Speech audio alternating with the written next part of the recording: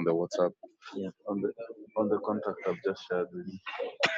So let me show you some more stuff.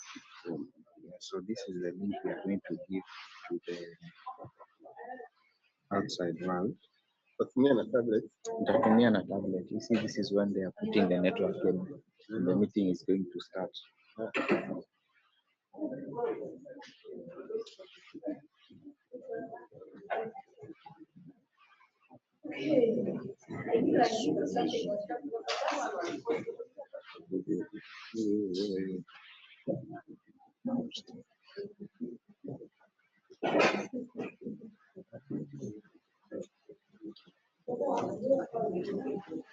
It's just Zoom, yeah? Yeah. Remote meeting.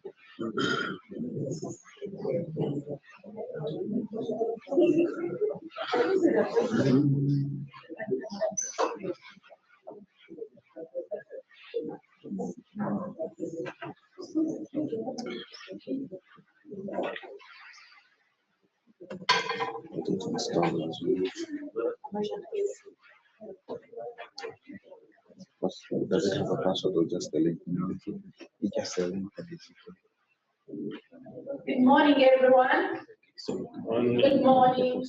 I am going to request that you move closer as you begin. Please move closer and occupy your own seats so that those leave the behind seats will take cameras. Thank you.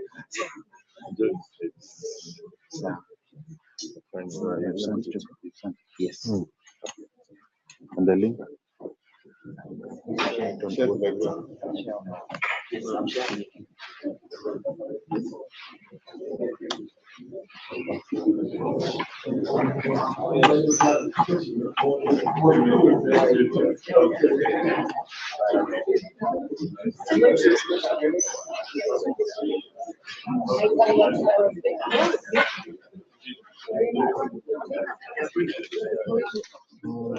I'm gonna sit with you here.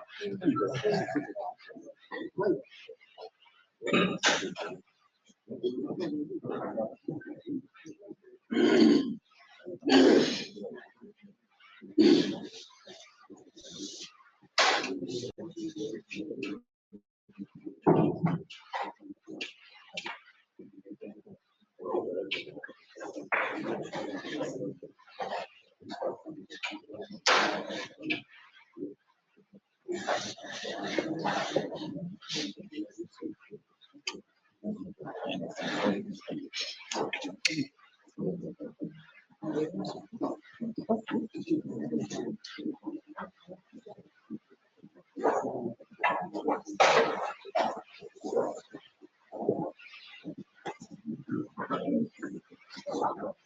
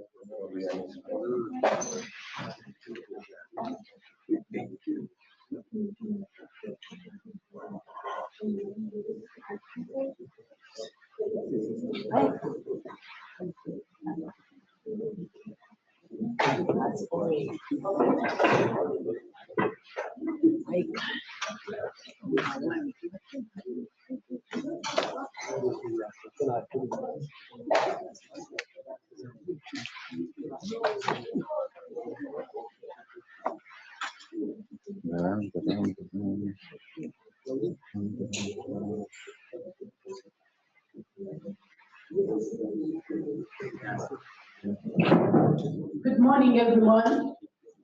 Good morning. Good morning. Welcome to today's East African Internet Governance Forum. You don't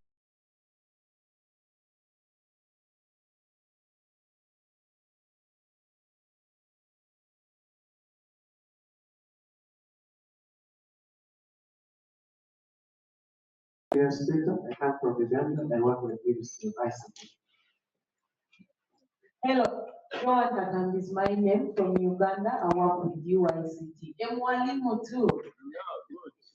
Stephen South Sudan, I work for National Communication. Hello, everyone. Welcome to the Joy Mundike, Tanzania. Hey, Christopher, and Happiness in Congo, Tanzania. I'm working with the Institute of Fund Solution. Good morning. Kennedy Bullen from South Sudan, from Harvard. My name is Brian Kalinga from Tanzania, Education Regulator. Good morning, all. My name is Grace Levide. I'm from Rita. I'm coming from Rwanda.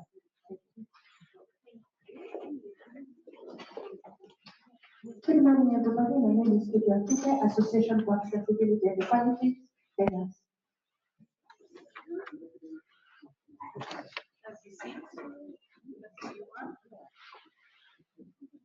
good morning. Hello, everybody. Network administrator is Dr. Protocol. Hi, my name is Brenda Davis Network from Norway. I'm working with the City Foundation. LIVESTREAM.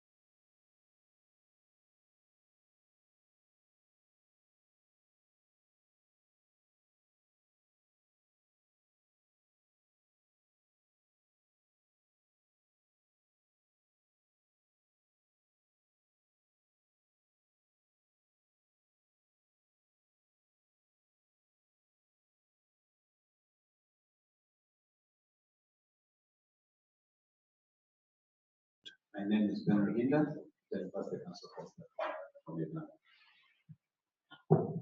Jina langu naitwa Simon Bukuku, natoka chuo kikuu cha Iringa, Tanzania. Alice Thomas, LLM ICT, Iringa University. I'm Jonathan Magoti from Tanzania. Well, good morning. I'm Deo Bwire, a lawyer from the Coalition of Human Rights Defenders. Good morning, Mzee Mapolo from the University of Iringa. Morning, my name is Peter Clement Bwana from the University of Iringa, LLM ICT.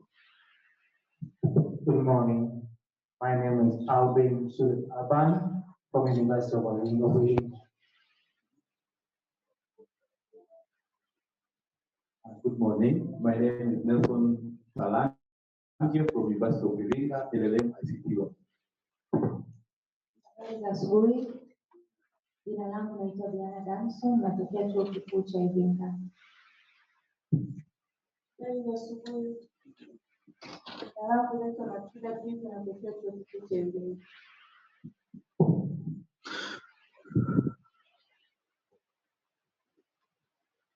We continue with the introduction. Good morning, my name is Martha from the African Union. Good morning, I'm Nyambura Ndomo, working on the TIDA project, a project of the African Union Commission.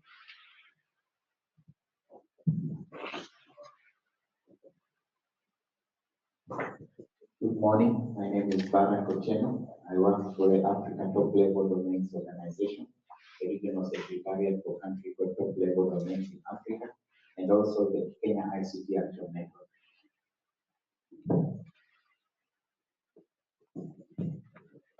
My name is Robert Ford from Rwanda. Okay, everyone, I'm Lisa from the Kenya ICT Action Network. Good morning, my name is Eddie Kaibula from Rwanda. Good morning, I'm Bob from ICANN and from Kenya and this in the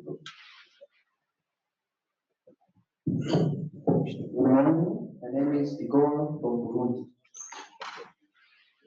Good morning, my name is Nazar Nicholas, Internet Society of Tanzania chapter.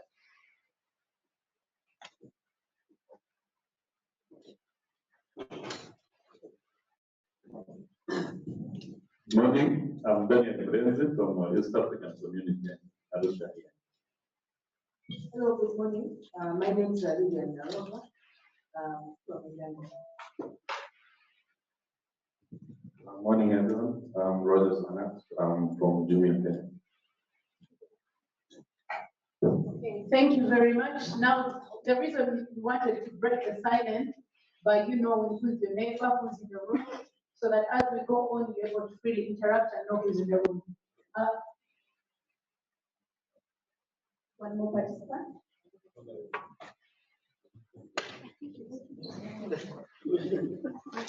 Good morning, everyone. I'm Kenny from Ghana.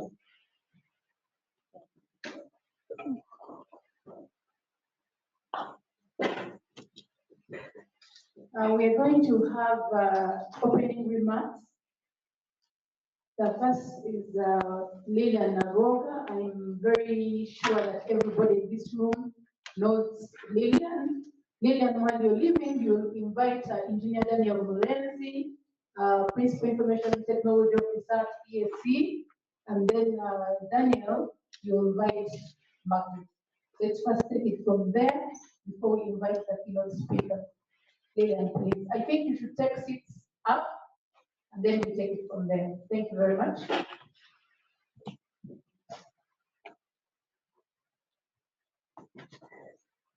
Lilian, Engineer Murenzi, Dr. Margaret Nyambura, and Dr. Kamugisha Kanzura. Please take your seat.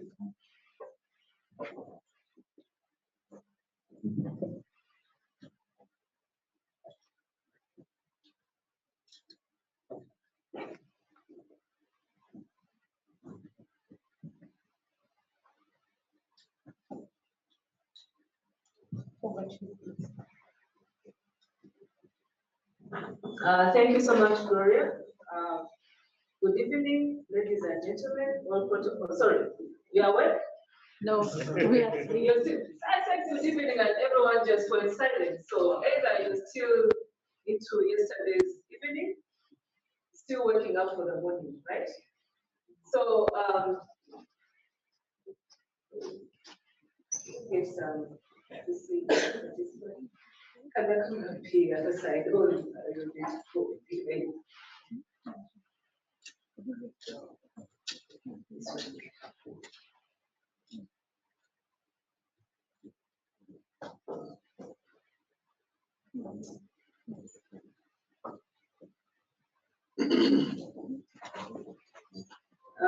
Yes, good morning, ladies and gentlemen, all protocols observed.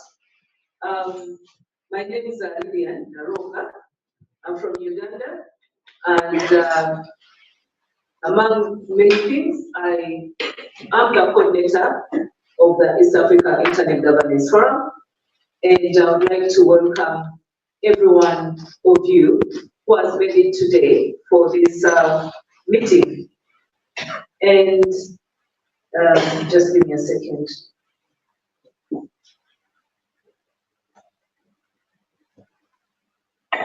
But as I do this, I would like to welcome Mr. Nazar Nicholas, who is our local host from the Tanzania local chapter of the Internet Society, to kindly welcome us as his guest, because I think it will be rude for me as a guest to introduce myself to people here when the host has not introduced me. So Nazar, kindly say a few words on behalf of the organizing team. Okay, then I say this way I'm sitting there, should I stand up? Okay.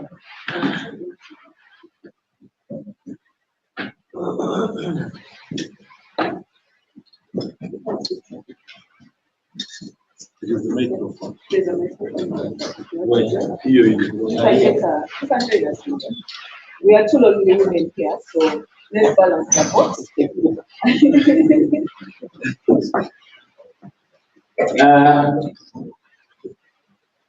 see the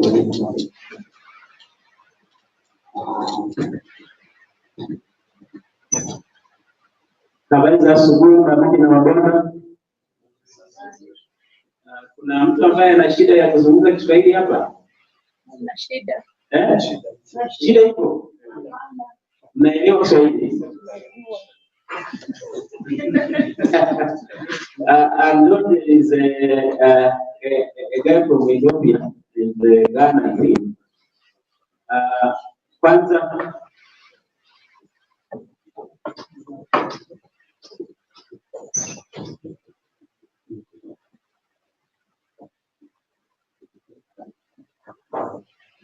nilikuwa naomba kuna dada mmoja ambaye anatafsiri kwa ajili ya visiwi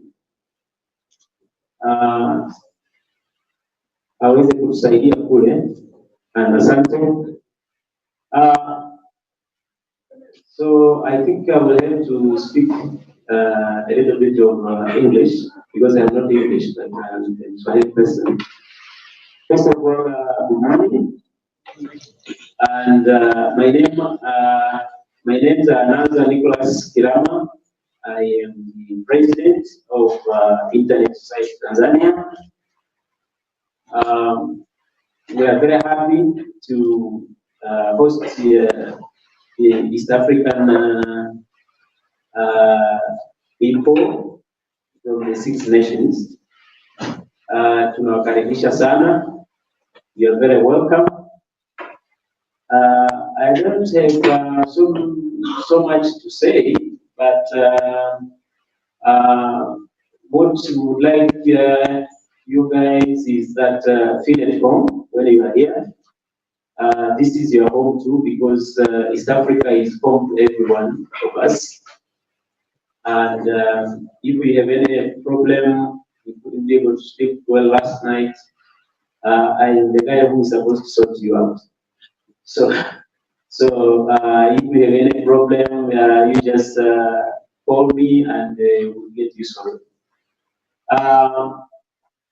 With that said, I would like to thank Lilian, the coordinator for the East African Internet Governance Forum, for bringing the East African Internet Governance Forum as well as the school, Tanzania. And we hope maybe next year it will be the same. I'm not sure, but I think we'll be happy to host the EIGF as well as Internet School of East African Internet School of Internet Governance. With that said, I take the microphone back to Lilian so she continues with the opening remarks.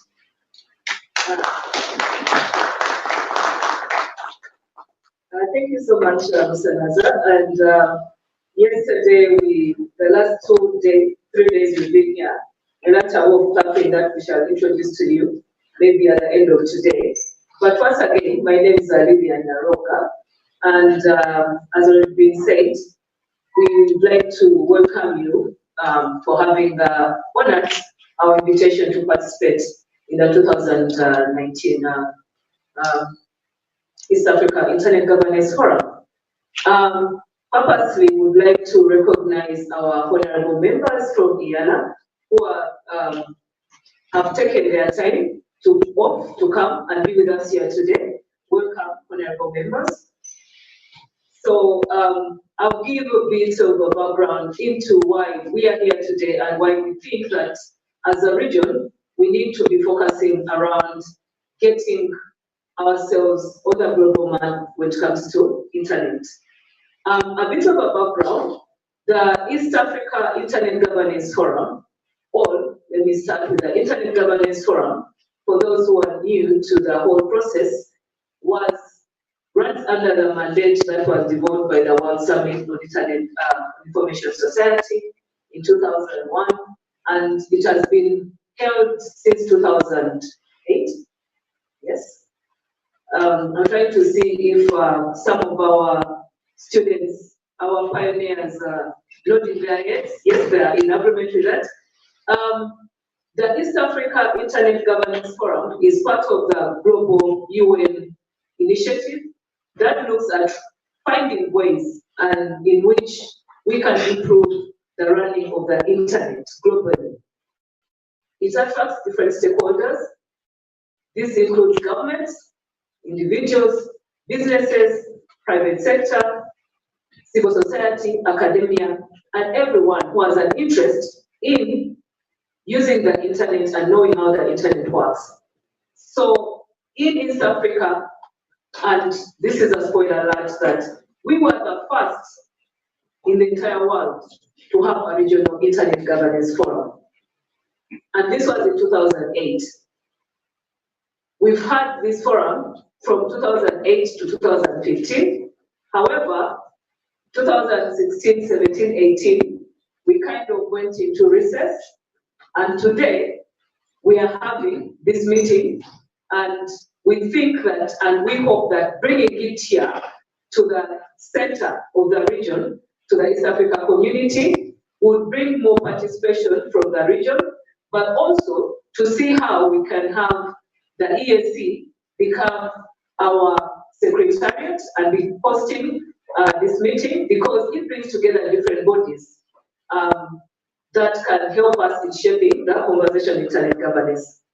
Our main purpose is to bring together, like I said, different stakeholders, like I've mentioned them, governments, businesses, private sector, civil society, academia, and ourselves as individual users of the internet, to see how we can have conversation on how we can improve internet use, management, on how the internet runs in the region.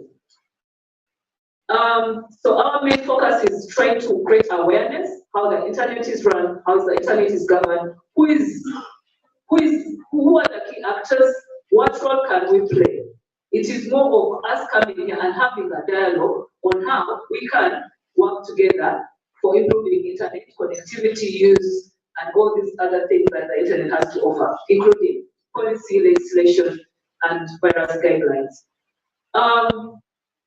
This year, why we are here, and again, we'd like to thank Engineer Daniel Murenzi for taking the lead in bringing us here to the EAC. So thank you so much, Engineer Murenzi, because without you, I don't think we'll be here at the EAC. We'll probably be somewhere in Uganda or Kenya or Sudan or Burundi or Rwanda. But I think there's a purpose. And to that, Engineer Murenzi will further elaborate on that. But this year, we decided to have the first East Africa School on Internet Governance in the region. I know you may have read, or some of you are already involved in these initiatives. The purpose of this is to see how can we, as a region, build capacity of our individuals, our institutions, in getting to understand how to shape global debate, or to shape, to shape conversation in our region, in our countries, but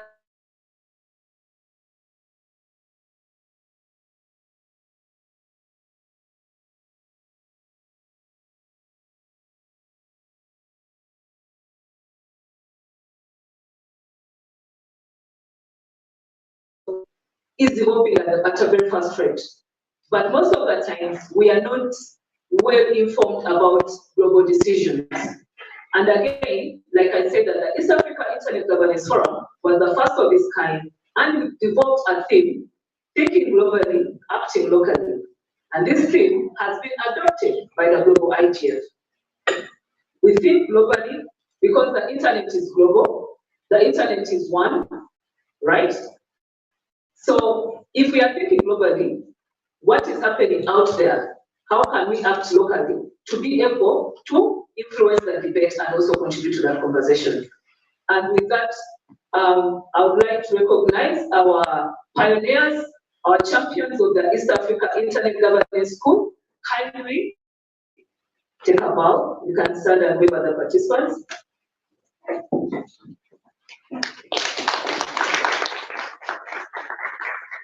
I see some people have decided to stay seated. When we concluded yesterday, we said we are not concluding. We said the learning is still ongoing. I've taken notes as the principal teacher. The certificates may be withheld. You're still part of learning. So just aside, we thank you so much for having expressed interest in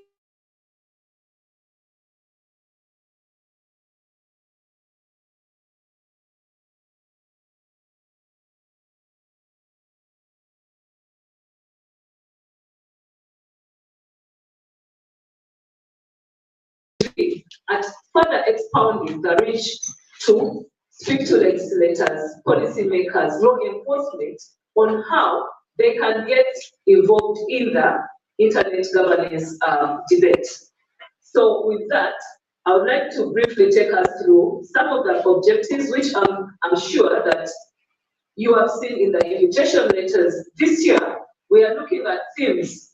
We came up with a theme on digital inclusion in East Africa. I hope I'm saying that right. Achieving digital inclusion in East Africa. And among that, the other thing before I even go to the theme, that East Africa, the Internet Governance Forum is a multi-stakeholder initiative. We believe that if we are going to shape conversation and be able, everyone has a role to play. And this has bringing everyone on board in shaping the conversation. So this year, and as many other years, we have national forums. And for our Tanzanians local hosts, you had your Tanzania Internet Governance Forum yesterday. So this is how the process works. We have regional forums, which are still multi-stakeholder,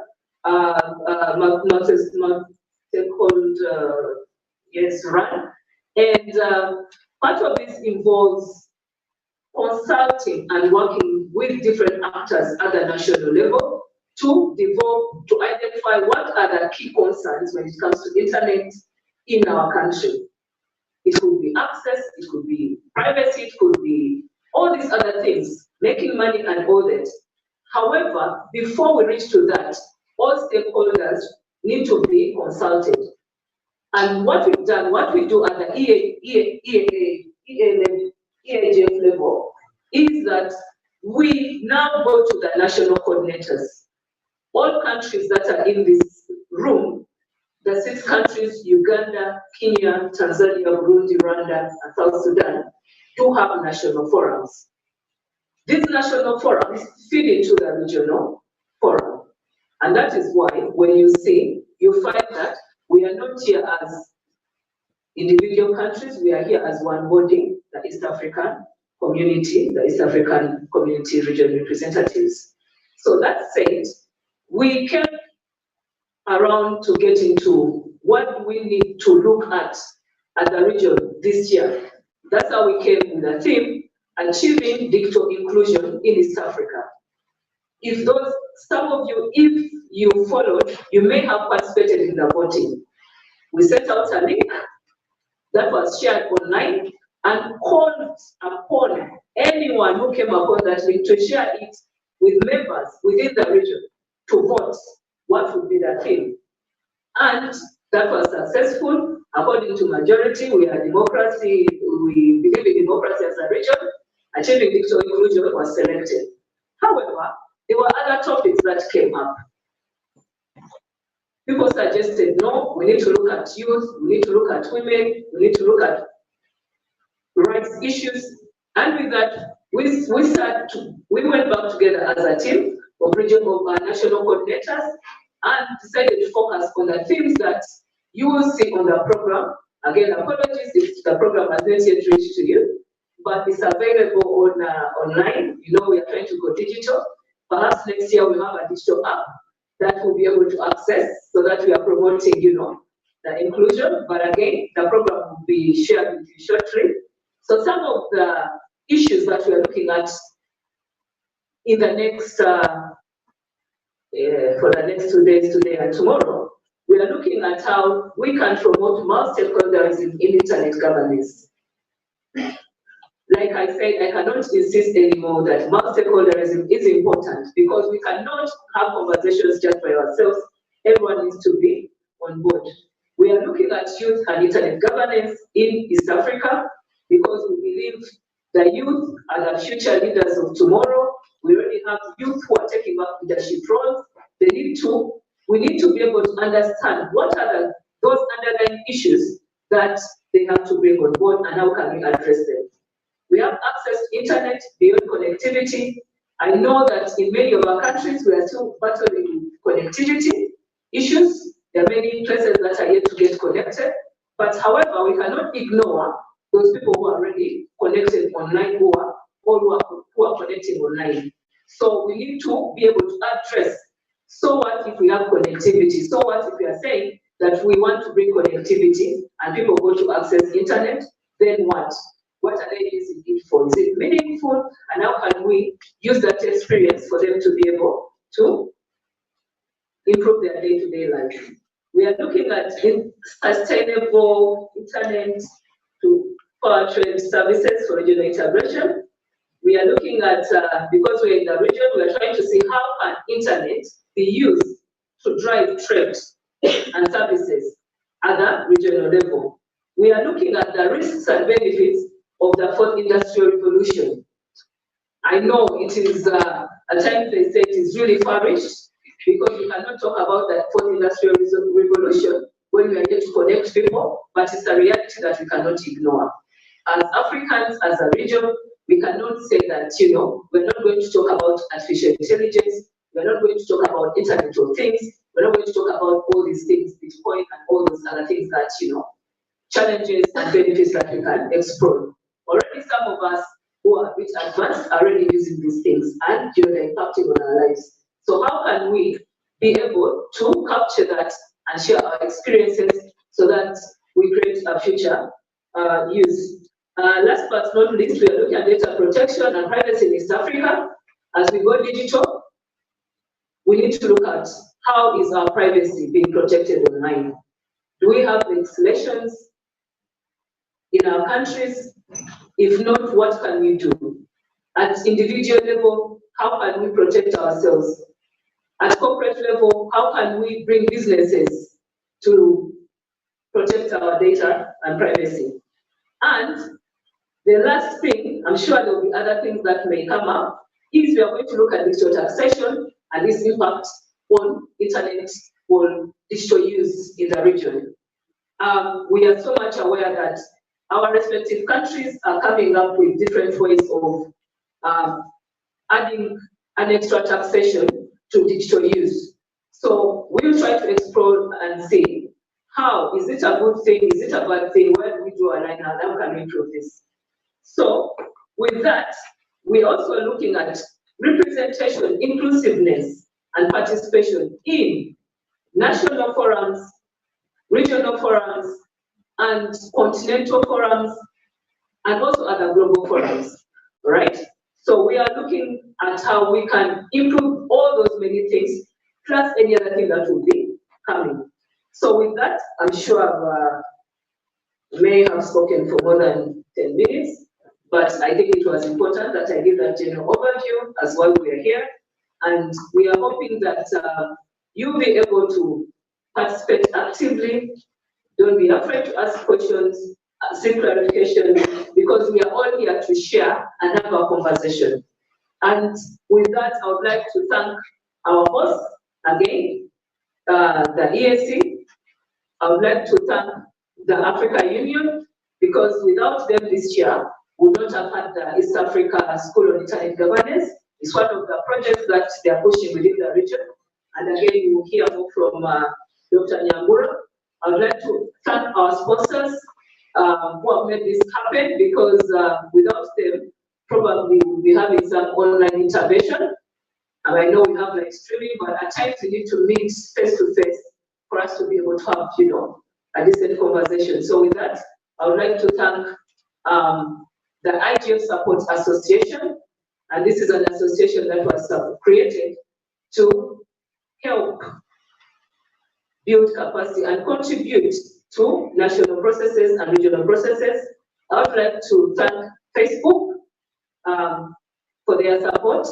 I'm sure you've all been seeing Facebook in the region, in your countries, trying to engage with users to see how to bring more clarity on how their platform works.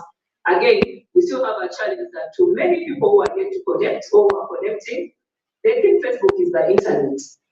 Something that we still need to get around with. So we are happy that Facebook is here to make that clarification. They are not the internet, but they are a platform that people use to enjoy what internet offers. We thank Afrinic. This is the regional registrar. We thank ICANN for their support to the meeting. And GIZ Tanzania. I'm sure we are seeing all the logos that are somewhere in here, because GIZ Tanzania are the reason that we'll be able to enjoy the leisureness in that center, in the tent behind there. They provided us the support. So with those few remarks, I would like to welcome Dr. Nyambura to say a few words about the role of AU in promoting internet governance, and maybe talk more about the so-called trigger things that people have been hearing. I'm sure you hear so many acronyms, but this is not a new thing in internet governance. Dr. Nyambura, the floor is yours. As panelists, as we continue, be mindful of time that we can make.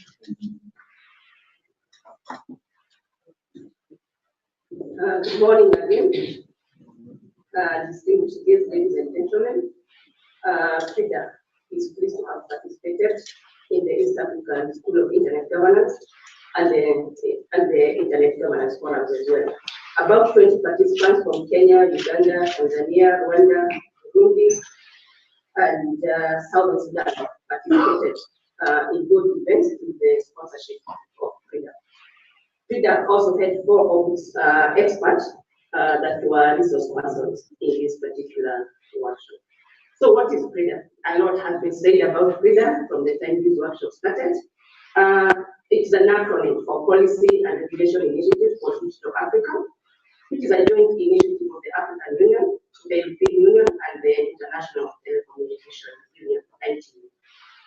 It enables the African continent to reap the benefits of digitization by addressing various dimensions of broadband demand and supply in Africa and building capacities of the African Union member states in the internet governance space.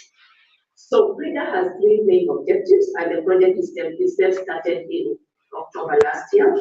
And the first objective is efficient and harmonized spectrum utilization. This particular objective is being implemented directly by the ITU. We have harmonization of measurable ICT, telecommunication policy, legal and regulatory frameworks, and active participation of the African decision makers and internet stakeholders in the global internet governance debate. And basically, that's why we are here, which as PRIDA, we refer to it as an internet governance track of PRIDA. So what exactly are we looking at? Under the African Union, there are various declarations in various aspects, but our focus is 3 particular declarations. There is the African Union Declaration of Internet Governance and the Development of Africa's Digital Economy. This was declared in 2018. And it calls for African Union member states to join other stakeholders to have a coordinated African roadmap for addressing public policy issues on internet governance. This declaration follows 2 previous declarations.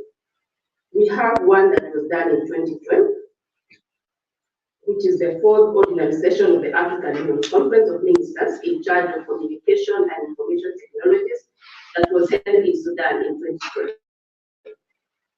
This requested member states to support the establishment of national IDFs to create dialogue between all stakeholders on ICT for development issues and facilitate the country's participation in the regional and African IDF processes as well as the global IDF, and really elaborated that. The third one that we are fulfilling is the ordinary session of the African Union Specialized Technical Committee on Communication and ICT, and this was held in Addis Ababa in 2017. And we sought to set up and promote African Union academia and on internet governance to build capacity in internet governance, especially among the youth. In all the IGF that we are coordinating, we always encourage youth to participate to have their full day session preparatory before the main IGF. And this from next year, I'm sure we should be able to follow that. So these mandates, the 3 mandates I mentioned, are being implemented through the Policy and Regulation Initiative for Digital Africa, which is PRIDA. And PRIDA has 2 main objectives: streamlining the IG structures and processes at the national, regional, and continental level. And what do we mean by this? That what is expected is that the national processes inform the regional processes and inform the continental processes, and with that we have a common voice. And what we are planning to do is to ensure that all national IGFs are held between January and June.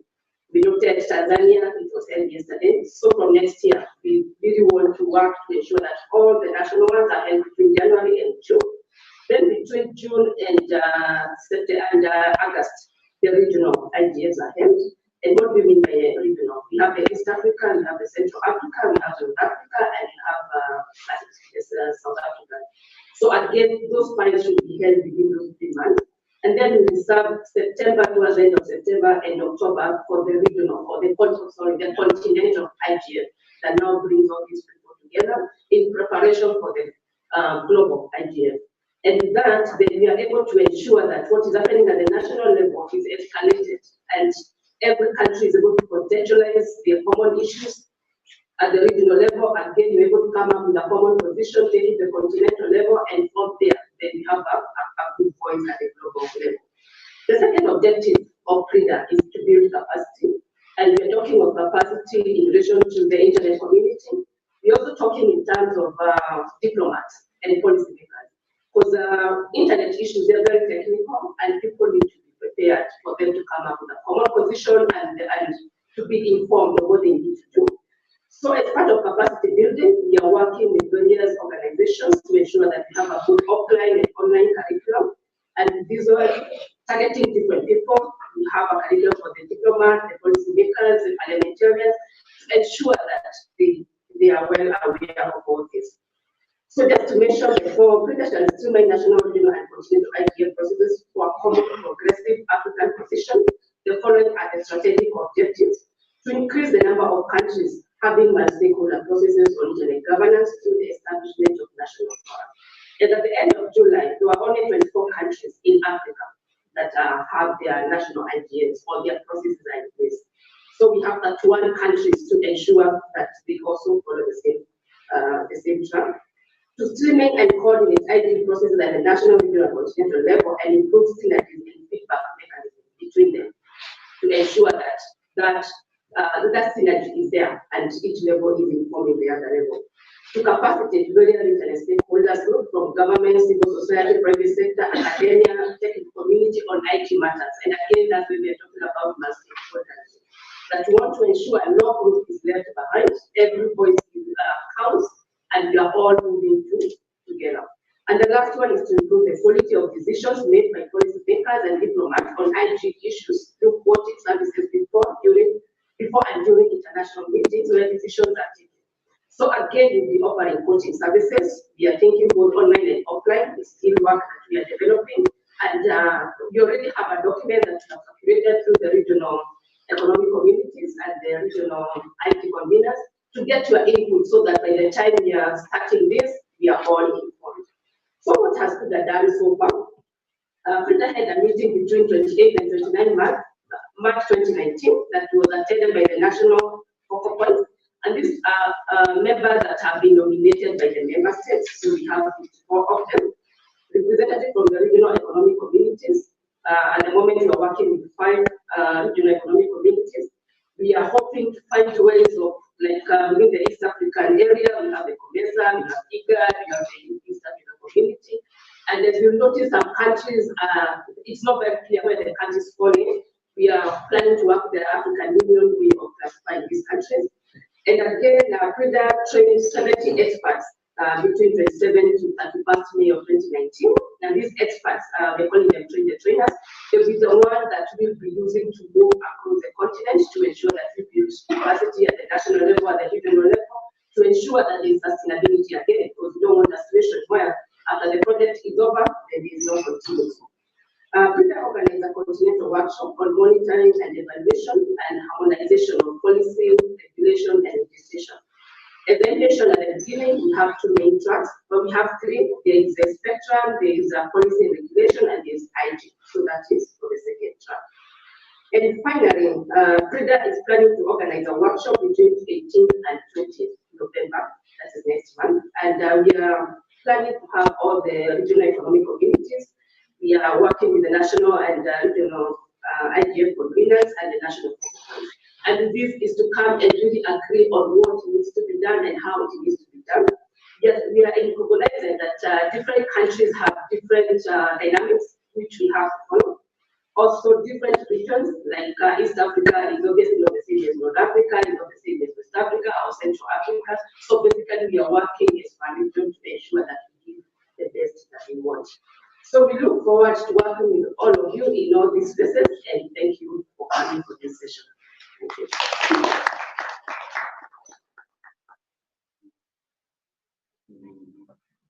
Yeah, thank you so much, our panelists and our moderator. My name is Daniel Mrenzi. I'm from the East African community. I'm the Principal Information Technology Officer. Allow me, first of all, before I say something, to deliver the apology message from our management, who wish to be with us, but due to the big agenda of the ESC, as you know, we are having big agenda with us. Our management have been attending with other equal, similar, or even higher, maybe in the profile of the meetings, and we are expecting one of them to be with us at the closing remarks. Our director also wished to be with us, but he is having a serious activity also from Kigoma side, and he wouldn't make it on time, so he will join us a bit later. So that doesn't mean that without the management, they are not recognizing this. We want to ensure you that the East African community is recognizing the Internet Governance Forum, and that's why they have offered this sitting at the headquarters, but they are requesting that please bear with them because of the equal or even higher meetings that they were supposed to be in, and they couldn't be with us here. So with that few issues, allow me to say something. Our dear members of the East Africa Legislative Assembly, distinguished guests, students from the universities around Arusha, our national focal persons for the Internet Governance Forum, the representatives from our partner states, all protocol observed.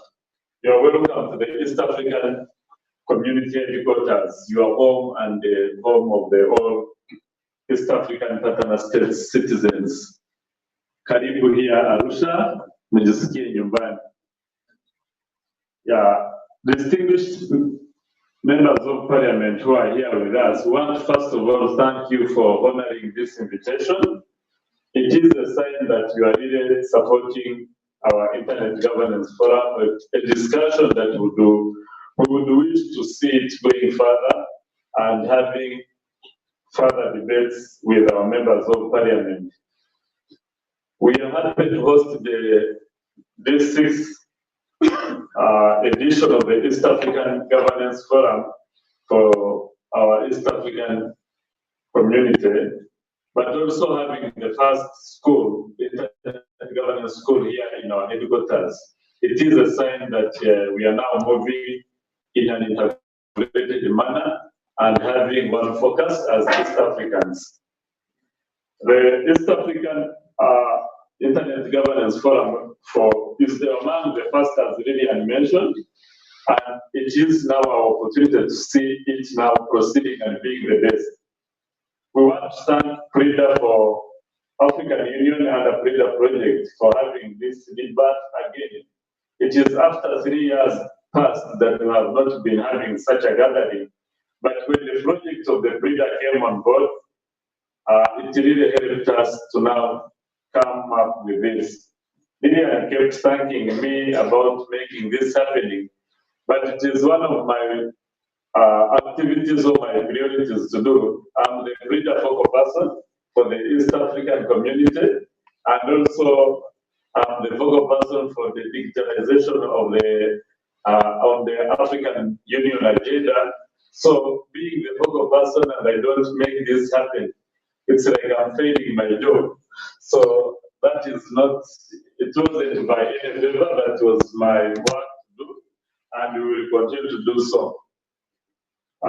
Through the management of the ESC, we want to inform you that we are happy and we want to commit ourselves for continuing hosting this East African IGF and even extending the invitation further. Our wish was to have more of our East African Legislative Assembly members, purposely because even when you look at the PRIDA project, she's from telling us about this, we are supposed to orient our policymakers, our diplomats, our members of parliament, the legislators, so meaning that our focus will now expand further and with the partnership from our coordination office of the East Africa Governance Forum of the IGF. It is since 2008 when this IGF was established, and the East African community, we have all our 6 partner states having the forum at the national level, but we have never had such a forum or gathering at the headquarters. I wanted to bring this from my management that they are committed to have this discussed to our East African Council of Ministers and our East African Legislative Assembly to see how we establish the IGF of ESC here at the headquarters. as it has happened for ECOWAS. I think ECOWAS, they already had it into their day, to their headquarters. So as the East African community, we cannot be we are the first to establish, so we should also be among the first people to have this at the headquarters. We are also committed for the capacity building for our legal, regulatory, and policy organs.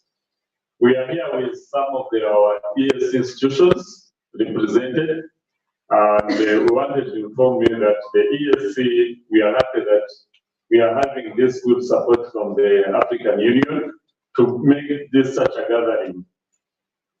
As our moderator mentioned about time, I would just wish to welcome you here at the ESC Secretariat Headquarters, and also want to first thank our sponsors. The Internet Society is here represented, but they have really supported us to make this meeting successful. We have Facebook, of which we are going to continue interacting with them also and see more further with the discussions. They have supported us. We have GIZ. GIZ has always been supporting us in many areas. Dear participants, I just wanted to bring your attention that we have, I don't know, they have hidden this banner, but it is through the support of the German government, we are having the first center of ICT. I would call it the first in Africa to have the masters in embedded systems and mobile, whereby it has brought together all East African students, equally distributed. Our mandate is to train and have all East African citizens with the skills in mobile and embedded systems. This is the master's program, fully supported, fully with scholarships and supported by the German government. So it's coordinated with the ELC, Inter-University Council, and also East African Business Council, with our GIZ, that is the steering committee that we have. As we are talking, although the Nelson Mandela people are here, but they fully want to support into even our Internet Governance Forum. That's what I mean. And that's why we are seeing GIZ mentioned here several times. Among our other supporters, we have Afinic, we have the ICANN, we have our Freedom Project. So East African community recognizes your support. And please, as Dr. Nyambura mentioned, we wish to now have this bigger and expanded in the terms of the scope and attendance. So keep supporting us more. Ladies and gentlemen, I'm not the guest of one of the kids. Not my role was to represent the East African community. We are continuing to interact. We are having several sessions. I wish to say that you are welcome once again, but more so, thank you, our honorable members, to have you with us. We hope to continue interacting with you, and you know what challenges we are really having. Our wish is to see how you support us, even having the bill reaching to having the bill passed with the era. Thank you so much. Moderator, thank you for your time. Thank you very much, Tim. That was a very good opening remark to know why we are here this morning. I think they've given us a good oversight. We are going to go, without wasting time, we are going to go to the next presentation.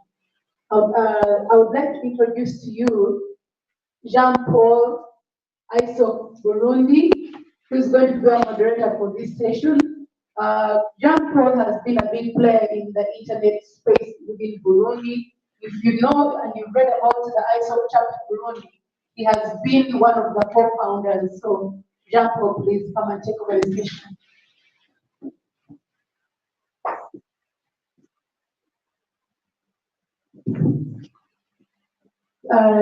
While we wait for him to come and then call the other presenters, I just wanted to give you a hashtag for today. Please tweet. We are being live streamed, so it's hashtag EAIGF19. Thank you.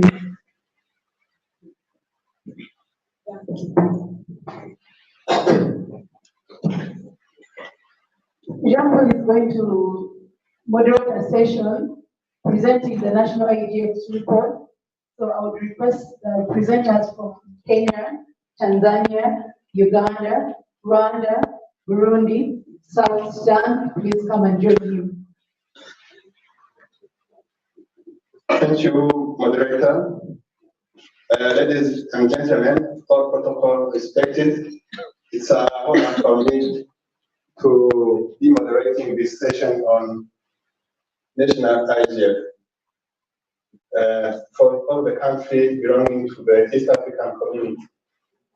So let me call on stage all the presenters of national IGF.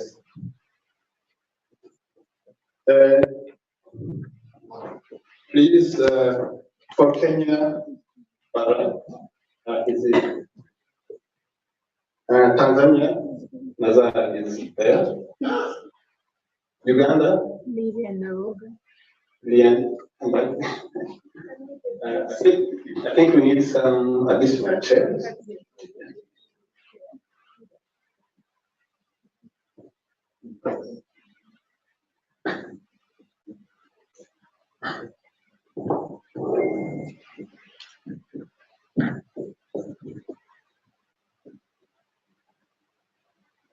And Burundi,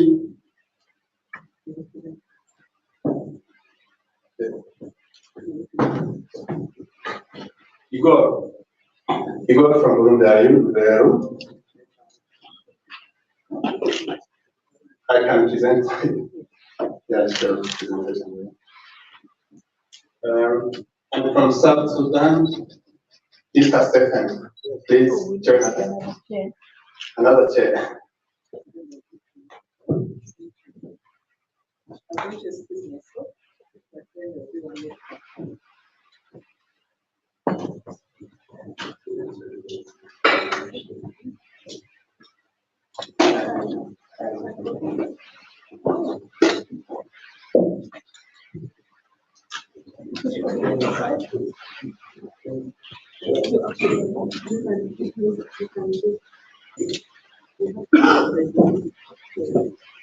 Five minutes. Yeah, yes.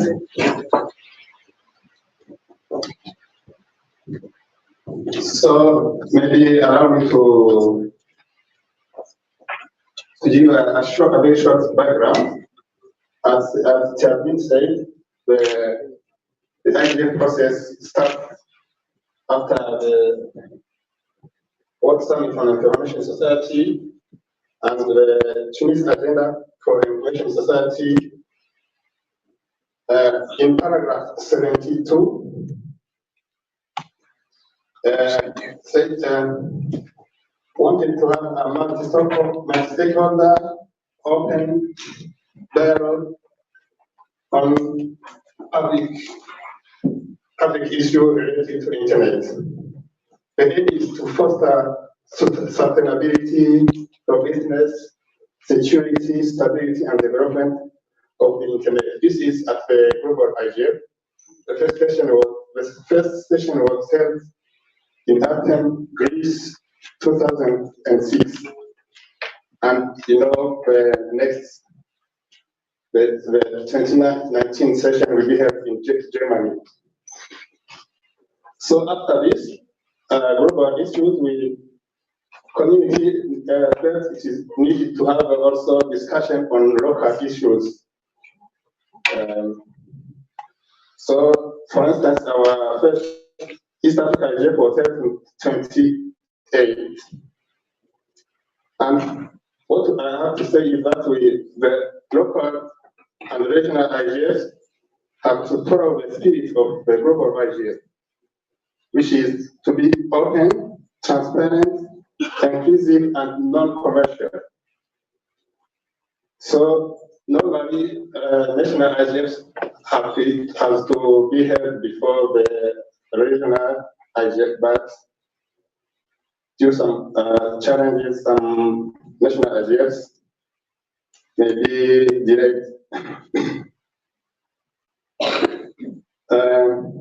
Our panelists going to present the report of the national IGF.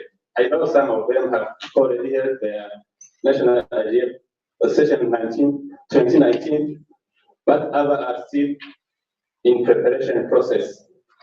So this session is about experience sharing, and for the issue of timekeeping, we'll be having each speaker will be having around 5 minutes to present the national IGF. We are sorry we may not have time to do PowerPoint presentation. So without delaying, let me give the floor to Bada from Kenya. Kenya has held its national IGF 2019. Please, Bada. Thank you, Mr. Chair. Jambo mabibi na mabwana. Burakoze. Did I get it right? Yes. Bonjour à tous. Good morning, everyone.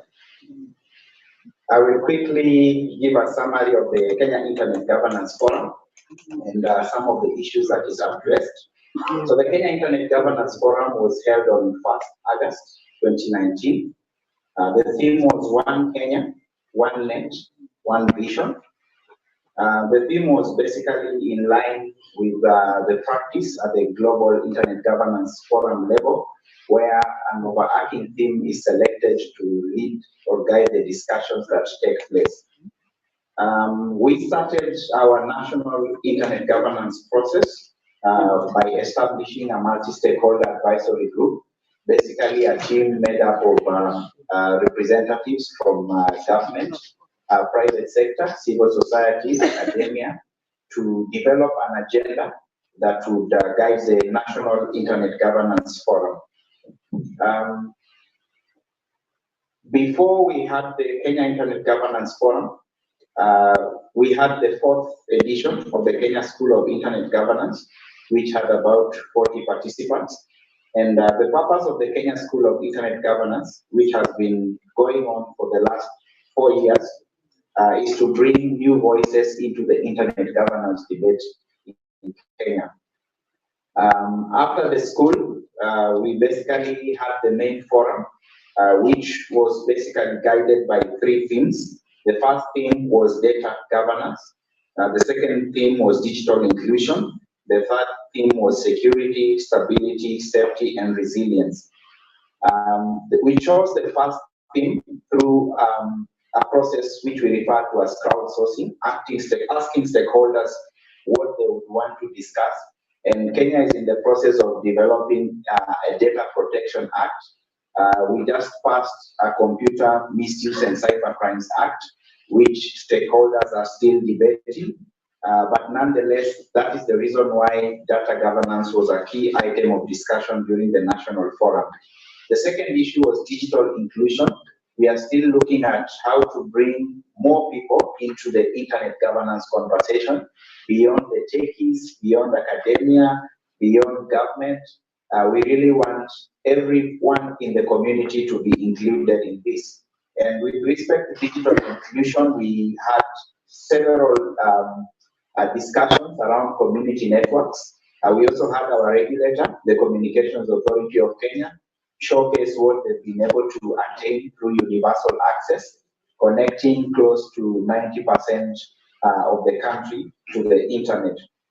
And finally, of course, we also discussed matters related to security, stability, safety, and resilience of the internet. As we bring more people online, again, security challenges are on the rise. So cybersecurity has been a key conversation within the Kenyan internet community. For the first time, we had a youth internet governance forum organized by one of our partners called Watoto Watch Network. They had a side event and thereafter had a main event during the main forum. Participants were able to share best practices and experiences in data governance. Participants were also able to raise a number of emerging issues. Through the Internet Governance Forum, we've come up with initiatives that are referred to as Talk to, for example, Communications Authority, where the Communications Authority speaks to its stakeholders or to people that are impacted, that are unaffected by its services. And we are doing this with other stakeholders from private sector, from government, from civil society and academia as well. And finally, the forum was also used to equip participants with knowledge on internet governance. And I just missed one critical point. The Internet Governance Forum Week, which now covered the school and the main Internet Governance Forum, was preceded by 1 week of online discussions, which were basically moderated around the themes that were selected for the forum. Thank you, Mr. Chair. Thank you, Barak. Now, let's give the floor to Lillian. Lillian, present something from Uganda. Thank you, Mr. Moderator. Unfortunately, being the coordinator of the regional forum, my apologies that the Uganda IGF has not yet taken place.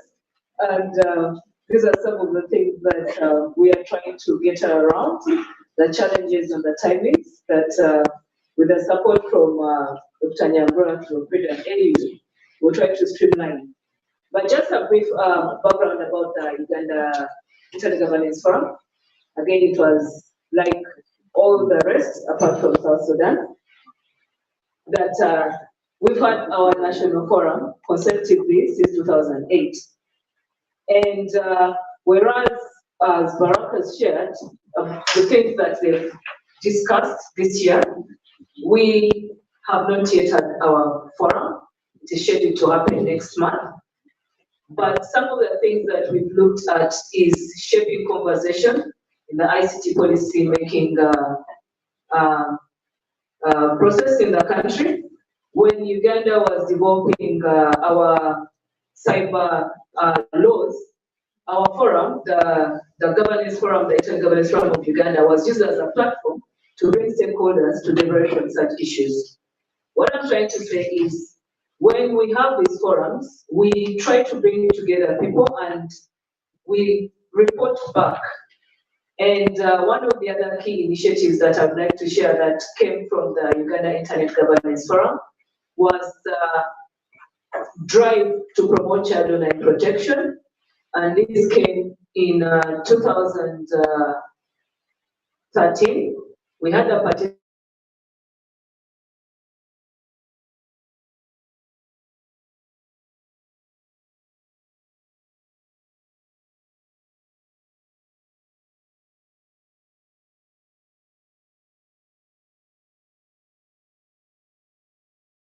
with the ministry through its sister bodies, the National IT Authority and the Uganda Communications Commission. And for the participants who've been in the last 2 days, we shared so much about child online protection that right now we are having a drive as a country to address this challenge. So for us, the Internet Governance Forum is being used, it's not a talk show. I'm sure once, for those who have been involved in these processes, you hear so much saying that we are not a decision, the forum is not a decision-making body, but it addresses issues. It's us to have a conversation, and then we pick something that we can take on and try to implement. So from the Ugandan perspective, what I wanted to share is to also back to the participants here at this meeting and also at the national level is, when we have this conversation, we should be able to identify something that we can take on and report back in the next meeting. So I hope next year when we meet, I'll be able to share both the proceedings of the 2019 meeting and the 2020 meeting. Or probably there will be another representative from Uganda who will be sharing those findings. And thank you. Thank you, William. Now, at the third position, let's give a floor to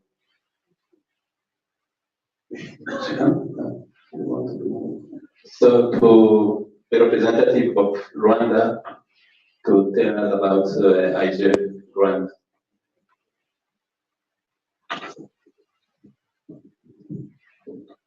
Thank you so much for having me. I'm so delighted to be here.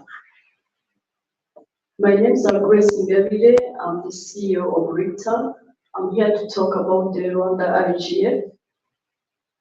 Since we haven't had the IGF 2019, like our friend here from Uganda, I'll be talking about the past events, but as well the Rwanda IGF 2019. So RITA is a staff for Rwanda Internet Community Technology Alliance. We are a not-for-profit organization representing the internet community of Rwanda. So we have been running IGF since 2014, as you can see it on the pictures. And from 2014, we have been having different themes. I will not read all of them, but I remember in 2017, we spoke about the broadband as utility. And last year, we focused mainly on the digital. Sorry, can you go back?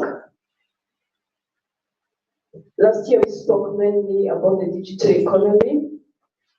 So our IGF has been very active, and we have been seeing a lot of participants coming from the whole community. So we have a community that involves different stakeholders coming from the government sector, the academia, the private sector, and we have been seeing during the past event all of them active. So this year we'll be having, go back please.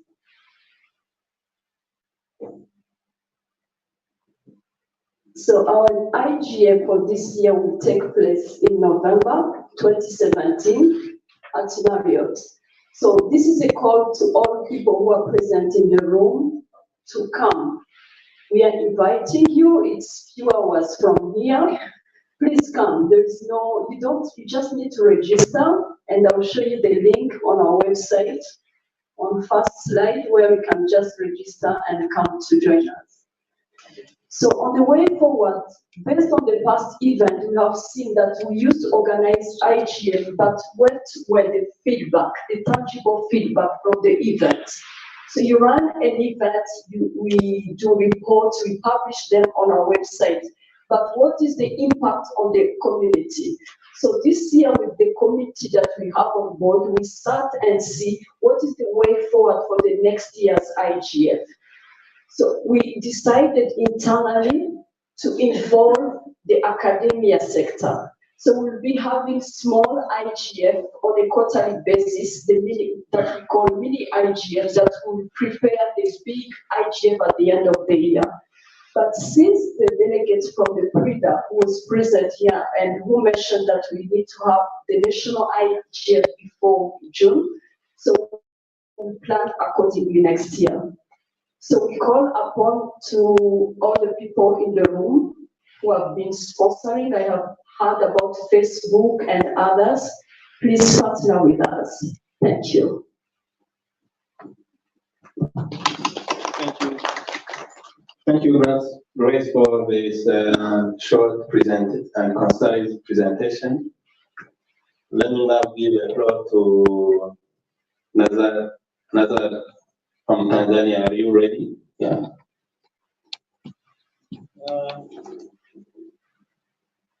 Good morning again, ladies and gentlemen.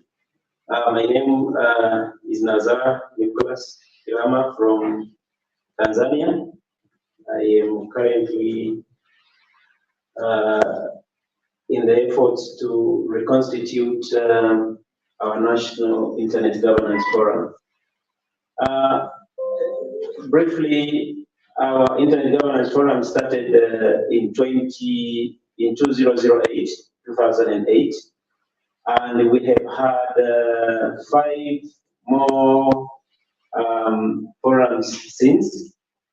But somewhere along the line, we somehow we were unplugged from the saber, and we were offline for a few years. So this year we started a process of reconstituting ourselves into a real National Internet Governance Forum. And the way we started the process, we wanted to make sure that in our Tanzania Internet Governance Forum, we have every key stakeholder on board. So we started by contacting those that we think and we know that are critical to our internet governance and the internet terrain. So the process included writing letters to the stakeholders to make sure we also get a response from them. And some of the stakeholders that we have, we contacted and they have confirmed to be in our National Internet Governance Forum include the civil society organizations. The government has also confirmed as a stakeholder. We have the technical committee is available. We have Dr. Amani, for example. He's one of those who is currently on our transitional committee for the stakeholder advisory group. So we also have brought in the youth coalition, Youth National Coalition, which represents the young people in our country. We have brought in Women Coalition as well, and a forum that deals with children. So we have young people on board, children and women.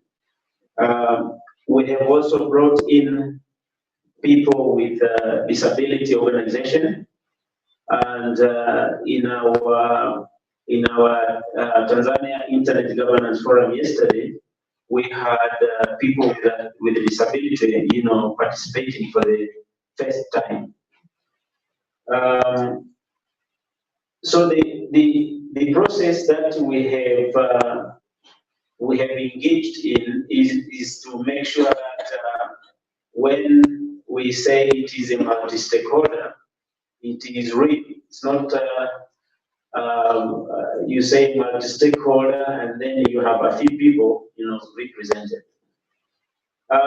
What we have at the moment is a transitional committee that once we have every key stakeholder on board, we will transform ourselves into a multi-stakeholder advisory group, just like the process of the IGF entails.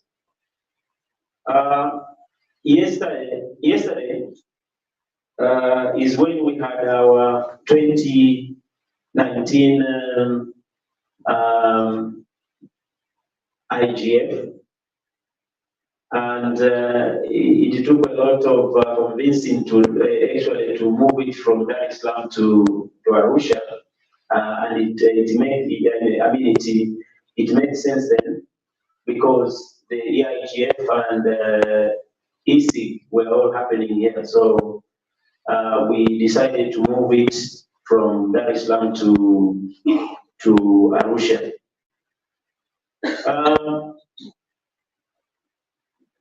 The theme for the 2019 was promoting multi-stakeholder-driven internet governance to accelerate digital economy. And on that we had several topics discussed. We had privacy and data protection law, the importance of having legislation to ensure that our data and information is protected. We also had the digital inclusion as a topic,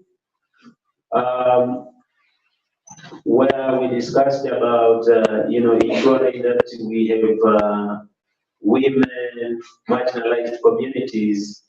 How do we ensure that these people are not left behind?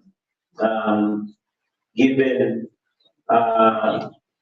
that the statistics and the data show that the telcos or the big guys are not willing to invest in areas that has a population of less than 5,000 people. So those are the things that we actually were discussing yesterday. On the digital inclusion, we also discussed about the community networks. How do we leverage the current project that we have done in Tanzania to connect the unconnected? How do we scale it up to go nation? Because it has been tested in one area called Kondoa, and it was very successful because it used the TV white space technology to be able to connect about 3 schools and 1 college, including the citizens around the area. So we were also discussing about how do we scale it up to other areas in Tanzania. So it was a very interesting debate. We also had a discussion on safety, security, safety, stability, and resilience. And on that, I think we chose the session on, and also we chose the session on internet ethics, innovation, and regulation. Lastly, we also had discussed about multi-stakeholderism, including the issue of our Tanzania internet.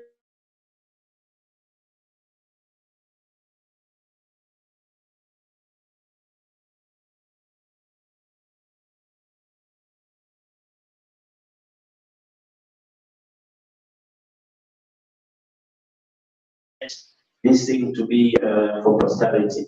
With that said, thank you and karibu Tanzania. Thank you, Nazar, for sharing the experience of Tanzanian IGF. Let me now give the floor to Stephen from South Sudan. Thank you, Chair. Good morning, everyone. My name is Stephen from South Sudan. I'm here as the National Coordinator for the South Sudan IGF. So I would like to go briefly, to take you briefly on the history of the South Sudan IGF. Actually, South Sudan held its first IGF this year on the 28th of March. So last year we didn't have an IGF. So this year we had our IGF only on March 28th. So the process of establishing this IGF was initiated last year in around September, if I can recall, with the stakeholders from the civil society and from the community, in which is represented by my colleague Kennedy, which is behind them. And then by myself also, it is worth noting that I work for the National Communication Authority, telecommunication regulator. So I represent the government stakeholder in the IGF. So we initiated the process as stakeholders and we went through the process until we had our IGF this year. So in our IGF, we had focus on 4 or 5 thematic areas because, IGF is focused in many aspects in regard of ICT and telecommunication development or infrastructure development. So we have chosen 4 areas or 4 thematic areas to focus on. That was cyber security and data protection. Then we also focus on gender and digital divide, and then universal access and universal service plan, and community networks, and also transparency and access to information. So in brief, we have discussed about cybersecurity, as all of us know that cybersecurity is a trending issue now, and one of the regarding issues as well as data protection. South Sudan doesn't have a cybersecurity framework or a data protection law in place.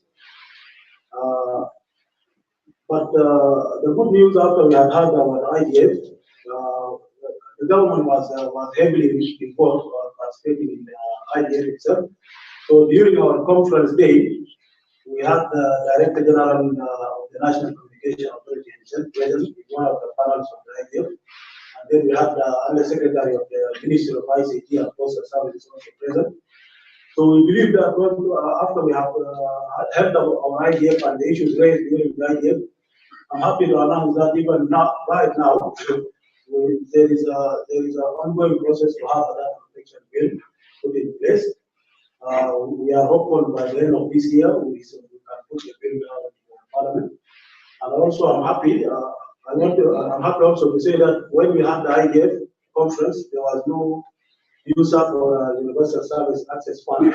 But now it is set up. As I'm here, I'm aware that the team of the Universal Service Fund is already at Uganda, UCC. They are benchmarking there. They have already went to Kenya, I believe, in August. So these are all the fruits of the IDF.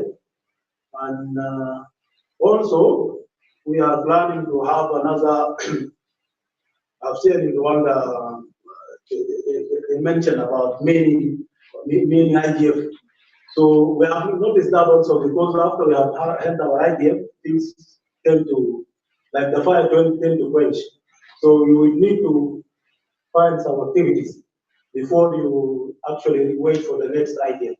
So actually we had an initiative performing some working groups. So we have like these three topics of cybersecurity and data protection, then the Universal Service Fund, and then the community networks. So from the participants of our School of Internet Governance, so we had a School of Internet Governance for 3 days. That was sponsored by Article 19, East Africa Office in Nairobi. So we had a digital right workshop that was focused on access to information and other digital rights issues. So from there, the participants were about 30. So we ruled from those participants, we formed some sort of working groups that we can follow up with them, those who can discuss and do communication in regards to these issues. And then also, during the conference, we had a participant of about 120 participants from different stakeholders. Actually, we have many stakeholders, including lawyers, including journalists, including non-tech guys, including civil society, women, academia, even girls from universities. So we are planning to utilize this network we have created to actually take the South Sudan IDF discussion further. So in that way, I would like to acknowledge some challenges that we have faced during the process of having this IDF. So the lack of funds was a major challenge, and since this idea is still new, it was very hard to get funding, especially for the local sponsors. So IDF is still new, even the local community still doesn't get it. So when we approached the telecommunication operators and ISPs and so on, they were like this and this and this.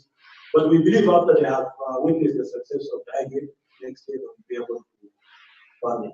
And then also we have the challenge of inclusion. So due to limited funds, we could not bring, like for example, here in Tanzania, if we had a conference here in Arusha, we couldn't bring people from Dar es Salaam and from Dodoma and from Mwanza. So this is a challenge we had there. We had the conference in the capital in Juba, but we couldn't bring people from major other towns. So this is what the main challenge for us. And due to poor connectivity, we could not facilitate for online conference facilities for remote people to attend. So, and then the other challenge, there is a very limited awareness on the issue of internet governance in South Sudan.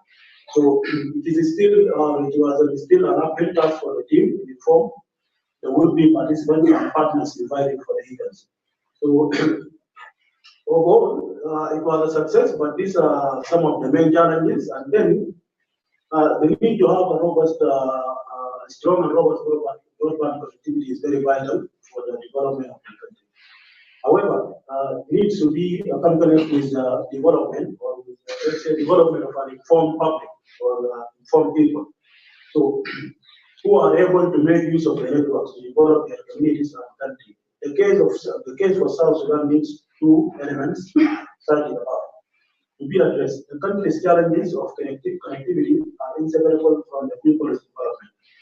So the first Internet Governance Forum was a great avenue to address both challenges in an open, engaging discussion. We have seen it, and we can attest to the fact that with the multi-stakeholder engagement, South Sudan will be able to realize connectivity and potential to create opportunities for our people using the internet. So the recommendation on this report are as good as the political will the stakeholders will put in it. Ideas shared here need to be given keen attention and follow up with the action for progress to be achieved. Thank you. Thank you. Thank you for presenting this special success is, even if it was the first time, I think it was a very good work you have done there. And now let me present something about the IGF Burundi. We have to apologize because we have not held the 2019 session. We are still preparing it. But in the past, we have held set the annual sessions 29, 2011, 2012, 2013, and we even host the East Africa IGF 2013 in Bujumbura. So the main initiator of the initiative was the Burundian chapter of Internet Society, and we used to have the high patronage of the ministry in charge of telecommunication, and the events were attended by all stakeholders from the different sectors of Burundi. So actually, we are now planning to have our national IGF in December. We have begun talks with different stakeholders, the ministry, the telecom operators, other civil society organizations, media, academia, and so forth. So we are having our 2019 IGF in December, as I said, and our website will be igf.bi. Will be kept informed about this. So this is what I have to present for the IGF Burundi. Thank you.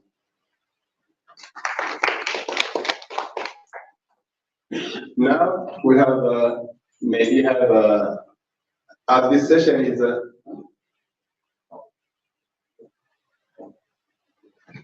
the session has one of the objectives is to have some experience exchanging. So you may have you give the participant for around 10 minutes to ask questions to the panelists, and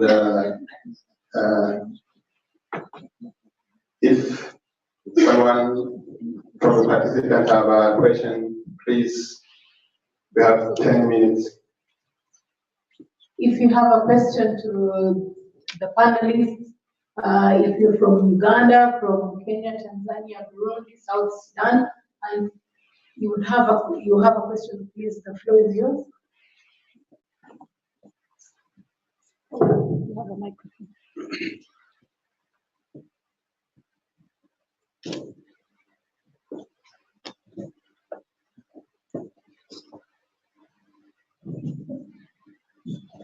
Good morning. I'm not going to an East African from Burundi working for the East African community. I have a question specifically on the Burundi side.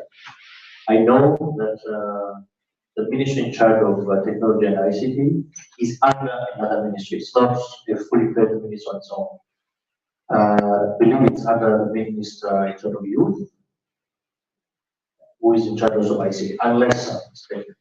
But if this is the case, don't you think that there is a way or reason or an opportunity for us to repeat to the point that it is a ministry on its own, not necessarily under combination of another ministry?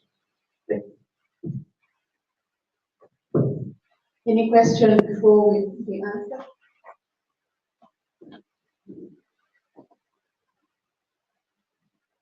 In the meantime, we can be answering while we.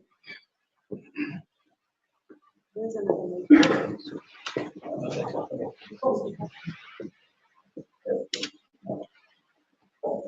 of all, I would like to present myself.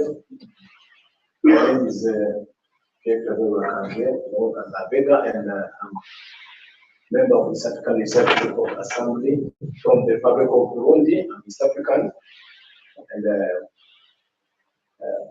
I'm very happy to attend this forum, representing the East African Research Assembly. In fact, we've been invited, we have 4, but 2 of ours are now attending a meeting, an important meeting in Nairobi, so that one from Tanzania, Honorable Pamela, and one of Uganda, Honorable Dennis Namara. So we came on, we are 2, my colleague Kennedy, who left maybe time to present himself. I would like to take this opportunity, as we're talking about Burundi, and my friend Arno was asking about Burundi. I would love to know more from Burundian side, which is the challenge, because as lawmakers, we could have a role to play, maybe supporting, also having information on the challenges. But I just say that from my point of view, we have to use the opportunity of internet to make some useful activities. You can think that the internet is just a tool for youth to communicate, but the immense capacity, potential of internet is not enjoying fully.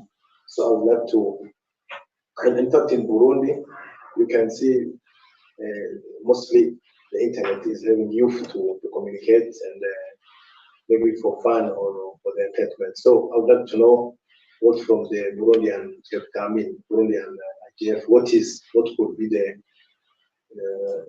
support you can expect from the authority or from the lawmakers. Thank you. One more question from the. I'm here. I'm Ben Ruhinda. I come from the University Council for East Africa. Thank you for all presenters on the progress in the respective countries in terms of internet governance. My question is a bit general. What is the involvement of the academia in the respective countries? And also, what is the request you have to take to the academia? I'm talking about this because we as the University Council, we are the institution of East African community, which coordinate the member universities. And also in my portfolio, I have the side of ICT service and advisory. I would like to understand if we can start taking this forward by trying all the best to have the inclusive curriculum in what we are teaching in the university. Thank you.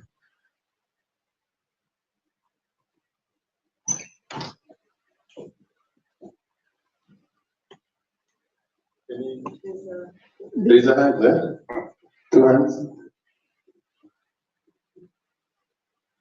2 questions, then we start responding. Yeah? Because we have the shadow. You can use the microphone. Well, thank you for the opportunity. My question is, I don't know, a bit general. Introduce yourself, maybe. Okay, my name is Nelson Palangio. I'm from University of Iringa, taking LLM in ICT law. Well, my question is a bit general. I mean, First of all, I would like to congrats South Sudan. They have had their first national IGF. It's a big step. But from his presentation, I've noticed that there are some failures, and I'm not sure if the rest of the East African community members experience the same. But he mentioned about lack of fund.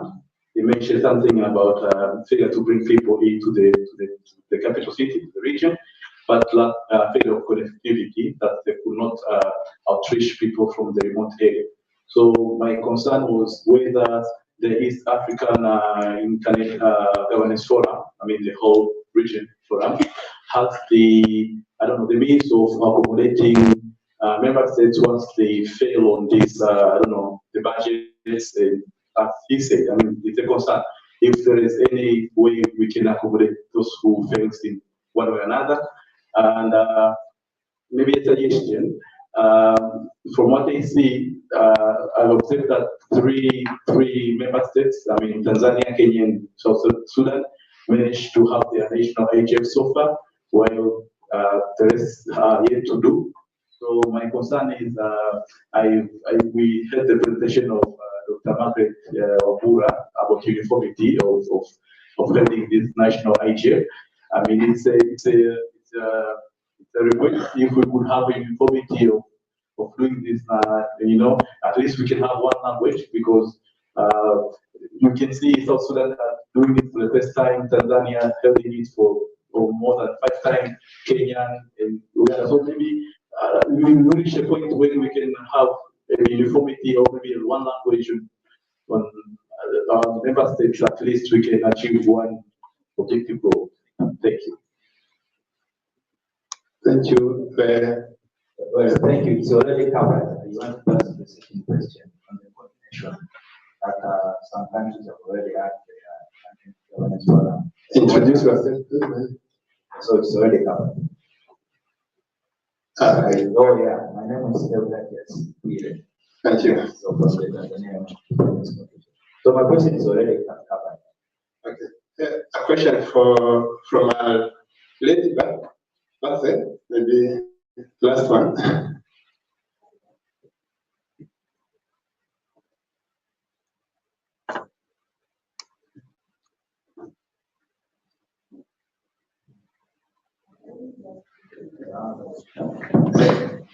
Someone is assisting, translating.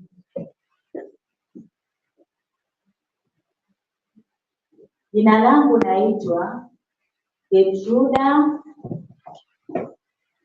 Mweta. My name is Getruda Mweta. Nimetoka kwenye taasisi ya chama cha viziwi Tanzania. I come from the organization for the deaf people in Tanzania. Nimefurahi So sana I am deaf. kuita watu wenye ulemavu. I'm so happy that you have called people with disability, ya mambo ya internet, so that you can know about the internet and internet governance. Sisi viziwi We tuko pamoja na people, walemavu wengine, walemavu wa viungo, watu wasioona. Nimefurahi sana mmetukaribisha watu wenye ulemavu. Sisi viziwi hapa tuko na mkalimani, kwa hiyo tunaelewa ni mambo gani yanaendelea. For us who deaf people, we have the interpreter, so we know what is going on. Lakini wenzetu wenye ulemavu wa viungo na wasioona hawajui Kiingereza. But there are some of us who do not know English. Sasa sijui kwa nini hatukuwa na mkalimani kutoka ndio watatusikia, kwa sababu wametoka mbali, wanatumia nauli mpaka kufika hapa shilingi 10,000, mvua iko wapi, wamesema hawapati chochote wanachosikia.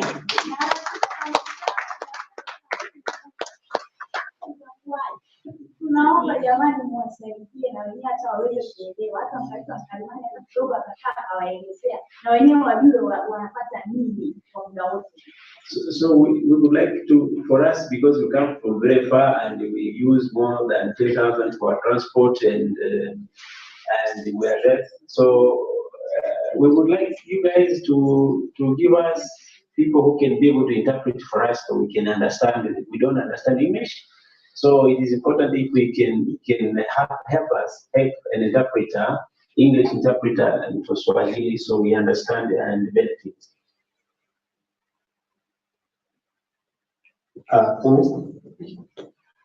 Thank you. Let me now start addressing the different questions. Some questions have been addressed to me directly. Mr. Arnold said the ministry in charge of ICT in Burundi is also combining the youth issues, maybe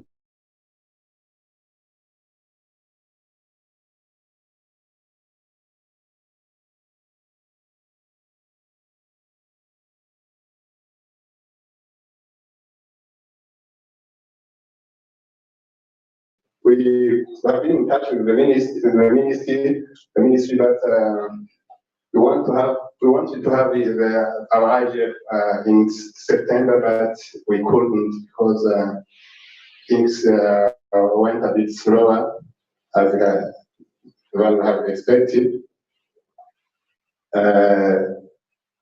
We are now talking with the ministry. Sometimes I think ICT and youth is somehow interrelated.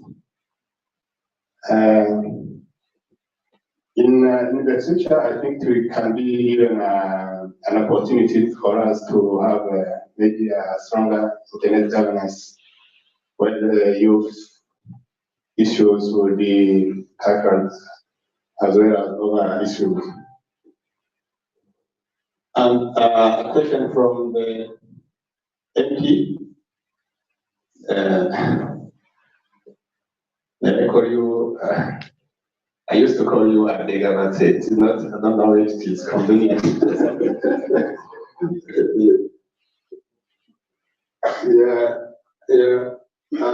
At our national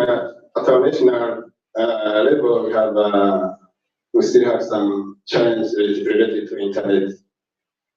For instance, our internet is still a bit costly.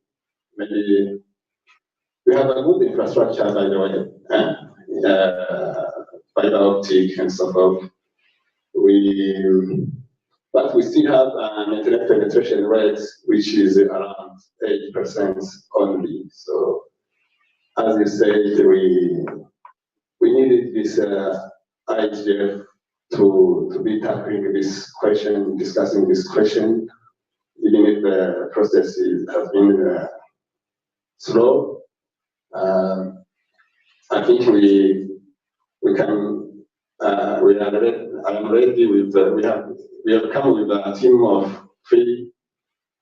There is 2 other young people there. One working for the regulatory authority and one working for the Ministry of Higher Education. We may meet and talk together about this issue. Thank you. So there are many other questions. Yes, Barak. Thank you, Chair. I would like to respond to our colleague who raised the issue of the challenges. And I would like to say that, yes, each of the country has the same challenges that were raised by Stephen. Again, I must say that the internet governance journey has not been easy.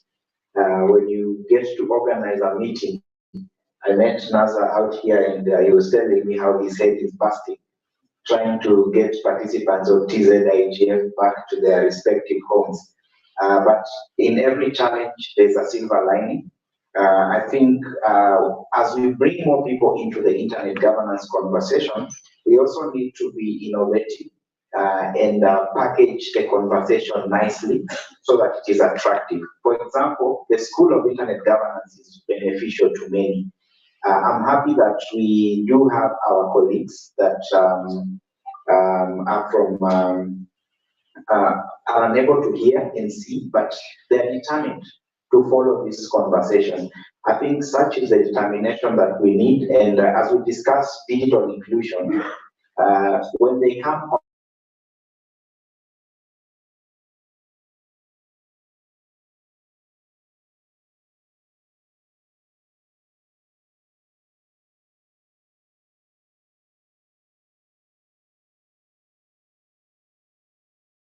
governance forum that will enable us to attract a diverse range of stakeholders. From a Kenyan perspective, whereas this challenge has been there, we've managed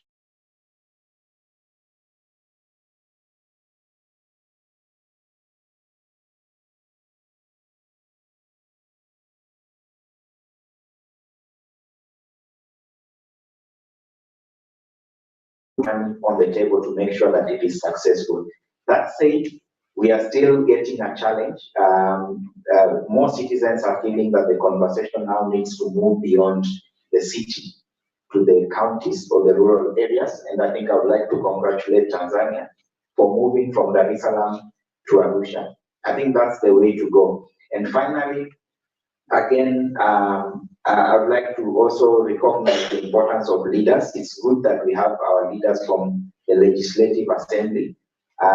When we make this a high-level agenda in our governments, then governments are able to actually provide the necessary investment and take this conversation to rural areas or to areas that we would otherwise not be able to reach because of funds. Thank you. I think I would like to add on the on what Barak has said. I mean, organizing people for a certain issue as important as internet governance is not easy, but it is doable. The big issue and the main issue is that is to make the whole process, transparent as possible, and include as many partners and stakeholders as possible. Because if that is the public domain, and especially on the awareness side of things, if people and the funders and partners know the importance of having this and they actually see the benefit, the IGF will be a great success in the years to come. I mean, in my opinion. So there is no project that is without challenges, and one of those issues that is a huge challenge is the monetary issues. So the challenges are always there, but that's why we have good heads upstairs to be able to solve those challenges as we move along. I think there was a question. Oh, sorry. You can go first. I would like to respond a bit on the question that was addressed regarding the involvement of the academia. I wanted to share a bit of experience from Rwanda. As I mentioned during my presentation, we have been running IGF for the past 5 years. But the feedback we get is that the meetings end, but what next? So in the committee, we have the academia on board. So what we did this year, we had an MOU with the National University of Rwanda, so that from next year onwards, we'll be having public talks with students. So we'll be visiting them on a monthly basis, try to understand the challenges, bring things that are different, and then make them work, make them do research and publish some articles. So the more we do it, and after a period of 3 months or 6 months, we'll be having a report and understand what we need to talk in the coming IGF. So we used to run the past IGF based on the theme that were regional or on a continental level.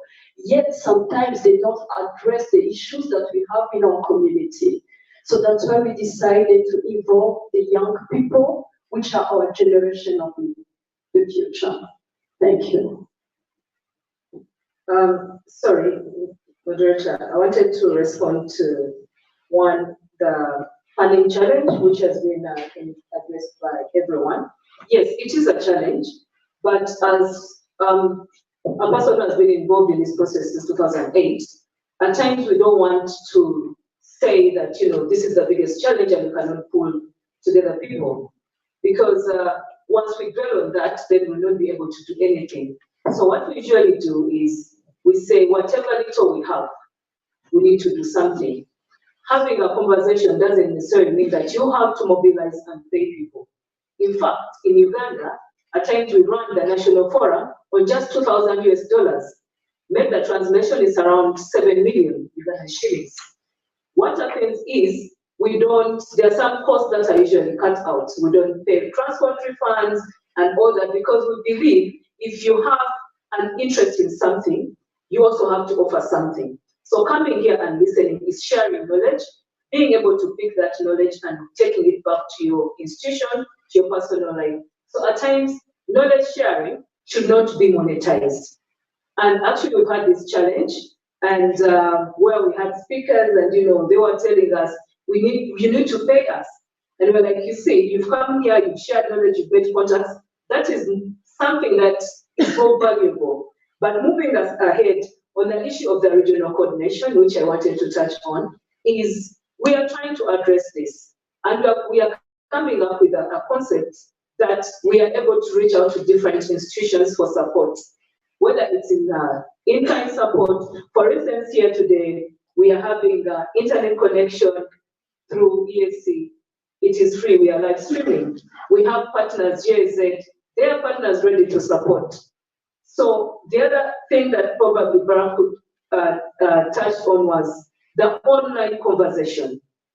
We are talking around promoting internet, using internet. Let's utilize it in the most efficient way. We can have online discussions.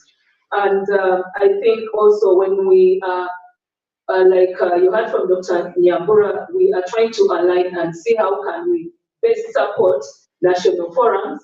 And if your institution is working around, promoting internet or ICT, we are going to open a funding, a trust fund, a basket fund where, we will call people to be able to contribute to that. And because it would have been nice if we really had people from Arusha, Mwanza, Dodoma, Dar es Salaam, everyone here would have loved to have 10 participants from Uganda, 10 participants from Sudan be here. But of course, there's that issue that you have to bring people here. The other thing that for academia, my colleague from Uganda, academia plays a very important role. Yes, I do agree. And I think now that you're here and you're representing the Inter-University Council, would like to see how we can work with you to reach more universities in the region. In Uganda, in particular, the Uganda IGF has been has representatives from the University from Makerere University. They've participated in the forums, but yes, like Grace has said, we need to do more outreach. So we'd love to work with you at the regional level and also at the national level to see how we can expand on that partnership. Thank you. I wanted to just interject. It's a comment that since we have brought this discussion to ESC, our highest level of governance, and I'm glad that we have some members of parliament in here from the ESC. The lady from the association raised the Association for the Deaf raised a very good question. We should bring the discussion to ICTs in disabilities. How can we use ICT to sort out situations like that? Well, she can sit where she is and she uses ICT for interpretation. Let's bring the discussion to policies that can enable across whether you're handicapped or I don't want to use the wrong, yes, differently enabled. So we should bring the discussion to that. Thank you very much. Maybe before we finish, let's give a floor to Dr. Nyambura. The part on academia is that as part of prayer, we are emphasizing collaboration with national and regional academic institutions, that is tertiary research, to ensure sustainability. And what we are doing, we plan to establish centers of excellence on IT matters, starting from the national and regional level. So probably after this, we could explore more on how to address this. Thank you. And now, engineer, last comment. Yeah, thank you so much. Our moderator just, our MC mentioned about this important topic. In fact, as the EAC, we are looking at how do we come up with the ICT for regional ICT policy for people living with disabilities. So this one, I think we are going to move forward and put it up to being a bill to our members of parliament. We are happy to have with them. It's a serious point that we are also looking at. When you look at even the centers of excellence that we are establishing, we are having the center of excellence for IoT, that is, it's in Rwanda, we are having this ICT. In Tanzania, we are having the center of excellence for e-health and biometric engineering. You find that all of these are also touching on the new technology we are talking about. But we found out that the people also we are targeting, the persons living with disabilities should be, after all, they are also represented in our members of parliament. So in such a scenario, we are taking this forward as a policy matter. But there is also a point that was mentioned about how do we come together for as the leader project mentioned. At the ESC, we being a focal person and also having the strategic plan with the leader that we are going to implement at the regional level, we are going to now see how we bring together the national IGFs so that we have one common calendar and also how we can support. There was a point raised of how do we reach out the support, but as the voice come together at the regional level, I think we are able to address the challenges Burundi was having, challenges South Sudan is having in such a way. So that was the purpose of us having this meeting starting at the regional level. There is, I think the question came from the University of Viranga student. So we are here to now see how we're going to collaborate together. So as the ESC and together with the leader, we are looking forward to see how we are going to reach you and have this well coordinated so that we are addressing the key challenges that we are facing at the regional level. And the same as Ben mentioned on the academia, we do have the forum that brings us together. So meaning that having the University Council with us, so we will be coming together as ESC organs and institutions. So that's the big force and it's a big voice together as we address the challenges we face into the internet governance forum. Thank you so much. Thank you very much for the very good. Any last comment? Last one. Keep it short.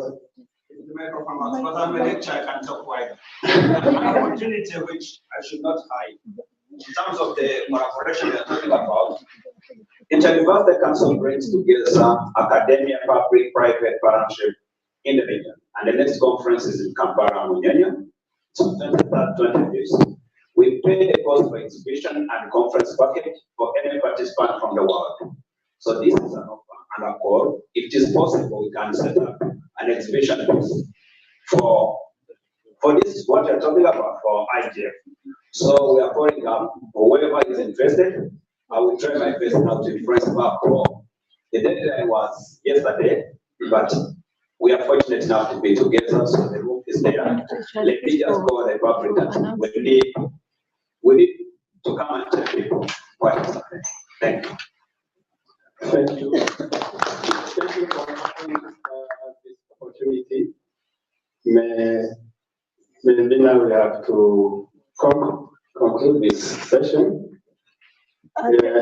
Thank you very much, Mr. Jean-Pierre.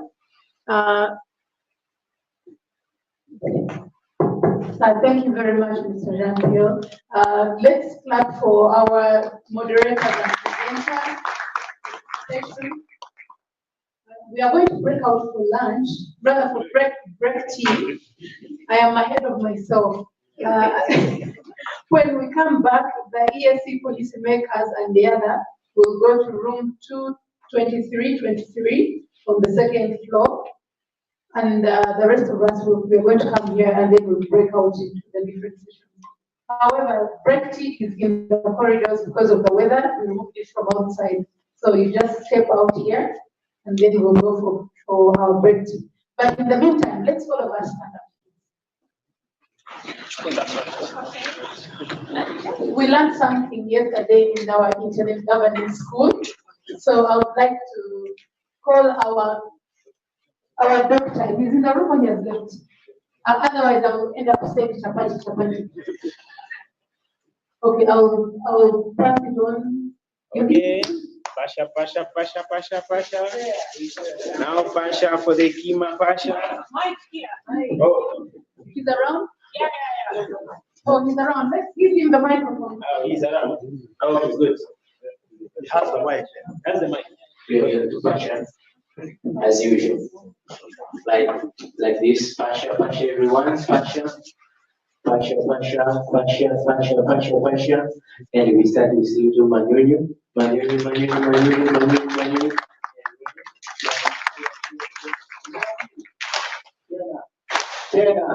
Tena. Thank you. We are going to take 15 minutes and we'll be back here. Thank you very much.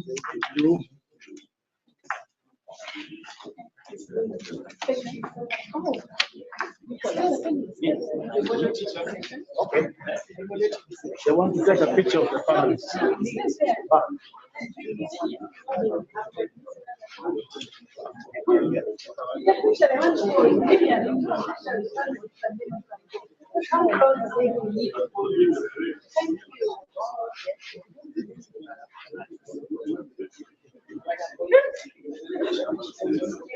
Guys, our handle, please don't forget as you tweet. It's a hashtag EIGF19.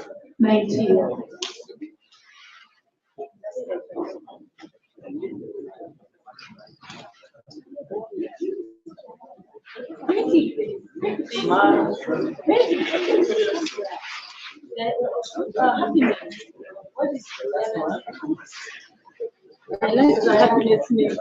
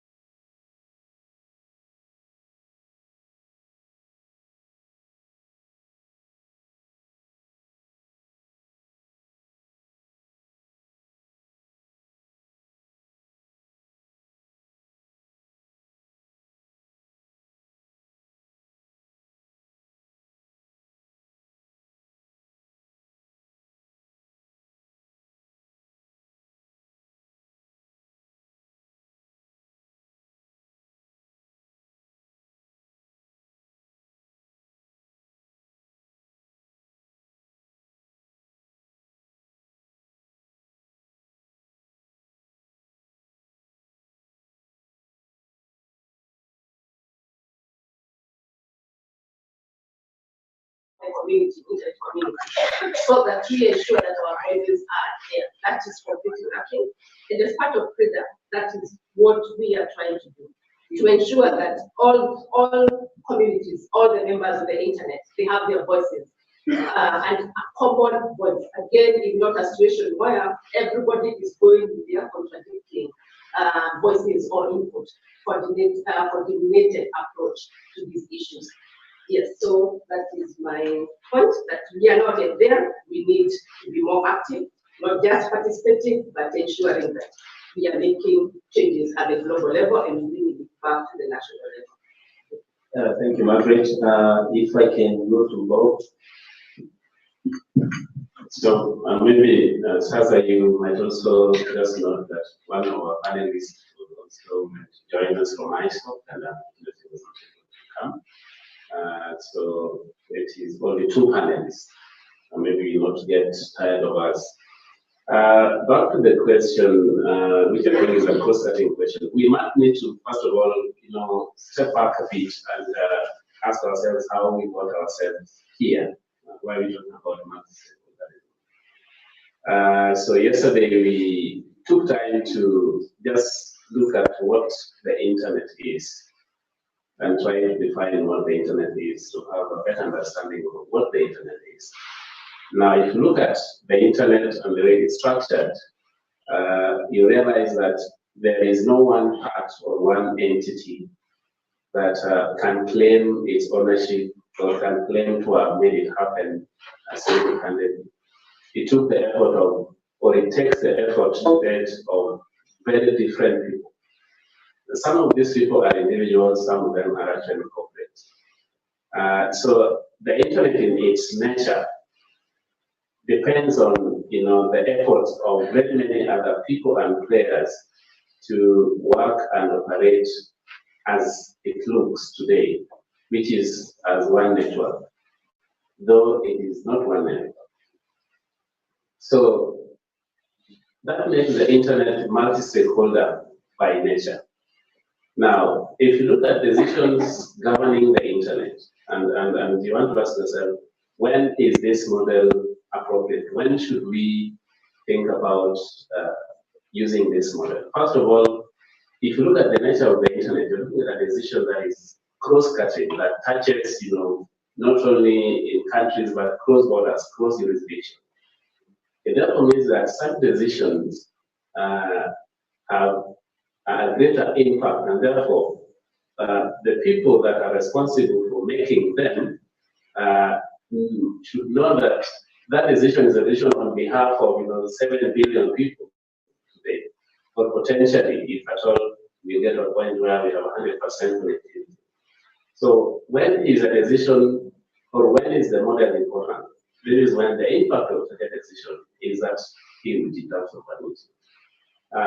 When you have overlapping responsibilities, and when the legitimacy and acceptance of such a decision is at stake.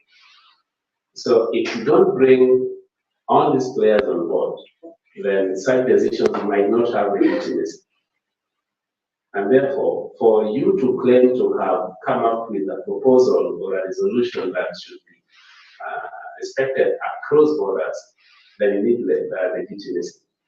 And that is only possible when you bring these people on board. So then that gives the other challenge of multi-stakeholder. Why is it a challenge? And why is it not the most efficient, if you may look at it from that perspective? And coming back to how do we see it in the region, as Dr. Margaret says, business constituency or business in general, from where we sit, is not very keen in taking up their roles on the table. The academia today, I would say, is performing below par. This is the group that has the capacity to do research on some of these issues that are under debate. In East Africa today, or in Africa in general, I see very little of that. Very few from academia are actually stepping forward to play the respective roles on the table. It is not enough just to come to the table. Today we are on the table, so to speak.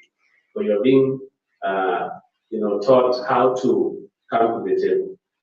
But remember, coming to the table is not enough. I mean, you can be a table. You can be on the table in different capacities.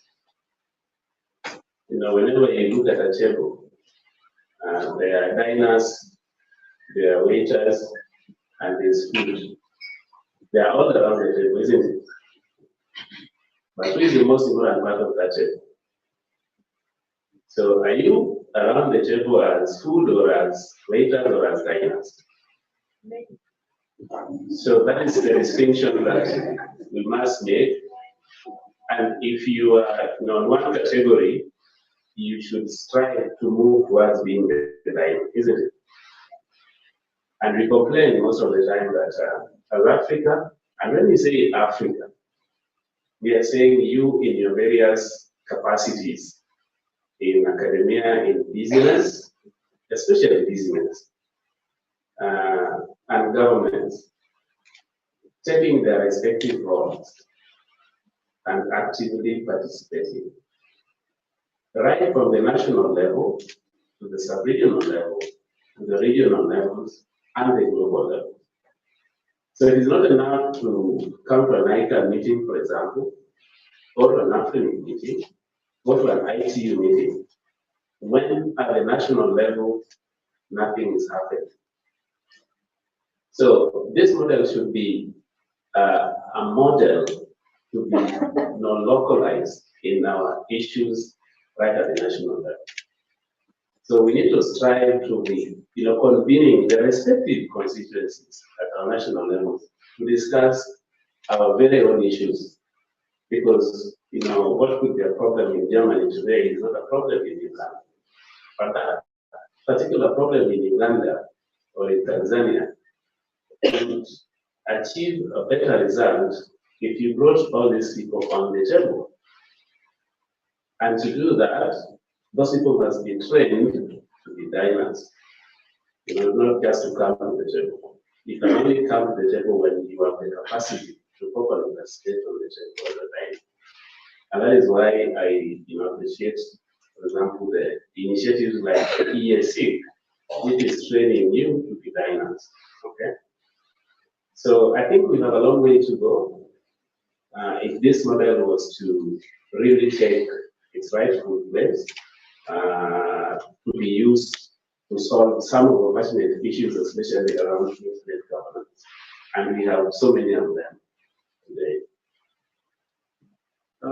Thank you, Bob. You will notice that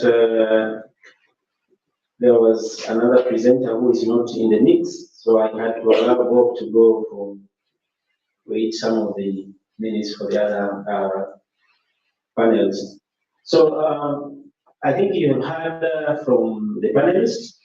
Now I would like to open this topic to the audience.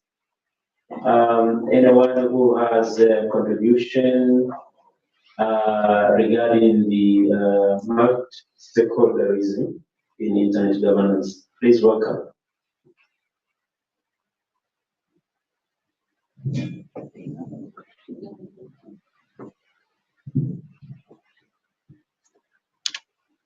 Hello everyone. This is a member from the AM CDT network and from the Junior AGF. Now, both mentioned that the academia is not doing enough in building capacity or research and development for internet governance in Africa. And I agree with you because looking across the continent, I will see the United States, European Union, that's the Europe region, China are making big strides on are investing more in their universities researching into emerging technologies like AI, blockchain, cryptocurrency, and even the technologies that we already have, seeing ways to improve them and how they can impact their community. In upper universities, I see less funding going towards this organization, and especially from Treasury to the universities. And I don't know I don't know, maybe it was a cut towards public service, but I'm thinking our government should bring more funds to these universities so that they start researching for all these subjects. The question is how, and how can we get the political will for that? Thank you, Liz. I think research and development is critical because that unearths a lot of issues that can be an eye-opener towards the internet governance. There's another, I see a hand, 2, 3, 4, so you can contribute in that order.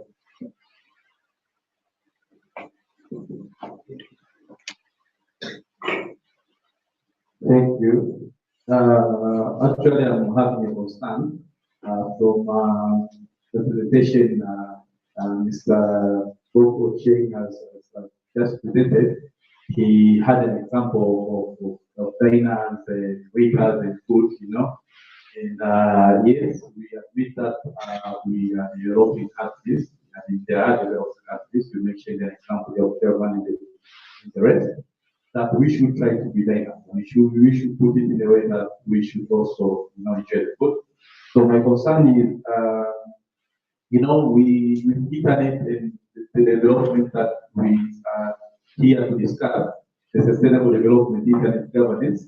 I mean, we have moved from where we used to be.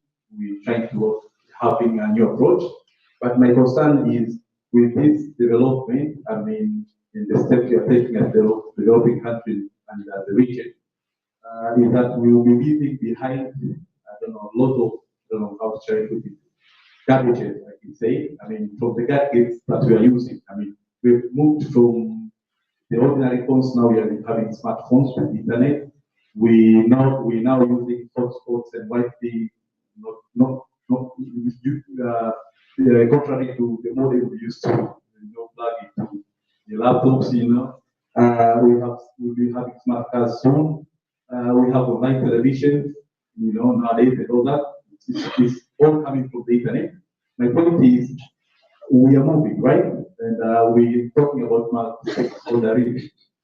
My concern is, how do we handle that? Because we'll be needing gadgets, we'll be using advanced technology, and my concern is that it will incur a lot of cost in moving and leaving behind, like, it will reach a time where laptops will need to be, maybe not be used anymore, or maybe require something, update some, program and all that. My concern is, we are moving. What is your concern then? Because we are trying to get. Okay. My concern is, can we all, stakeholders find an approach whereby with the technology we are adapting, we can have long-term, approach whereby we won't be adopting a technology or adopting an approach, and then after 5 years, needing to approach to move again. I mean, being updated. That's my concern. I mean, we'll move, and then after 5 years, we'll have to, Thank you so much. I think you would, it's just dig deep and be a liner. Okay, next one. Next one, give it my microphone to.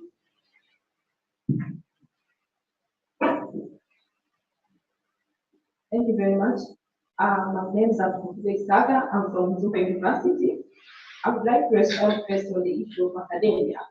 I must comment that this is my first idea, and before I never heard of it.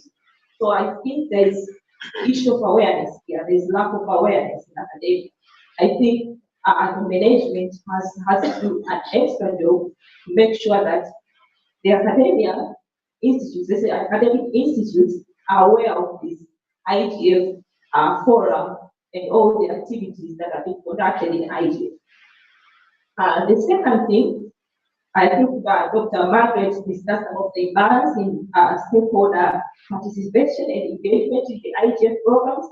I have one concern here, or maybe a question, because one thing which motivate people to participate and as well as engage, like active participation, is that if they see that the things that they contribute have an impact later.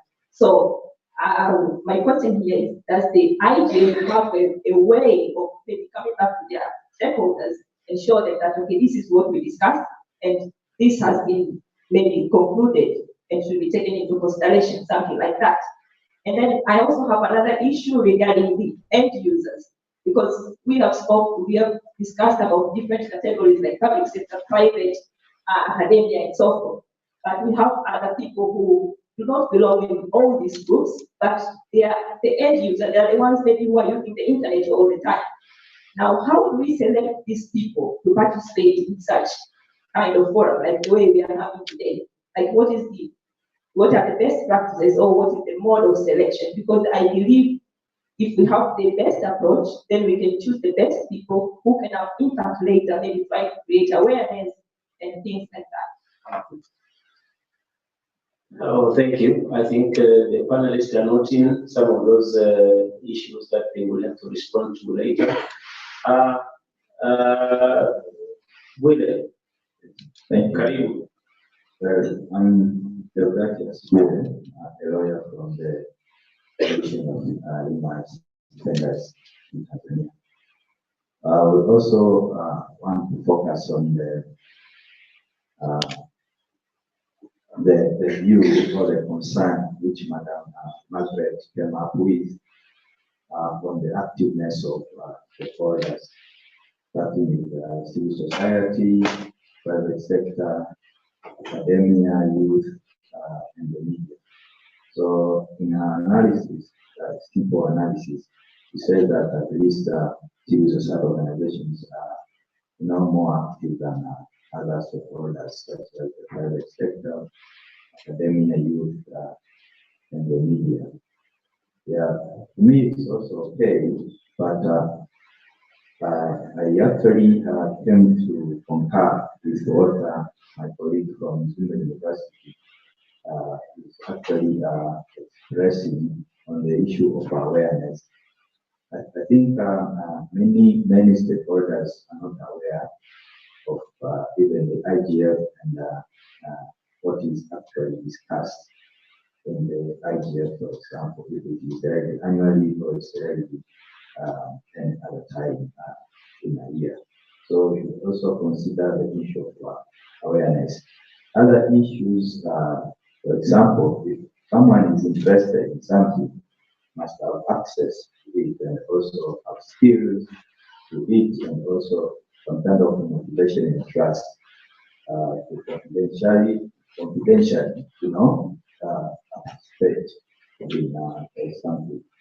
So in this world, actually, to me, I think the private sector and the academia and youth have more access to the internet because actually, they are the ones who utilize more, internet other than even the use of application.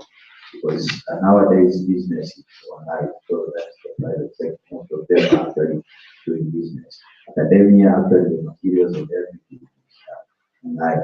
The youth are the ones who actually engage in online and everything. So they are the ones actually who should be very much interested in the internet rather than actually even use that organization. So how do we actually ensure these other stakeholders who we say actually have access and sometimes skills, because academia have skills to use even the internet? Why are not actually involved? So that is my question. Are these other stakeholders not involved? Leaving out the question of awareness.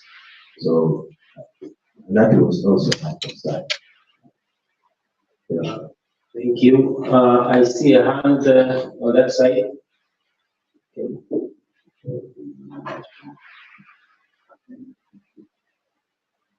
I think that will be the yes. That will be the last question in this part. On the second part, then we'll continue with you guys. Karibu. Thank you. My name is Aram Dimatola. I'm from University of Iringa. I'm a student of LLM ICT Law. My concern, or also as a suggestion, Mr. Bob said on the issue of awareness as well as academia not doing enough. In fact, it's actually true, because when you consider the fact that most academies, meaning universities, both at national level as well as regional levels, do not, the students do not know even what is internet governance. You find that most students who are aware of the issue concerning like internet governance is mostly the law students, and specifically LLM ICT laws. Now, yesterday at our national IGF meeting, we proposed, me and my colleagues and I came up with an idea, which may also be as wake-up call to other academia as well as institutes, on the fact that we are planning, once we go back to the university, to start something known as an IGF hub, whereby we will connect all the students in the university, specifically the law students, the business students, ICT students, journalism, as well as education students, which will raise a platform in raising awareness in the first part, as well as we were talking about the issue of the digital economy.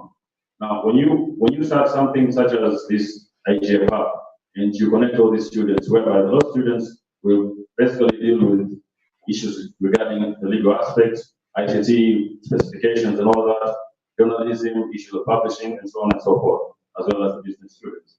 And we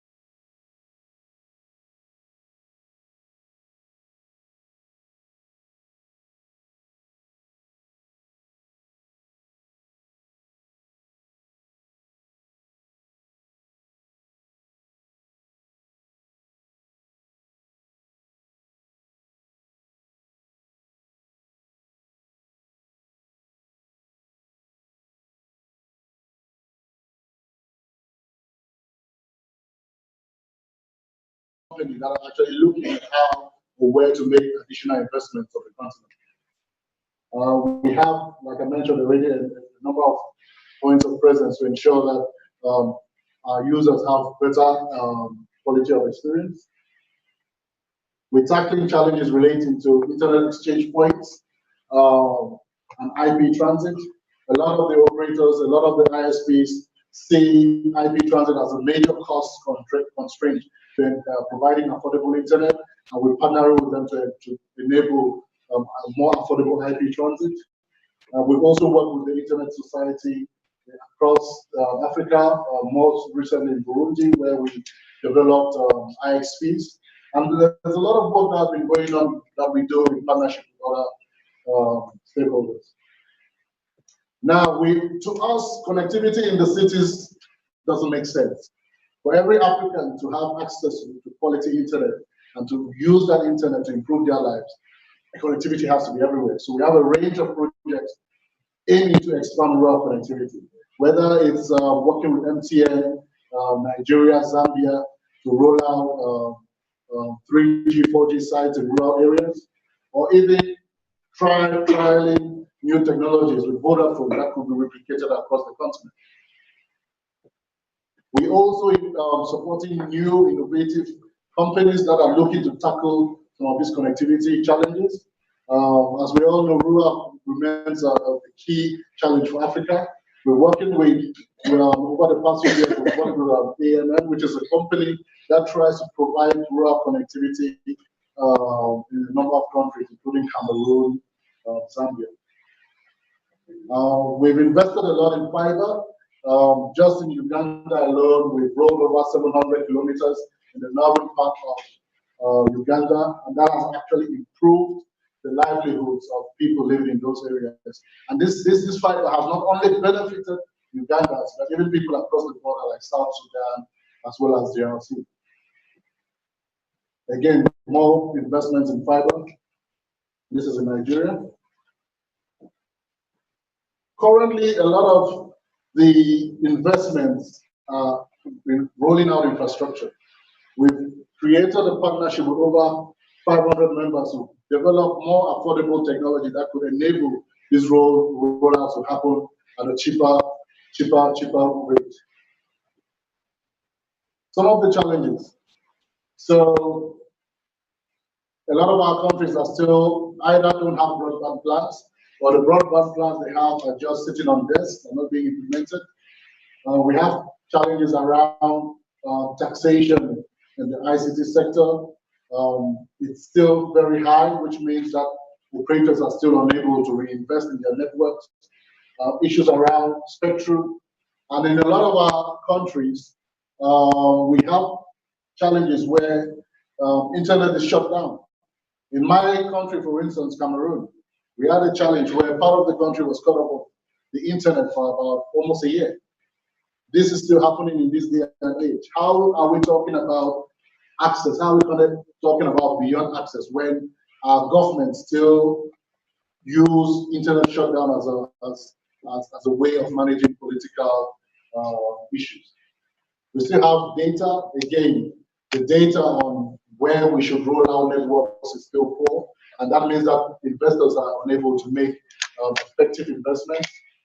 Challenges around regulation of OTTs, where we have, for instance, in Uganda, we have OTT taxes which prevent the poorest of the poor from leveraging some of these technologies to improve their day-to-day lives. So I'd like to end with this short video of our investment in Uganda and how we work with various partners to ensure that more Ugandans have access to the quality of better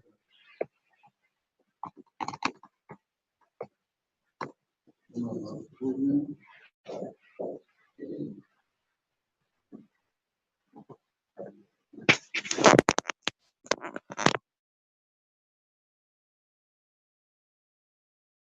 Mr. G, I think we have challenges with the volume, so maybe we could stop the presentation and later we can share. Really appreciate the investment. With those remarks, I'd like to I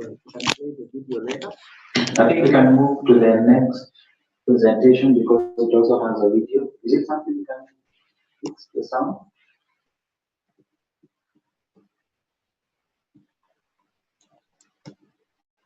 On that,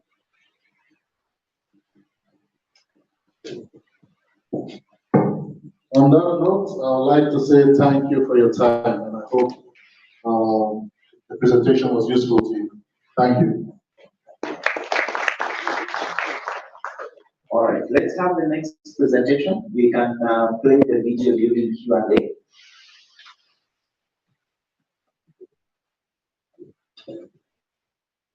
Already open.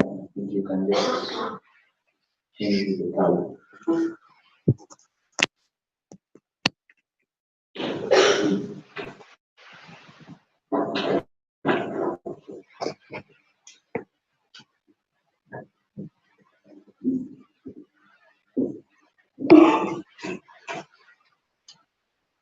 Good afternoon again, everyone. All protocols observed. Thank you for giving me the opportunity to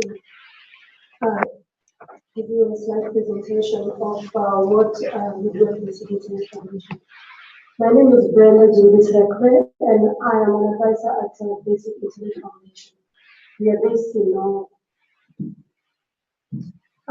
The main vision of the Basic Internet Foundation is digital inclusion. And our main focus, or rather, we promote and advocate for free access to information for all as a basic human right in order to foster societal development and empowerment. The Basic Internet Foundation was formed by one of our co-founders, which is the University of Oslo. The University of Oslo wanted to focus on digital inclusion, and therefore they founded the Basic Internet Foundation as a platform to realize this goal.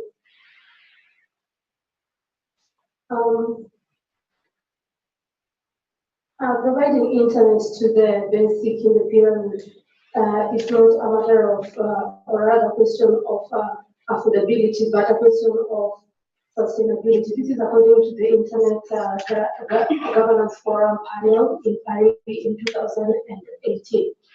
And that is why I'm here today to discuss on what importance can our solution be of help to you, and how can we get everyone in the society connected and part of the information. Our basic internet solution gives free access to information on the internet. And when we talk about the information that can be accessed by our solution, it's information in form of complex text and pictures. And we don't focus on profit content, but rather on non-profit content. So we don't focus on Bollywood or Premier League. What is of importance is that people in the society are able to get basic information in healthcare, governance, education, and much more. And our information spot that we have in each villages, which I will get into in the next slide, gives ability to access information for all. You can go to these information spots in the different villages.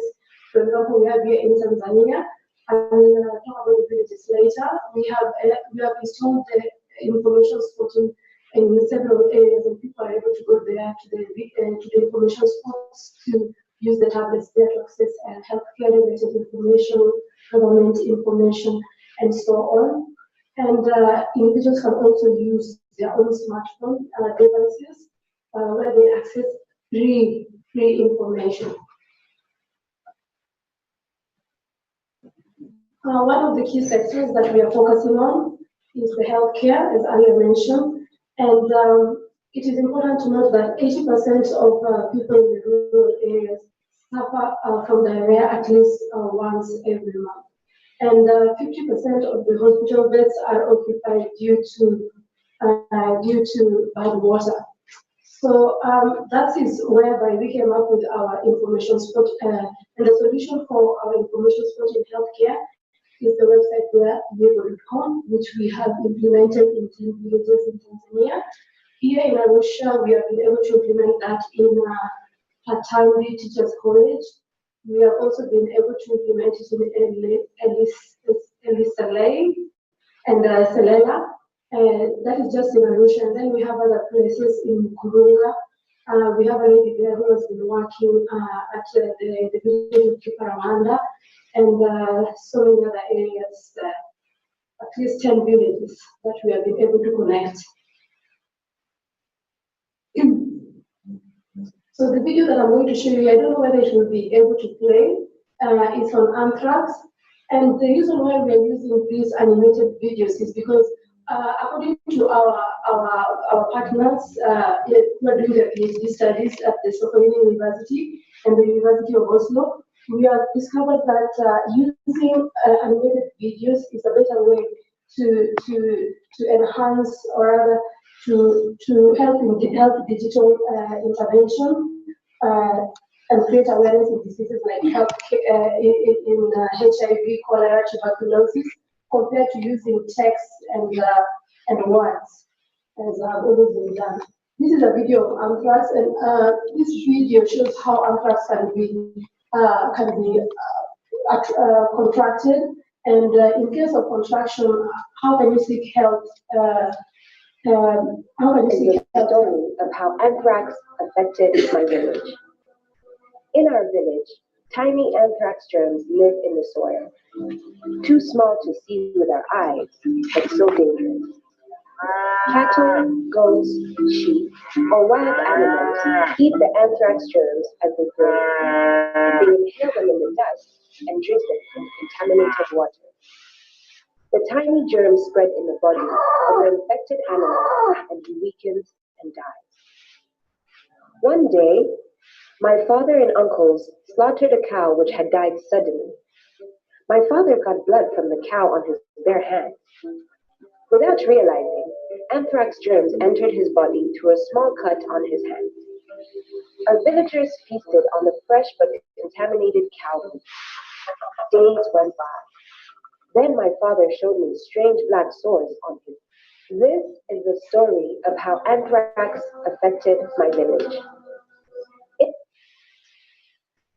I just wanted to show you briefly how some of these digitalized videos, some of the digitalized videos that we have.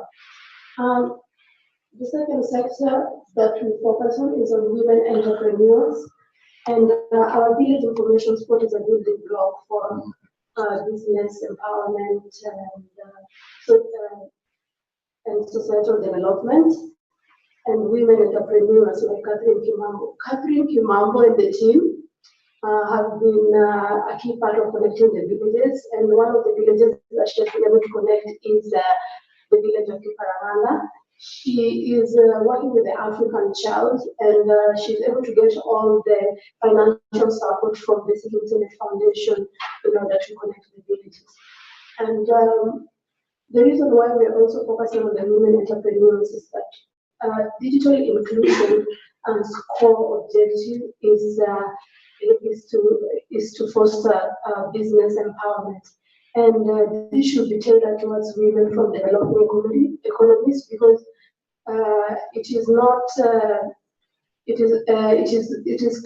clear that women from developing economies are the key contributors to the societal development.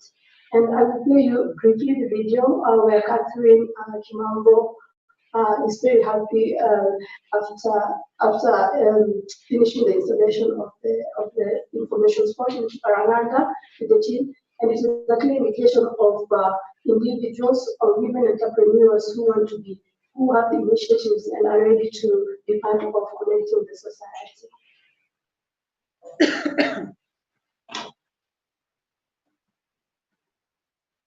Joseph, this is me with the team. This is Ben, the IT, and Dr. Mkononi, the representative. We are here connecting the village of Kiparanganda. So yeah, behind us, is the antenna. Yeah, it's very long, and but yeah, so far so good. The internet is very strong where we are, and yes, this is by the roadside. Yay, a very potential place. Yay. Basic internet. Thank you for connecting one more village. Peace.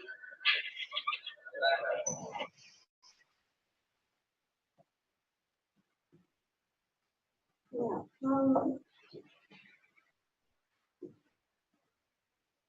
Why am I sorry?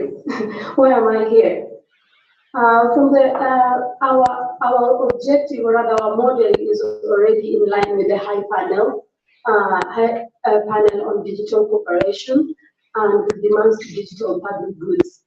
Melinda Gates, Jack Ma of Alibaba, and our Norwegian Minister for Digitalization, Nikolai Astrup, came up with 2 recommendations, and that is recommendation 1A on affordable access and recommendation 1B on digital public goods. And for the recommendation 1B on digital public goods, also focuses on multi-stakeholder alliances, and that is with the inclusion of the United Nations, who have already approached us to be key partners. And these 2 recommendations are able to work together to realize affordable access to the digital public goods. So the 2 of them can be synchronized. I am here to request you to be a part of the Basic Internet Foundation so that we can help the society get connected. And this can be done by you joining us and through promoting free access to digital public goods. This is like being a whistleblower on the work that Basic Internet Foundation is doing and approaching us on how we can work together, like Catherine Kimamu did, and the support access to the villages, schools, and healthcare centers. We have already accessed several villages, and I talked of 10 villages. So if we are able to make access to the villages even easier through the East Africa Internet Governance Forum individuals, we will be very appreciative of this and contribute to village information spot. This is by individuals taking their own initiative, and we provide the funding necessary to connect the villages. And for the connection of the villages, we are right now having a budget where we're using approximately $1,000 to connect the villages. And the gadgets that we use, that you saw in the video that we're talking about, is $300. So this is in line, and we are able to cater for this as long as we realize the intended goal. So these are some of our key partners. We have also been working with the Ministry of Health. You can see SUA University is there. We have the Norwegian Ministry of Foreign Affairs who have requested our Secretary General, Professor Joseph Noel, to be part of the high-level panel discussion on digital public goods with the United Nations as well. And we have the University of Oslo, who are our key partners and supporters as well, and Norwegian Research Council, they are there, and other key partners. So we hope to see the EAIGF as well. Thank you very much. Shortly, I'll be asking my other panelists to intervene, but before that, I would like just to play the Facebook video so that we have the correct context. This is something we didn't play. Let's just have it. While we are waiting for the video to come up, the question I want to ask my panel, and then I will come back to the audience to seek your indulgence, is first of all, do you think we are doing enough to bring the benefits of the internet to the citizens of the 6 East African partner states? We are heading towards one network region, a borderless region. I mean, the internet only makes sense if we open up East Africa to all of us, because if we look at our respective countries, each country just has about 50 million citizens. But if we look at the 6 states, we have close to maybe 200 million to 300 million people. It makes a bit of business sense. So that would be my first question, and I hope to also hear some interventions from the audience. My second question would then be, do we have a viable digital market in East Africa? or are we just talking because these things are nice to have? So please note that down. Thirdly, I would also like to hear how can the youth take advantage of some of these infrastructure investments that our governments have made and that investors in the region have made, because the youth are mostly the ones that are online. I wonder what they do when they are on the online streets. So with that, let's have the video from Facebook and then we'll engage.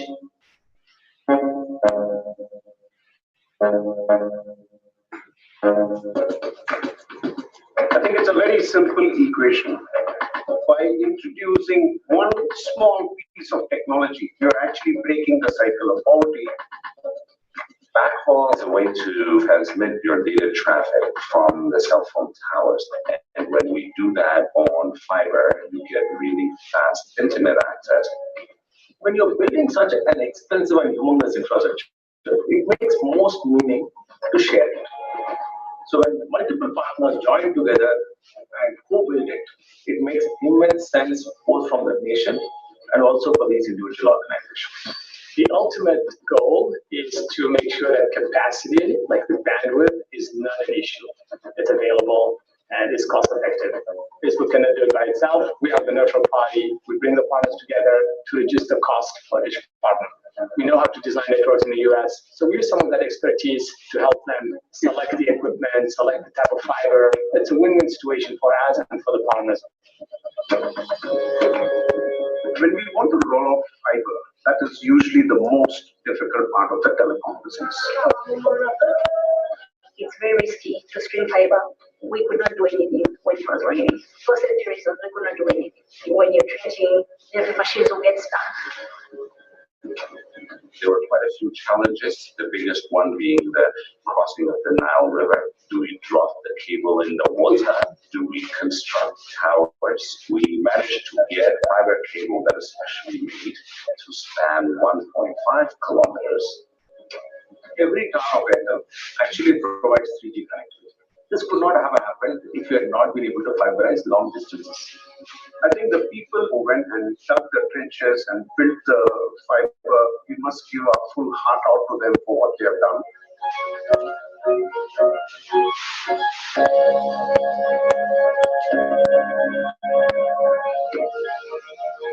I was amazed at how fast this business picked up, how fast everyone is vibrant, they want to do business. Bringing high-speed access really provides the appropriate platform for that entrepreneurial spirit. The problem also is still very big. There's still 3.8 billion people and not connected. So we're really excited the fact that we think the model can scale, the model can work.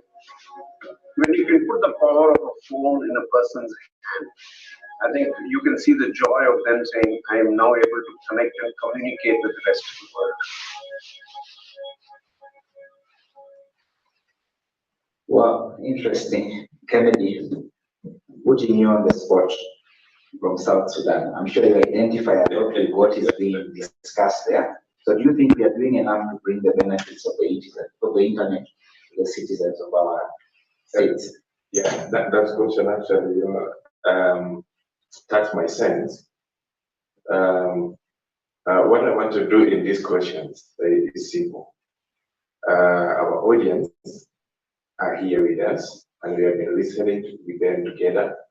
And before I give an insight contribution to this question, I wanted actually to remind them on the session that Dr. Margaret of Parida and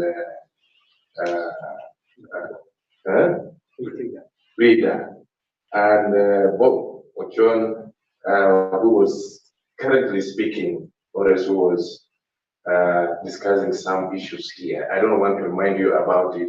And when you look at what we have just seen, definitely it answers more questions of, do we really think that we are doing enough at this session where we are, this East African IGF? So I actually wanted at least 2 people or 3 people to volunteer and tell me a little bit what the manager of African or ICANN was saying, and also Narita was saying on how we commit ourselves. Just I need 2 people only to volunteer very fast. Quickly, you should be raising your hand now that Kennedy is extending the mic to the floor. Anyone that wants to make a quick contribution? Are we doing enough? I saw somebody disagreeing, or was it agreeing? Because in some countries, if you do this, you are saying yes. I think they are still thinking. They are still thinking. Yes. Means that we have been not. There's someone there. Okay. Please introduce yourself and be brief. My name is Pamela Chogo, General Secretary, IC Tanzania Chapter. To me, I feel that we are not doing enough, and I feel like there are still a lot of challenges around. Thank you so much. Who else? There is a raising hand somewhere there. I think we can start with Julius because he has a mic, as we take a mic to our brother behind at the center. Please raise your hand so that we can see you.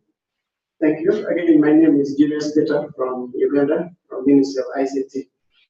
And the fact that we are gathered here is already evidence enough that we have not done enough and we need to do enough.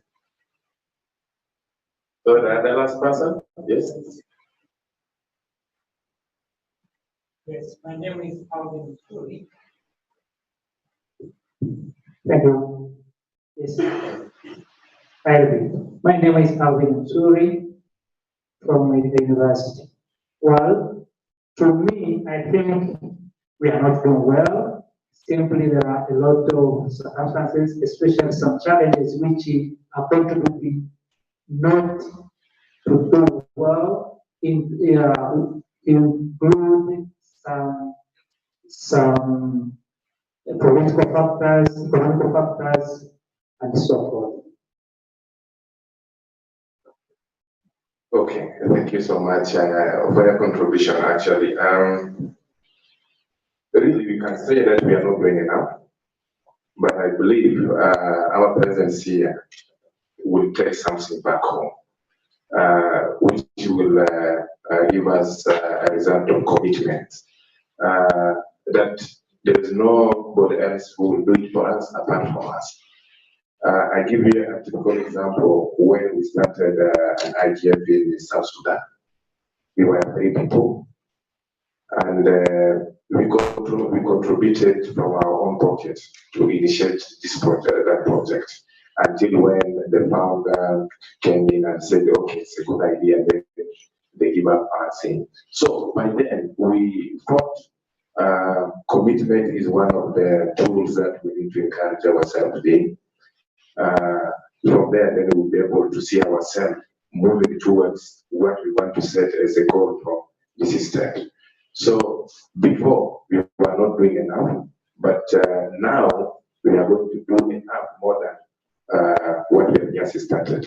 So that is why I just throw the ball back to you and to get your view from that point, then we move on. Thank you. Thank you, Kennedy. NASA? Well, it's a $1 million question though, because we're not, it depends on who are we asking who. I mean, is it the government, the civil society, the private sector? So I think there is a work that is being done to bring people to the internet. The issue of is it enough?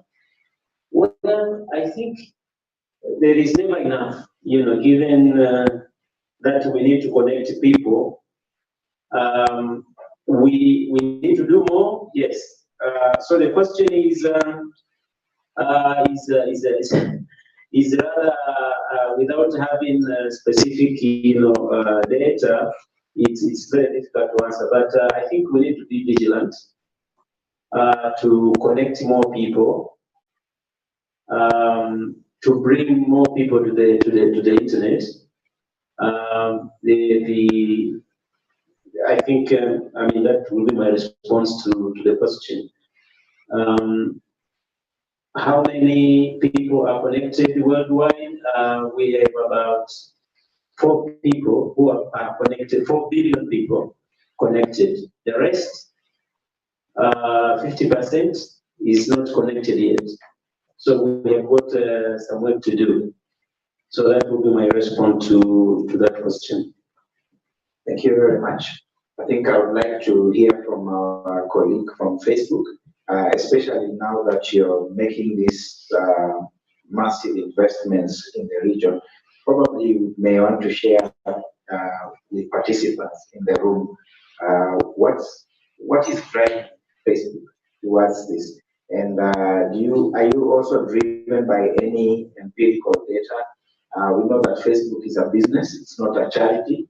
So what is it that you're seeing that probably East Africans we are not seeing? And I'm happy to ask this question because you are one of us. Yeah, you can help us to really get into this lane. Thank you, Mr. Chair. So you absolutely correct. Facebook is not a charity; it's a business, and our business really it's about advertising. So we gain our revenues from the ads companies pay us to run.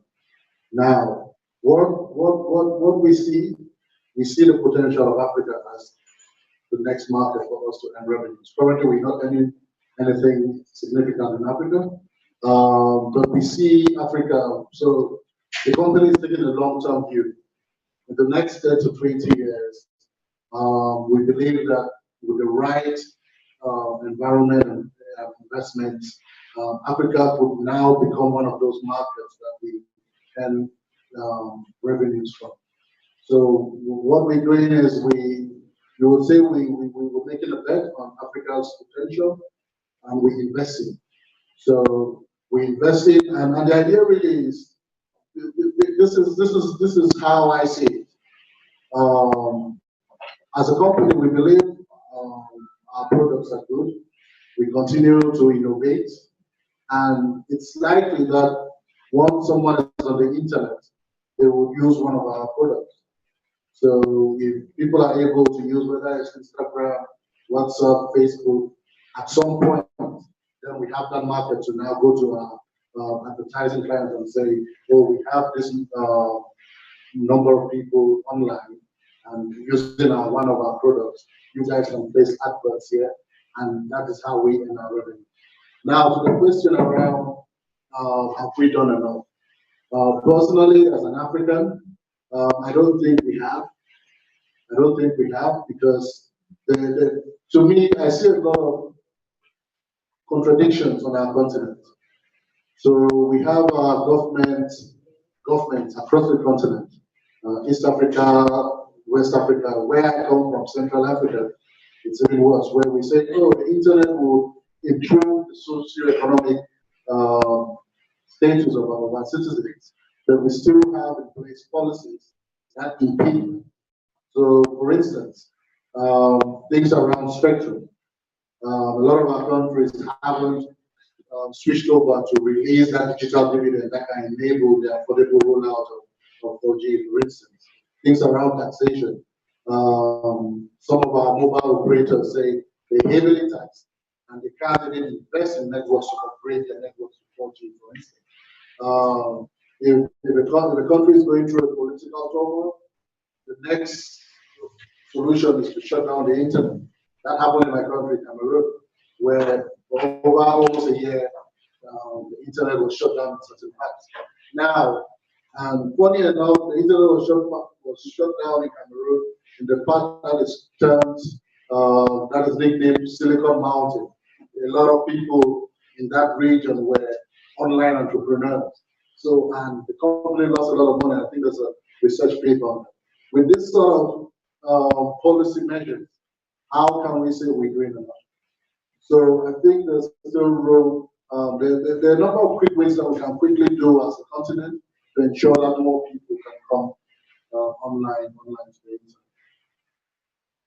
Thank you very much. I have one more panelist at large, Judy Okije, and I would want to hear your perspective from an inclusion angle, because there are pertinent issues that were raised by some of our stakeholders in the morning regarding inclusion.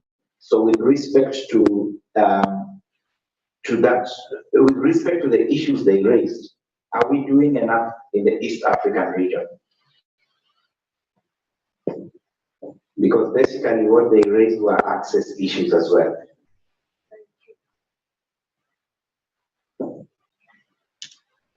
Very true.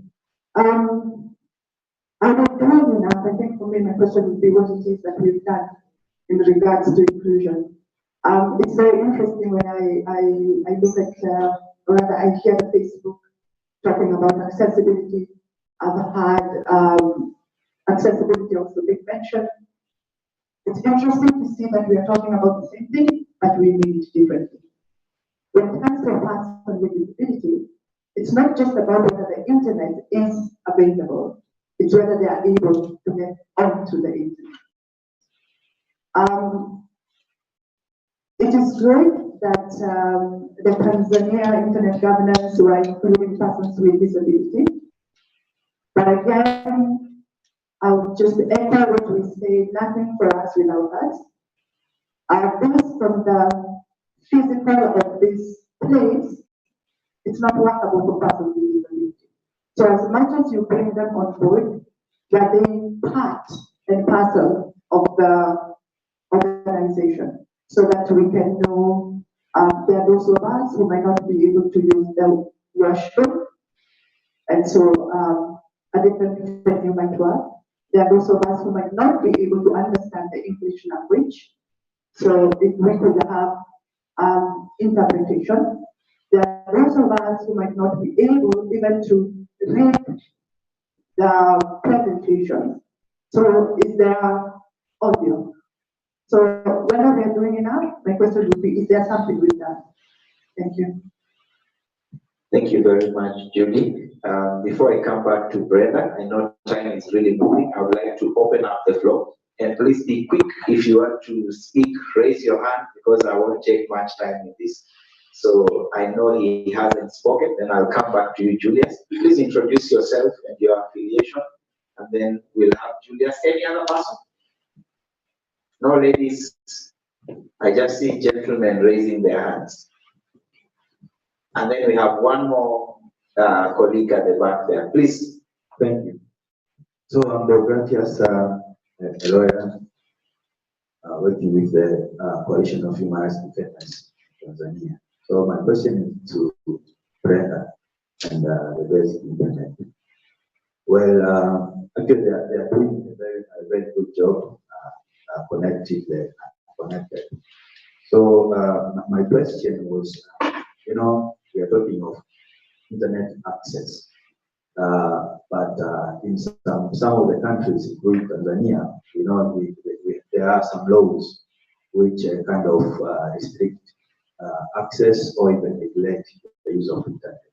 So does basic internet have any kind of initiative after connecting the unconnected to empower or build the capacity of these now connected, so that at least they know on the guidelines, the regulations on how to use internet, or what is the conduct do you have in terms of actually empowering these guys, so that at least when they use internet, they are actually not violating the laws which are regulating the use of internet after they have accessed it. Thank you.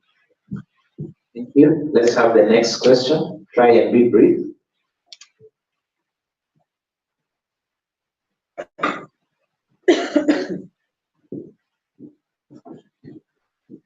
Once again, my name is Adam Matola from the University of Iringa, the University of London. My question also goes to Brenda, which is somehow the same, but mine focuses on the youth. What is the basic internet organization doing to ensure that the youth who access the internet in the centers or in the villages that you are providing first are aware of the say risk on the internet, and well as how should they, once they access the same internet, how can they be within the ambit of the law, specifically focusing on the youth? Thank you. One more. Yes. Yeah, I also have a question to Brenda. I was wondering, the content that you already have, is it in local language? And how do you make the community aware of the availability of the information? Thank you. Thank you. We can have Julius and then Rogers. I see one more. I'll check it. At least a lady. I'll come to you after Rogers. Yes, thank you. Going back to the theme beyond connectivity, I'd like to ask, this could go to any of you, is that how prepared is our government to govern an informed community? Because if we have taken connectivity, we have created a population which have access to information, and they will start to demand accountability, asking government hard questions to the face, start to demand space for them to exercise their civil liberty. Is our government prepared for this type of population? Because if they are not, they will resist. So as we engage, as we advance the front, have more people connected to the internet, how are we preparing our government to handle an informed community that have access to information and knows what is happening in the world? That's a good question. Yes, Rogers. Same thing goes for basic internet. I'm particularly interested on the devices that you actually name them about the pricing and everything. How's the basic internet society subsidizing these devices in terms of maybe being subsidized by the government when they are coming into the country so that they can actually provide internet?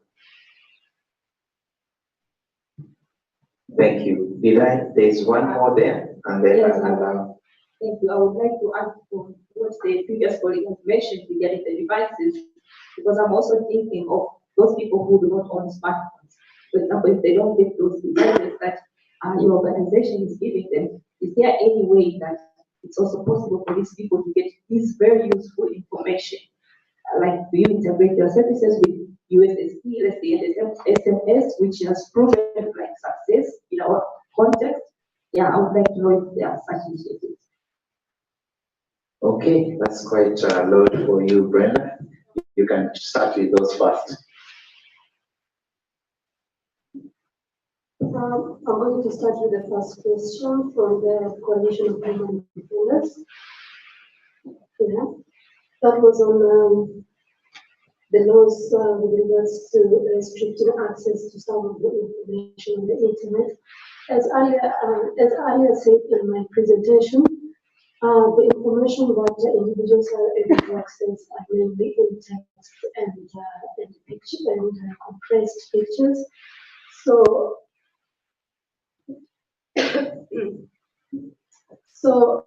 what we have done is that we have ensured that if individuals are going to access information that are to be downloaded, for example, be it in the video forms, that have to be paid. That is the information that we do not provide for free.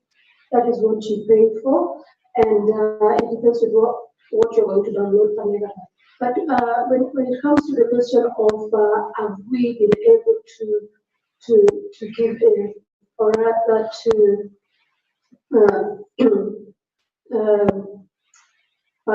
I'm just trying to get back to the question so that I am much more clear to you. With the initiative of building the capacity and regulations, we are still in the process of working with the people who have approached us to be part of the connectivity, and we have been also in collaboration with the telecommunications and the Ministry of Communication. But what is important for us to know is that Tanzania is our pilot country. So there are so many things that we are here to learn, and we have so many other meetings that we are here to hold here, so that we can work in line with the regulations. So if I can also get your card there, we can be able to take this question further, and also if we can get a contribution from you and on how we can empower the society, and how we can also still be able to work in accordance with the Tanzanian law, and not only Tanzania, we plan also to connect other countries if this presentation today bears fruit, and we would like also to work with in ensuring that we are in the law. And the second question was the youth that work with us, if they are aware of the risk of the internet. Yes, well, we are working also with that, but we are not the police. That is the problem. We are not the police, and the only way is that when the government comes up with mechanism or come up with the rules and regulations for which kind of content that should not be accessed in the internet, then we will work together with our technical team in blocking this website. But in the meantime, our hands are tied, practically. When it comes to the language, the question that was asked by the lady behind there, we have the language also at livo.com. The information can also be accessed in Swahili. And I think that is the minimum that we have right now and is legible for Tanzania. The devices, the question that was asked about the devices and the pricing. We are working with the telecommunication sector here. So the SIM cards that are used, they're placed inside the information and the devices. And if individuals want to download videos, some of these the charges are, for example, 10 gigabytes a month. You can spend, let's say, $14 US. So these charges, they are available to the telecommunication or the providers. But the providers have this as a standardized, they have it in a standardized or rather subsidized amount payable. So it is a win-win for them and for the people who are accessing the internet. So, but when it comes to the question of how we are working with the government when bringing in the devices here, I can take that one with you as well when I contact the technical team, because there are some parts of this, some part of this initiative that we have a specific team that do the dispatchment of the devices to Tanzania, so I can take that with you as well. She asked the question on information access for those who don't have the smartphones, and that is why we have the information sports in the villages, and these information sports have the tablets. So those who don't have the mobile phones, they can go to the villages and the information spot. In one of the slides, I showed the Izazi connection, connecting the unconnected. And there is a specific place that individuals can go there and practically access the information on their own. And we are making this easier for people who cannot afford the broadband or who don't have a broadband, and also those who cannot afford the internet. So this makes it easier. So the more the villages are connected, the easier for people to access the information. That is why we would like to have partnership. I hope I've answered properly some of the questions. Okay, I see a follow-up question. I'll come back to you as I close. There's a question about government that was asked. I think I will ask any panelist that wants to take it. It was about thinking about government is hard. Even though we are in the ESC, how prepared are our governments for the information society? I think I know something about universal access funds. That in Tanzania we do have that universal access fund, and I think the way it is being used, this money is given to the telephone companies to be able to get access to those rural areas. That is as far as I know in terms of getting the internet access to the people in the rural areas. I would also like to talk a little about community networks, if you don't mind. With community networks that I think Barack mentioned earlier on, in Tanzania we have done a project, and I was part of the team that did the research and did connect people in Kondoa area we connected about 4 schools and the people around. With the technology that was used was a gigawatt space. So you can see in the whole of Tanzania, we have just a single community network. And the issue is really the affordability, because the way community networks, work, it works like a circle, for those who know what circles is.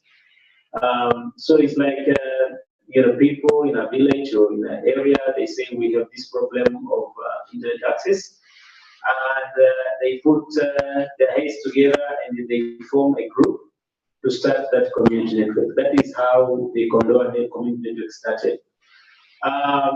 In terms of the seed money that was required to purchase the equipment, we are glad to have received funding from the Internet Society Global to fund the project.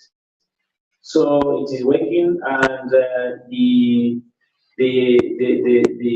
people around Kondoa area, they are able to access a very fast internet right now, and the amount they pay is because it's about numbers. So the amount that they have to pay per month is very little compared to what they are paying through the mobile services company. So if you will need more information on community networks, I think you will share. Because of time, I would like to expand on this, but I think Barak is breathing on my neck. So it's a challenge, but as ISO Tanzania chapter, we are ready to face it and take it to head. Thank you. Thank you. Can the mic be passed to Julie so that she can make an intervention? I think I will take that last question, and then I'll have closing remarks from the panel. Then we break for lunch. Okay, thank you. That's a very tricky question. A very tricky question. One, especially, just as the banner had said, we are in EAC. So to them, the gates might be closed. But this is what I would say. Because governments are the implementers of the policy. And I would say within the EAC, we already have good policies as far as ICT is concerned. So I would say governments are aware. So whether they are ready will depend on how they will implement what is on paper. That would be my case. Thank you very much, Judy. So your question or clarification, and then we have closing remarks from the panelists. Can she get the mic? You can come closer to one of the microphones here. In here, it's just a recommendation because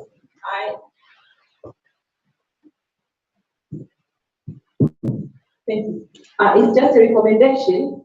I think it is important, despite the fact that you have this as sports where people can access information.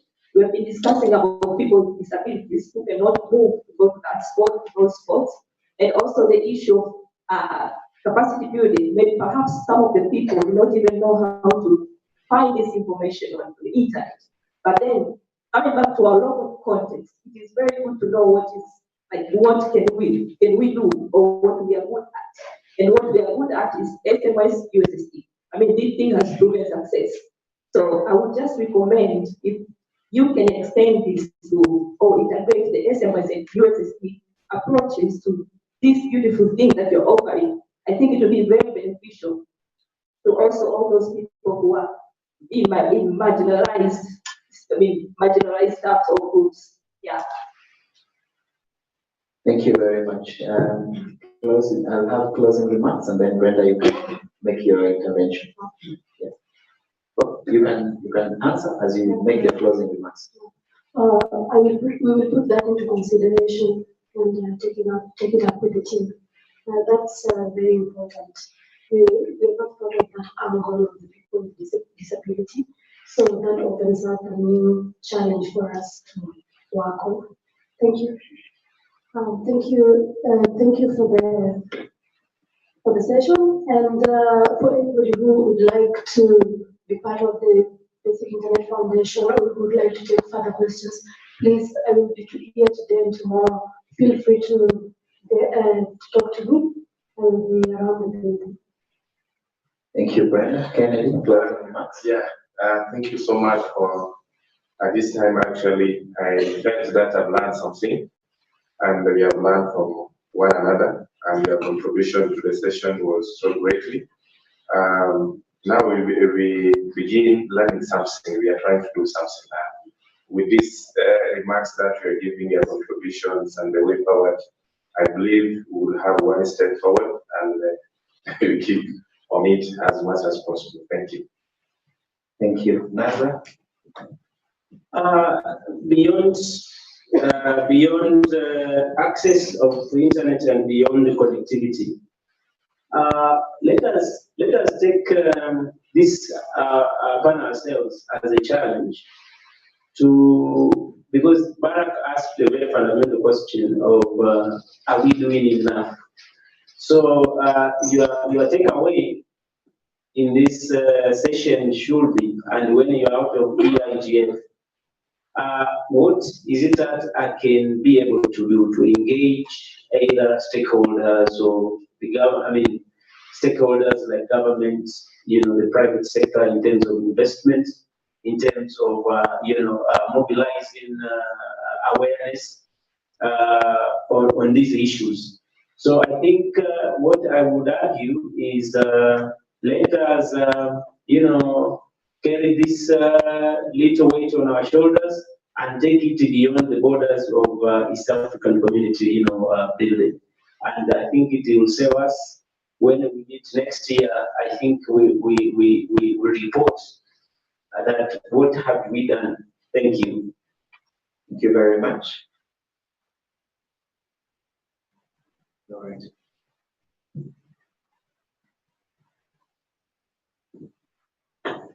Thank you. So I would say Facebook really believes in the potential of Africa and the East African region in particular. And we actually believe that, like India, Sub-Saharan Africa could move very quickly with respect to connectivity and beyond access. If we have the right mix of policy, investments, and partnerships, we can actually move the needle significantly and ensure that more Africans have access to faster internet and can leverage the internet to improve their lives. So as a company, we're really keen to working with everyone, policymakers, private sector, civil society. We're actually working with all these key stakeholders within the ecosystem to really address this connectivity challenge. On that note, I'd like to thank the organizers for really giving us the opportunity for taking part and sharing some of the work that we're doing in the continent. Thank you. Thank you very much. Judy, closing remarks. Thank you, Karen. Just in closing, when we're talking about beyond connectivity for persons with disabilities, we want to talk about accessible and cost-effective hardware and software. Because for that, that's what gets us to the internet. And then secondly, digital literacy. Because since we have not been to the internet, we need to be taught once we get there, then what do we do? Lastly, I would just like to recommend everyone. Thank you for all your work. That persons with disability is a multi-stakeholder. As we talk about multi-stakeholder, it's a stakeholder on its own. We don't fall under civil society and the government. We are a stakeholder. So please agree, engage us, and let's go. Thank you. Thank you very much. I think those were very useful recommendations that have come out of this session. Apologies, we ran over time, but I think the content has been really good. And I like the summary from Facebook. What we really need is the right mix of policy, engagement, and partnerships. We have to make sure no one is left behind. Every stakeholder is carried on board. And I hope that as we move forward as a community, we are going to take these issues really seriously. With that, I invite you for lunch. Please network. We are here to network, get to know the different stakeholder groups and what we can be able to do together to advance the internet in East Africa forward. With that, where is my rainmaker? Let's be on our feet to make some rain for this panel. And bon appetit. It is time for rain. Okay, let us Pasha. Pasha. Everyone in the house, Pasha. Mayuyu. Uhura. Buena. Enjoy your lunch.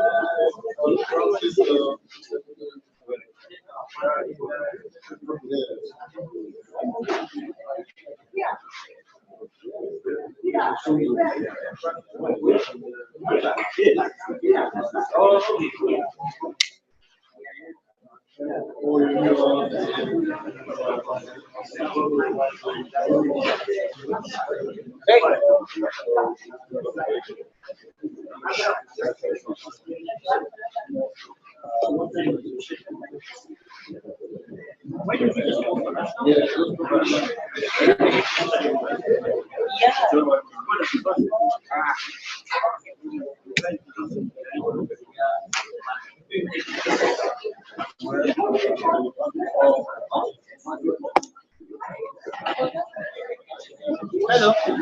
Hey. Yes.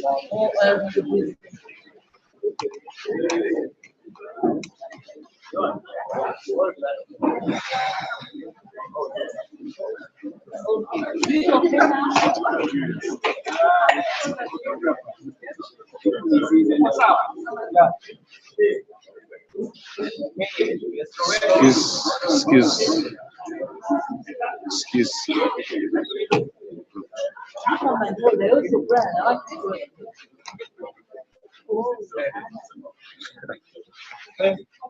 Just a little bit.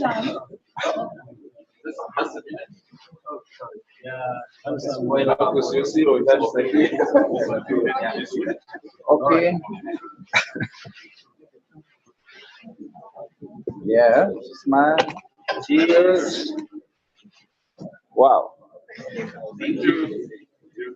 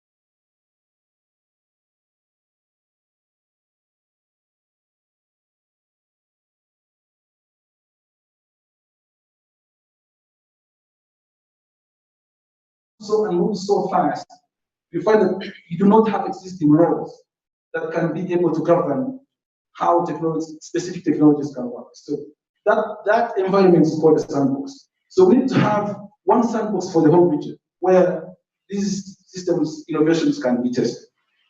We need to have reverse innovation. You find you have very good programmers, very good young innovators in Rwanda. But because they're in Rwanda, there could be a challenge that has to be solved in Tanzania at the port. But Rwanda does not have doesn't have any access to the sea. But there could be a solution that this smart kid in Rwanda can do, a smart kid in Uganda can do, smart kid in Tanzania can do. This is reverse innovation. You are making a product which you are not necessarily consuming, but someone else is consuming. You are innovating in a reverse for someone else. We need to have BPO models that are anchored on harmonized legislation. The business process outsourcing. You have too many programmers in Kenya. You have so many solutions to solve in Tanzania, but because they are Kenyans, and yet you can sit here and have your company in Arusha, and you have programmers seated in Kenya, and they are Kenyans, and they are making an earning, and you have a system that is being worked on by Kenyans, but it's running here because you have internet. Last but not least, we need to conclude the MRIs for the region, the mutual recognition agreements, so that a lawyer or a doctor who qualifies from Tanzania should be able to go to Uganda and practice and be treated the same way like a doctor in Uganda. There has to be mutual recognition agreements between nations to harmonize the professions within the region so that they are recognized equally. But today, if a student is coming from Kenya, going to study in Rwanda, Rwanda says, no, we need first compare your grades from a Kenyan school to the grades of a Rwandan school. And then you find the professions are not mutually recognized. So in conclusion, we need to have a committed and sustainable political will. Like I started this conversation, you will not achieve anything until 2 or 3 or more brains sit together and agree to disagree. If they can't do that, we won't achieve that. We need a multi-stakeholder engagement because it's not a one-size-fits-all. What works in Rwanda is not what works in Tanzania, is not what works in Kenya or South Sudan.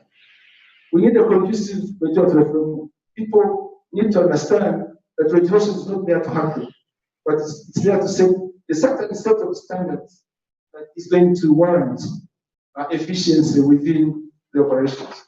We need to incubate, we need to innovate and to scale. We need to have incubation centers. We need to get a place where our own youth and our young brain can be able to sit and think. And after they think, they have to innovate. Once they innovate, their innovations must be consumed by us. And if we cannot create economies of scale for innovations, we shall always depend on content and data from others. We need a stable and sustainable internet. Access, connectivity, content, and affordability. I talked about that before. Someone is hanging me on the rope. I need to stop here. Thank you very much. Thank you, Robert, for this good introduction to the topic. I think he's touched on many quite substantial issues, and I would now like to invite Morenzi to briefly discuss a few key issues and give your thoughts on them. Yeah, thank you so much. I think Robert did an introduction. Has really done it well and exhaustively, but this guy has concluded on something that you would have started with it, my understanding. He gave good examples for especially of our region, and as a region, I think just that even our Ghana is even behind of the common market, yeah, where we have the 5 freedoms of the free movement of goods, people, labor, services, which brings down to our agenda today of what we're discussing about. The most important thing for us to have highlighted and find it's key for even if you have technology, even if you have money, even if you have without leadership or the political will, having the political will to drive this, you cannot achieve your smart ICT training services. He gave the example of the Northern Corridor. Why don't we have it in the Central Corridor? That should be a question to ask now. Or if it's where we are going, but that was the political will. There was no technology that was moving it fast. But I find that to achieve this political will, leadership comes as number one, as an enabler. Personally, I want to talk about some few enablers that would make us have a digital economy or the smart economy, trading services that we are talking about. With that leadership and the political will driving our focus would be one of the key enablers for us to achieve, and in our trading services we are talking about. Second, as in a summary way that I look at, is the infrastructure to support our ICT trading services in Mino. He has talked about this, but if you look at the rate at which the infrastructure is costly in our region, and the fact that the young innovators are unable to even use the already existing infrastructure fibers that were laid behind. Those are, when we are talking about the trading services, now we are talking of Uber, mobile money, but now there is Jumia, they are talking of more e-commerce about. These are the things that innovators would work about and now do. But when we look at the costs at which affordability to afford the internet in our region, it's very high for high innovators. I mean, for even the young innovators and the startups. So the regulations that we're looking at and the political will, when merged together, we are having a good example from Sweden or somewhere. Someone was giving us how cost effective it is. So our regulation should be backed by the political will and the way to achieve this. There is skills. ESC is already working on the skills thanks to GIZ. Having our Center of Excellence for ICT, I think it would be blessed to say it's the first in Africa here having the master's degree in embedded systems and mobile, whereby now these are the now core pioneers of our skills.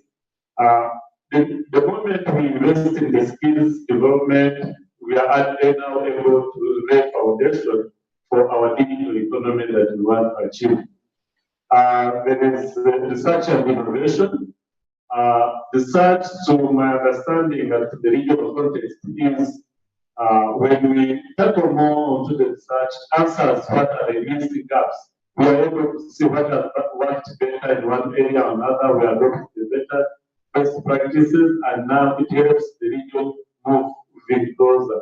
There are several people that are already there, but when you look at the way we tackle the business today, we will be asked to achieve our smart trading services or facilitating trading services without tackling that. So the last thing I wanted to talk about and pass microphone to my colleague is this ecosystem of innovation. He mentioned of the having innovators or programmers in Kenya and in Uganda or another area. But once we have the cluster of the hub and the hubs all together from the region, this would make our region smooth and going on. We have invested much in our institutions. We have the Science and Technology Commission, which will do the same. But the moment the focus is not put to the this ecosystem of innovations, we will miss the gap. We might find out that we are having too much single spaghetti systems that we might not even address the need. So I think the major issue of the harmonization, Robert mentioned about, but tackling onto the political will as the major agenda that would drive this. You have seen we have gone to CFTA now, but with this CFTA work without a good political will, we are also ESC moving to the East Africa Digital Single Market. But I would find that once we have brought technology around and everything without political will, we might not achieve. has guided also to the free roaming and the rest. So, Lilian, I think you can add on something.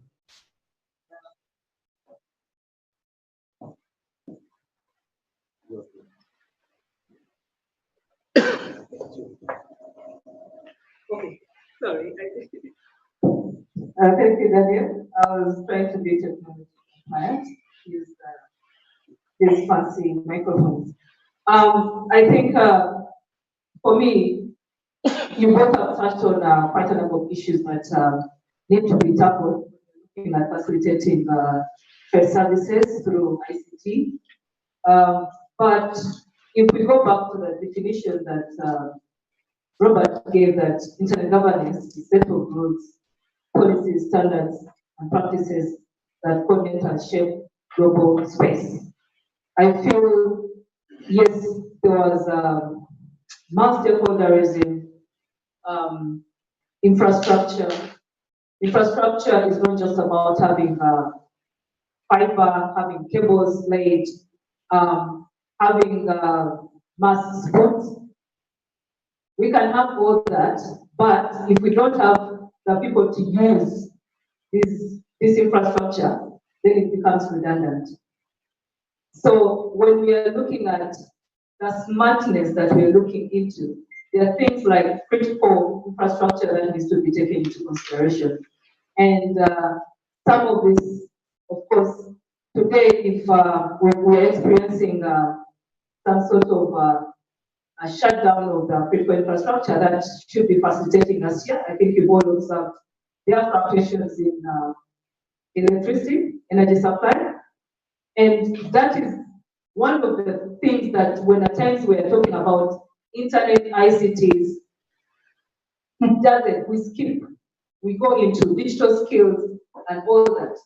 But you find that right now, a huge number of citizens within our countries and in the region are still finding it very hard to connect to the electricity grid.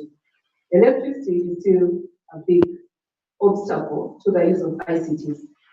And if someone is not able to charge their phone or their laptop, whatever device, to plug in and be connected, we can come here and talk about all these things, but that if it is not addressed, there's a problem. But of course, there are things we can look into, renewable energy, solar power, and all that. These are things we can look into. The other thing that I think that if we are looking at improving internet governance, that's the rules, procedures, and practices, we need to look into the aspect of digital inclusion, access and use of these services. I think that has already been touched on in the morning sessions. Inclusion is not just bringing everyone, but it has to be looked into at a wider set of angle. Who is here to connect? We need to look into leaving no one behind. As we can be here in this room, at times I feel we get too privileged that we talk about things and then we come up with our own solutions and then we take them to the community. But however, we need to invest so much into research to understand what works from the community, bottom-up approach. Yes, I know leadership, political will is important, but then bottom-up approach in understanding what are the needs of society. If we are talking about services, will everyone be able to use Uber? In Uganda, because of this whole economy sharing Uber business, someone came up with safe border. You've all used, borders. It was something that works because it's cheap. If this is a traffic jam, it gets you anyone. And that is researched and found, okay, there's Uber, I can do something that is more engaging and I can provide this service to those people who are using this sort of, transport system. The other thing that I wanted to also highlight was, because I know time and all that, that I think that we need to focus onto is the payment systems. I think Daniel and Robert touched so much into that. But again, at times we may not wait for policies to be in place for us to innovate. Okay, we all know how mobile money started. You don't wait for anyone's political will. Someone sat down there and said, we need to have something that makes it easier for people to work. So we need to have digital payment systems that we can use and the everyday person can use, and that is inclusion. The other thing that last and but not least, because I'm sure you all have experiences, is trust. Even if we innovate and evolve these systems, as long as they are not secure, the security of the system is bad or poor. Safety, people can come up with devices, and I think you heard about this. I don't know which Samsung that used to catch fire. Safety. If people don't have trust in these systems, we cannot say they will not use them. If they don't have trust that the service you're providing is going to deliver, they will not use it. Privacy, if they are not so sure that their data is being protected, their data is being mishandled or misused, we may have a problem of us promoting trade and the use of services through use of ICT. The whole smartness that we are looking at may not be achievable. And lastly, I said last but not least, is overall, we've all heard about these two big words, digital cooperation. It serves it all. We cannot leave it to the political leadership. We cannot leave it to the business sector. We cannot leave it to academia to research and find problems, but it needs every single entity to come together to find a way in which we can achieve the digital economy that we are looking into. So, Daniel, I think I'll end there and ready to engage with the audience. Thank you for these very good points.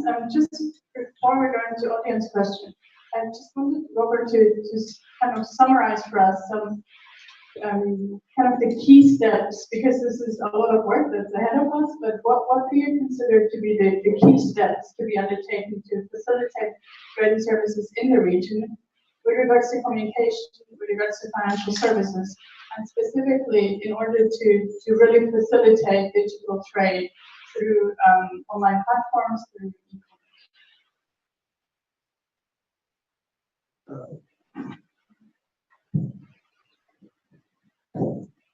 Thank you. I think step number one is multi-sector engagement, because there are so many players in this. So we need to find the frameworks through which multi-sector engagement can take place. You saw in my presentation how many different organs were involved in making sure that honor can be achieved. You have central bank people, you have regulators, you have MNOs, you have governments, you have civil society. All these people have to be on the same thing. That's number one. Number two, you must be able to adapt to technology. ICT is very dynamic, very, very dynamic, and things change so fast. And if you stick your head in regulation, ICT is going to overtake you. ICT is like a river. You can bring as many explosions, as many volcanoes, and put them in the path of the river. It will find its way and it will go. The first time in living memory, a bank had to authorize something had no idea about, for the central bank of Kenya. When mobile money started coming, they were struggling every day with the regulation. Said, how do we do this? How do we go about this? They woke up and regulated something that they had no clue about. They just said, you know what? Let's just let it go. We'll capture it along the way. We'll see what kind of shortfalls it brings, and then we'll begin the operations from there. But before they knew, mobile money was spreading like wildfire. So we need to have multi-stakeholder engagement. We need to be able to understand the technology moves so fast and be able to adopt to that speed of technology. And we also need to make sure that we begin thinking out of the box. We need to stop thinking as countries. We need to begin thinking as regions, as Africa, as continents. The world is becoming small. I gave you an example of this one, which was just in my presentation. I need you to all imagine if transfer of money, like we're doing between Rwanda and Kenya and whatever, if this was possible for Africa, you could be able to buy a fabric from Senegal. At the touch of your phone, you could be able to just send more money to Senegal. And then it is shipped the following day to your box. If this was possible for you to be able to make calls anywhere you move on this continent without any roaming charges. If you get a plane, go to DRC and make a call. Go to South Africa and make a call. Go to Eritrea and make a call. And pay the same amount of money like the local is paying. Drop all the roaming charges. How would trade in Africa be? If this was to be possible, it would take Africa such a short time to come out of this vicious cycle of poverty because we are able to trade amongst ourselves.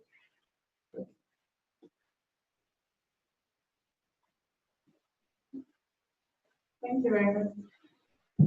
Thank you for these inputs. I would now like to turn to the audience and please ask any questions that you have to the panel.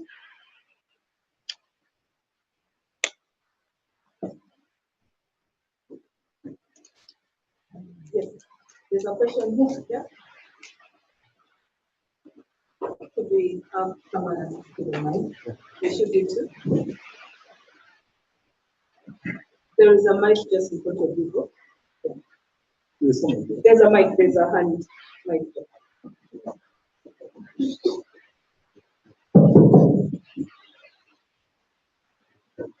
Thank you. My name is Marvin Edgar. I'm a trade policy advisor at JZ. And I have two questions. To Robert, you talked about the relevance of stakeholder engagement, and I wanted to know what is the current regime or the current practice at the moment in the region. How often do the regulators, together with the service providers and the different ministries, come together, sit in a room with regard to the ESC context and talk about the upcoming technologies, rather than it being reactive? For instance, there's mobile money, so we need to sit down and figure out how we go about this, as compared to this is where we want to go as an app. These are our respective national policy objectives. For instance, Rwanda wants to be the financial hub. And so Uganda, what does Uganda want to do? What does Kenya want to do? How do we sit down and then come up with a framework that benefits all of us? The second question would be, you talked about MRS with regards to the movement and mutual recognition of qualifications for professional services providers such as lawyers, etc. Are there currently any MRS specifically for ICT products and services, wherein certification in one country means that you can penetrate or you can access the market without any barriers and hindrances? And in this regard, it brings me to my last question. Are there any current regional standards on ICT? If we are now talking about the AFCFTA and talking about, increasing the market to the rest of Africa, it does beg the question, what regional standards do we have? And how do we regulate and offer certification and registration to players that might want to come in from Nigeria and South Africa? Thank you. Yeah, let's take 2, 3 questions. Thank you. From the Southern Court of Justice. Good presentation and feedback from the panel. I just have an interesting question. We talked about just something maybe interesting in mind. We talk about all these beautiful, wonderful projects, but we always have to face this reality and this giant or the other in the room about money. Where does that come from? And these days we've been here, for those who are in school, we talked about different currencies, the digital currencies, or mining money. So I would like to know where is East Africa regarding cryptocurrency? Are governments even willing to trade using that? Are governments thinking about mining, like central banks changing into just, the way they are working, but think about mining and then that use it as a currency to trade or currency to support the infrastructure development. Thank you.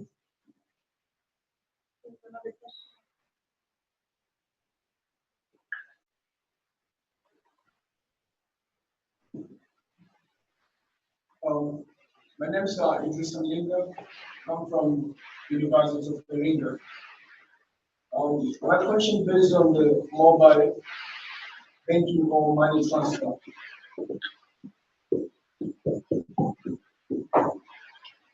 Yes, my question based on the money transfer. As we know that in East Africa, we keep emphasizing on common markets.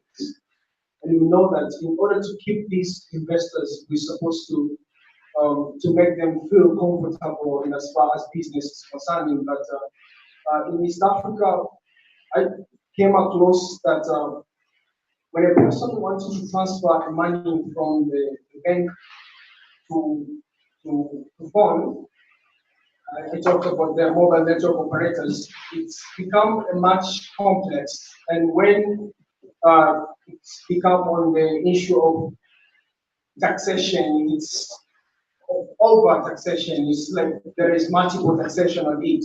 So how does East African community deal with this matter? Because it's really important.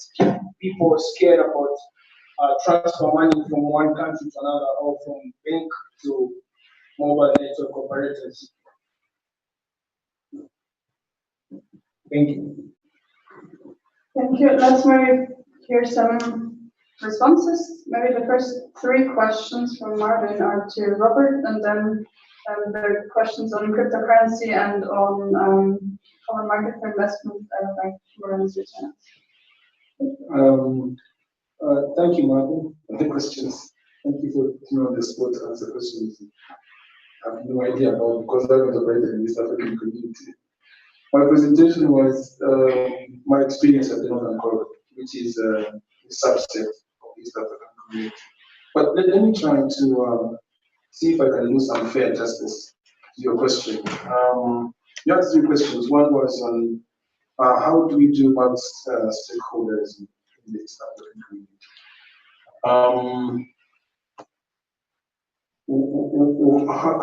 How do you actually not do it? Should be my question. Not how you do it. How do you not do it?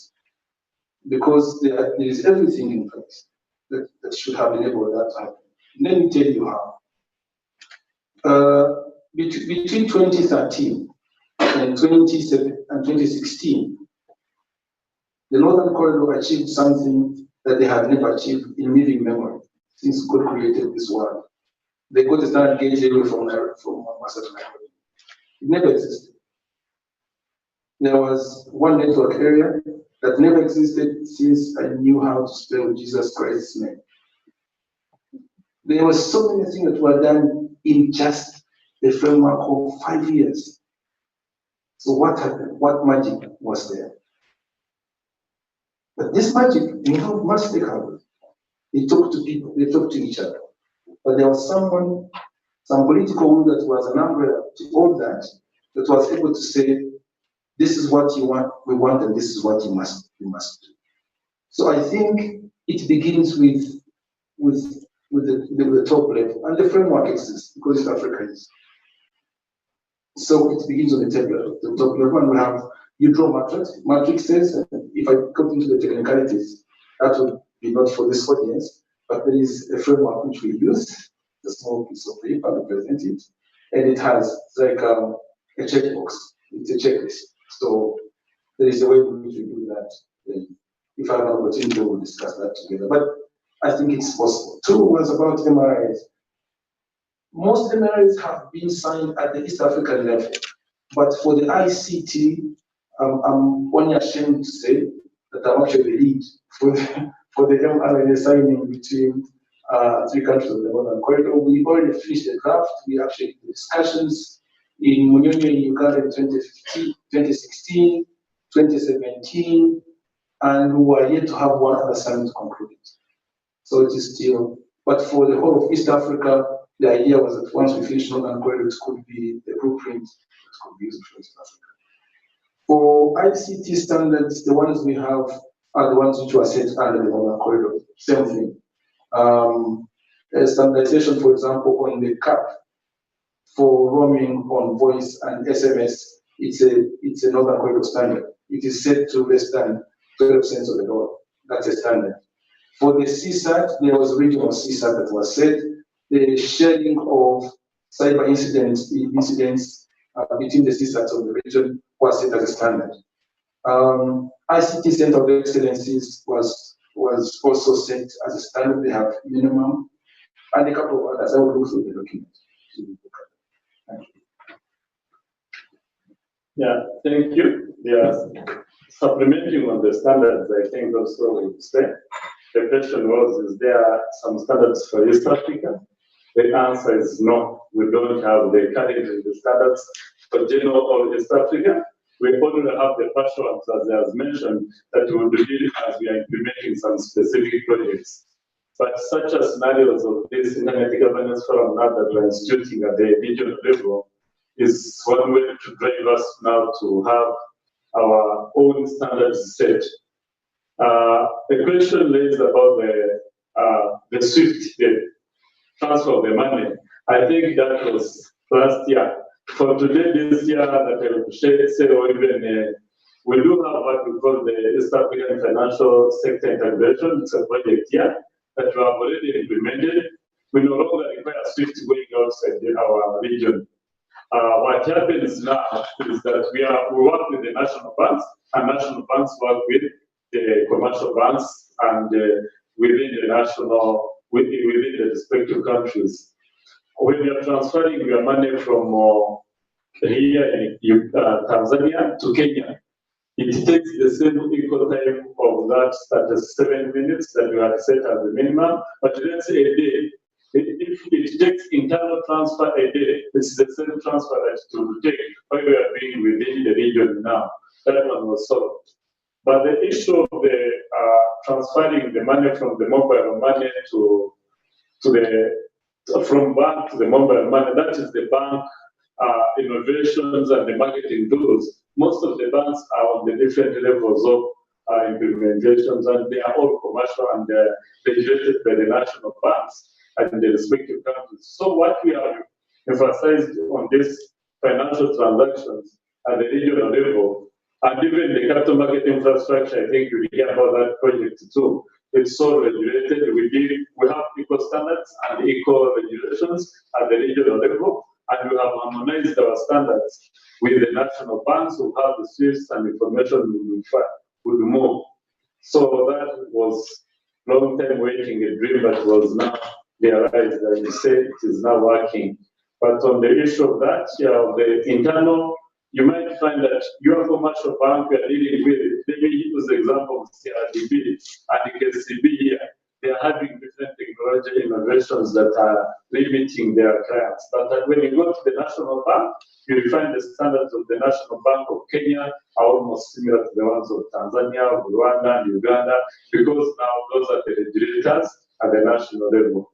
I think that's. Thank you. I think I wanted to respond to Arnold on the issue of digital currency. I think it's still a challenge, and I know personally in Uganda, the Bank of Uganda has made it clear to say that the current regulatory framework doesn't favor that. Again, your question feeds into the next session. Should we be concerned about digital currency? Will it be able to ease trade within the region? What can the EAC do as a regional body? Can it issue some sort of guidelines through the different, the responsible body, I don't know which one that is, but the responsible body that can issue guidelines as some sort of framework that can be adopted at member state level.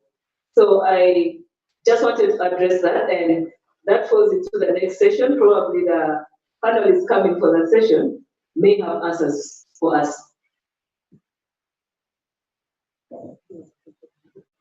Okay, let's take one last question and then I think we have to close because we're already over time.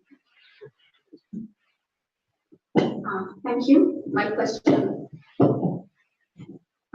goes to Robert and anyone who might be representing Communications Commission or Ministry of ICT in one of the partner states. Mine basically falls under broadcasting services. We've seen an increase in the use of internet broadcasting services over the years. And I know of a number of innovators in that area. And we find that Robert talked about the sandbox framework, where if there's no regulation covering that area, then it could be some sort of prototype, and maybe licensing fees would be waived, etc. during that period. But then we do see some regulations that are actually also defeating, because there are some providers who actually charge licensing fees in some partner states. So what is your opinion on it? What have you actually experienced in this area? Do you believe that we have a favorable market space? And would it be fair for such people to be charged? And yet we have competitors such as Netflix, etc., who are not charged in the region. They're actually operating free of charge. So I'd like your experience and advice in that area. Okay, thank you. Did you hear my example of the river? If you don't do it, technology is going to do it. But I happen to be on the sandbox committee in Rwanda at the central bank for sandboxing for fintechs. One fintech has now been granted a sandbox license. It's called RIA. But what I have seen is that a good sandbox has got to be a joint exercise. The innovator and the regulator have got to work together. Because there's no one size fits all. And you do not have a criteria as a regulator to say you can't do this. And if you say you can't do this and he doesn't do it, it's like it even enter into your market before you even know. Someone else has done it elsewhere. And it's just going to come, and before you know, the people you're trying to protect are actually using it. So a good environment through which a sandbox can exist is a cooperation, is a multi-stakeholder engagement between the innovator and the regulator. Because together, the infusion of your thinking can give birth to a good regulation that is actually helping society. So for broadcasting services, I do not know the kind of sandbox that would exist. I would have lied if I said I know anything about it. But Anu had talked about digital currency. He talked about digital currency. In Rwanda, yes, the central bank hasn't opened up the digital thing. But interestingly, for the past 1 year and a half, I was running a consultancy in Japan with JETRO, Japanese Hotel Organization. And my responsibility was to set up a platform that sits on blockchain through which venture capitalists, private equity can be able to make investments into good technical tech businesses and energy businesses for Africa. And one of the models through which the investors will be able to pay is through cryptocurrency. And that's what that platform had to sit on blockchain. My contract ended in August, but it ended when Ghana had opened up. So most countries are going to have to get the Ghana regulatory framework for their central bank regulatory framework on cryptocurrency to be able to open up. But just like I said, if you don't do it, technology is going to do it, and you won't do anything about it. That's the beauty of technology. You need to think digital. If you don't, it's just going to surpass. It's just going to take your knowledge. Thank you. Thank you for these nice final words. I think it's a good note to end on. Let's thank the panelists by giving them a big clap.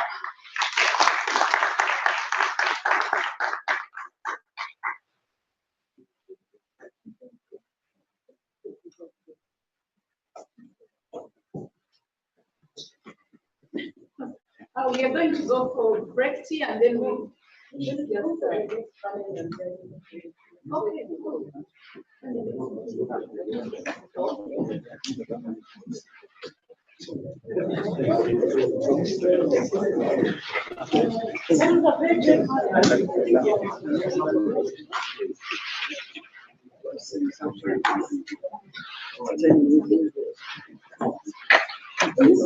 Okay, like we've agreed, let's go on to the next.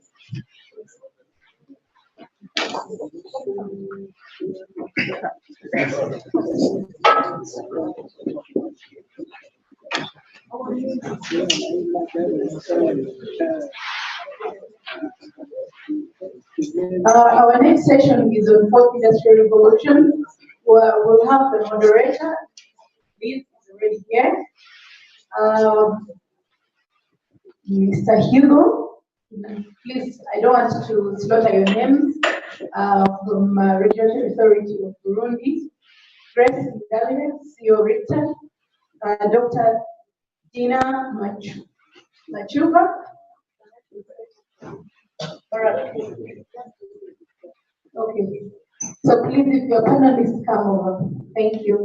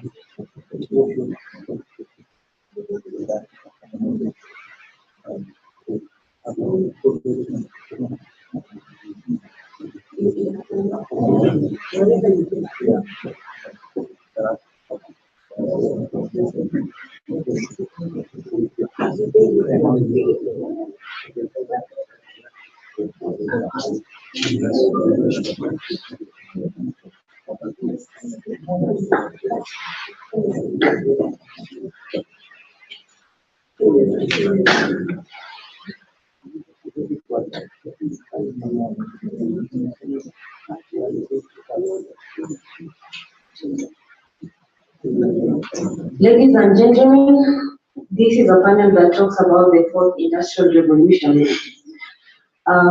Perhaps we should define what the fourth industrial revolution is. The fourth industrial revolution is about the developing environment in which disruptive technologies and trends such as Internet of Things, robotics, VR, and artificial intelligence, AI, are changing the way we live and work. Let's appreciate the various stages of industrial revolution and how they followed up in the history of mankind. So the first industrial revolution was the transition of new manufacturing process in Europe and the United States. This was a period about 1760s to sometimes between 1820s and 1840s. So in this period, the transition included going from hand production, because people were using manual or their hands in production and the income generation. So from there we transitioned to the use of machines, chemical manufacturing, iron production processes, increasing the use of steam power and water power. The second industrial revolution was also known as technological revolution. That was a phase of rapid industrialization from the late 19th century to 20th century.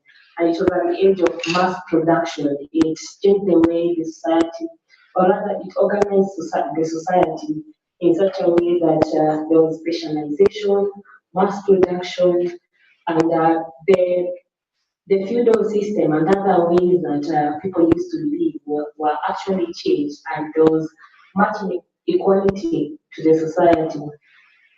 So the third industrial revolution was also a technological one, and it dealt with information technology. That was the age of computing. The fourth industrial revolution, which you're talking about now, it emanated from the third industrial revolution. That now comes to bring in these new technological changes and the way we do things, such as technologies such as blockchain, artificial intelligence, robotics, and virtual reality. Without much further ado, I'd like to introduce you to my panelists, and I'd like them to say a word or two about what opportunities this technologies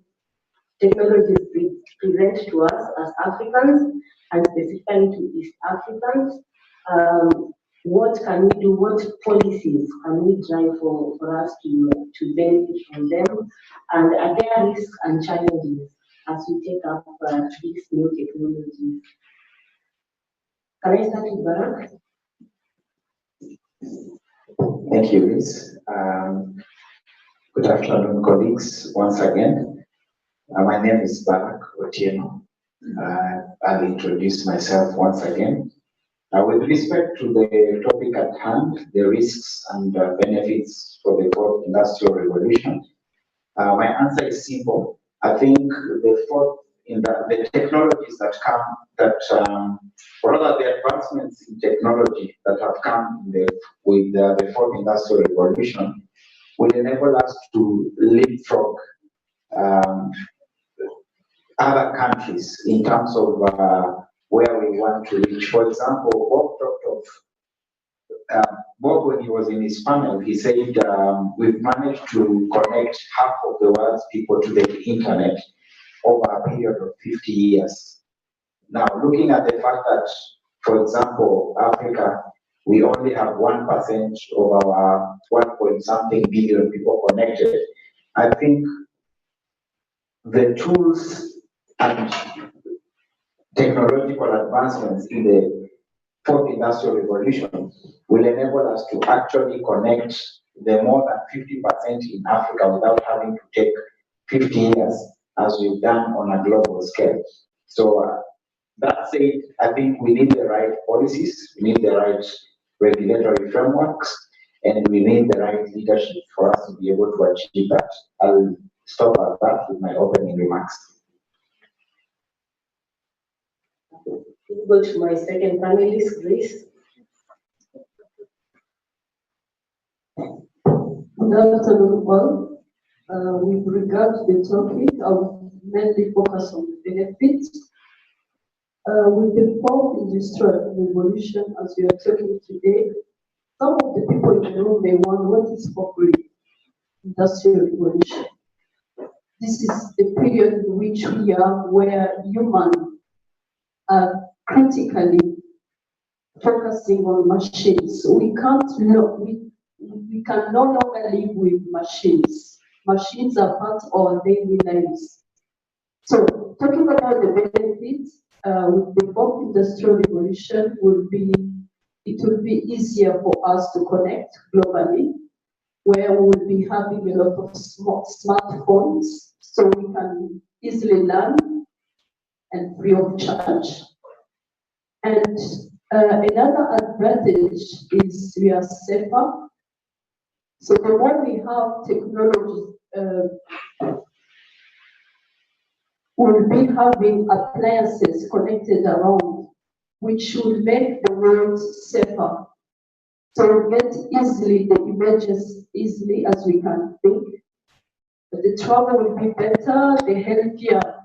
If we talk about the health sector, we will get for example, if I can say about the X-ray, they will be faster than radiologists of today. So on the side of the risk, I believe there's no revolution that comes with no risk. One case is joblessness. Today, the population of Africa is growing rapidly, and some of the optimistic people think that it's a bonus, but some of the pessimists think that it's a growing problem of youth. So, just to conclude, I believe that we need to adopt with new technologies that are coming. Thank you.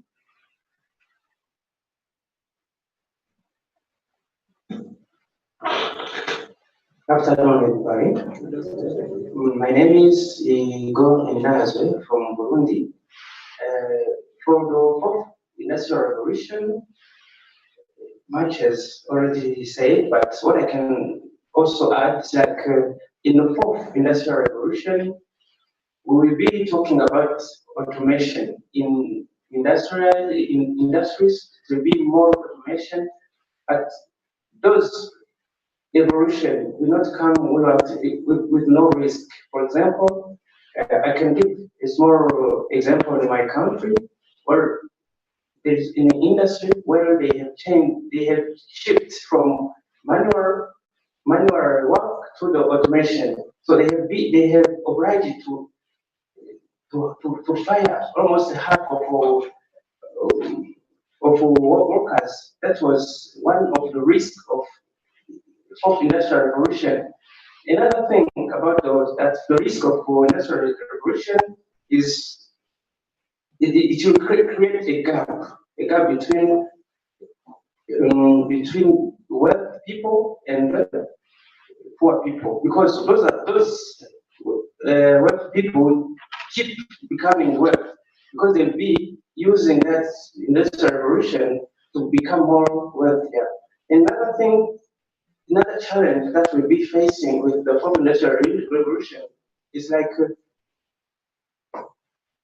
we will need more to educate people, because what we'll be needing is educating people so that they can face that emerging new technologies. That's what I can say for now. Thank you very much. Thank you so much, Fanny. This, just to escalate this discussion further to the governance patterns or issues that are concerned with the uptake of new technologies. There's this theory that says that poor governance structures, or rather political and economic institutions that are extractive in the society affect how we take advantage of the emerging technologies and whichever opportunities that come our way. Such structures will be opportunities for people to innovate, know that they're developing an idea, putting that idea into practice so that they don't have barriers on copyright, registration of companies, and just entering into the market in the face of other big companies. So what opportunities do we have for the youth and other people? Now, I'm not just saying in the context of our towns. What opportunities are we giving the people in the rural areas to be able to develop ideas and actually run with them? I can start with you, Barak, and then I come to Igor. Thank you, Liz. You raise an important issue. First of all, let me just give a personal example which most of us may relate with. I happen to be a small-scale farmer in addition to what I do in ICT. Yes, I see Robert laughing. I keep chicken for meat, and I grow beans, maize, and vegetables.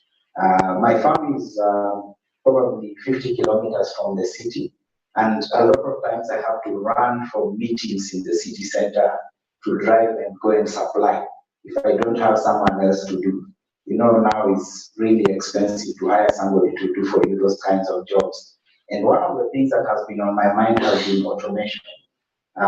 What am I saying automation? The first thing is, I'm in a semi-arid area. I have to bring water using trucks because there's no water supply. So I've implemented an irrigation system, but when you hire somebody to operate the irrigation thing, he calls you after 2 days that water is gone. And what has been in my head is how do I automate this using IoT so that the drip system, because it's being done, the drip system can utilize the same amount of water, say for a period of 1 week. So, but getting this technology at an affordable cost is a real challenge. And the other challenge is digital literacy, because now again I have to invest in training the worker who, after you train him, moves on to greener pastures very swiftly. The other issue is drones. Yeah, because sometimes if somebody is asking me for one piece of chicken, sure, that is, a drone can be able to carry that. But right now we have a challenge in that we don't have a regulation that can permit us to use drones. The Civil Aviation Authority is still talking about that. I've heard that in Rwanda, drones are being used to supply medicine, but I believe that if I had a drone, it would carry one piece of chicken and deliver it, because people are using Google Maps. So I can just use Google Maps to send it to whichever direction it's going, and then I get it back home at a reasonable cost. So this is a direct way in which governance frameworks are impacting our ability to take advantage of the benefits of the fourth industrial revolution. Okay, and just before you finish, Barak, I'd like to pose another question to you. You talked about capacity development, and we see very many online courses, MOOCs. People are diversifying their skills. They don't even have to go to school to upgrade their skills. But again, we still face huge rates of unemployment within East Africa. So where is the mismatch? Because we expect that all this information and internet access in some parts of our country would actually spur the population to actually drive ideas, start their own forms of businesses. Even in the gig economy, they would actually be skilled to actually take up these jobs that are coming from various parts of the world, and they don't have to be employed. Thank you, Liz. I think, in a way, I refer back to the issue of the role of our universities and tertiary institutions. And I think the challenge is we seem to be vendor-driven as opposed to being solutions-oriented. Most of the courses we do is because maybe there's a company driving a particular course or a stakeholder driving a particular course, as opposed to really a course that is helping to provide tangible solutions in the rural areas. And I say that because we are seeing a case of tertiary level courses. We call them TVET in Kenya, tertiary and vocational institutions, where people are taught how to do plumbing, how to use saws. Now everybody wants to do a degree, and if you go to the village, you can't find a plumber, which is a real problem. So how do we develop when we don't have people that can do basic tasks like plumbing and the likes? So maybe it's a conversation we need to have, especially as we talk about even digital literacy, because we've made technology to be so sophisticated, yet at the end of the day, it's like driving. You don't really need a degree to be able to drive a car. There are just basic forms of knowledge you need to understand to be able to drive a car. And by extension, that's even why we are not able to add other stakeholders, like people who are living with disabilities on board, because we've made technology so sophisticated instead of making it user-centric or user-oriented. Okay, I'll give this chance to Grace. Just to Just to add on what Baraka mentioned, in the room we have the university sector.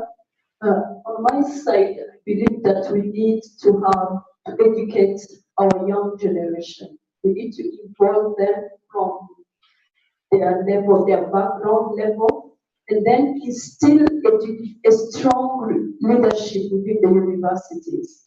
As today, even if we see the big companies like in US, they can't just come invest in Africa because of what? Because of lack of skills.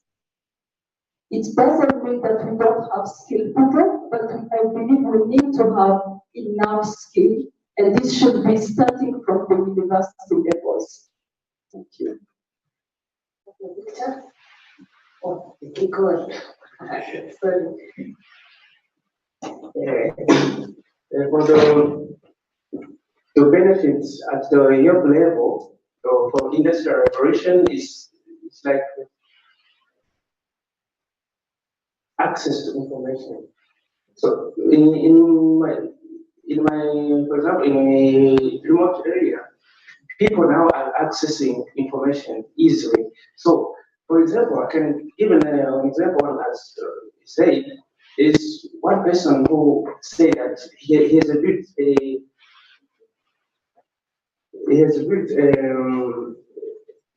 power plant using internet. He found the information on internet and built it from scratch. He made his own power plant using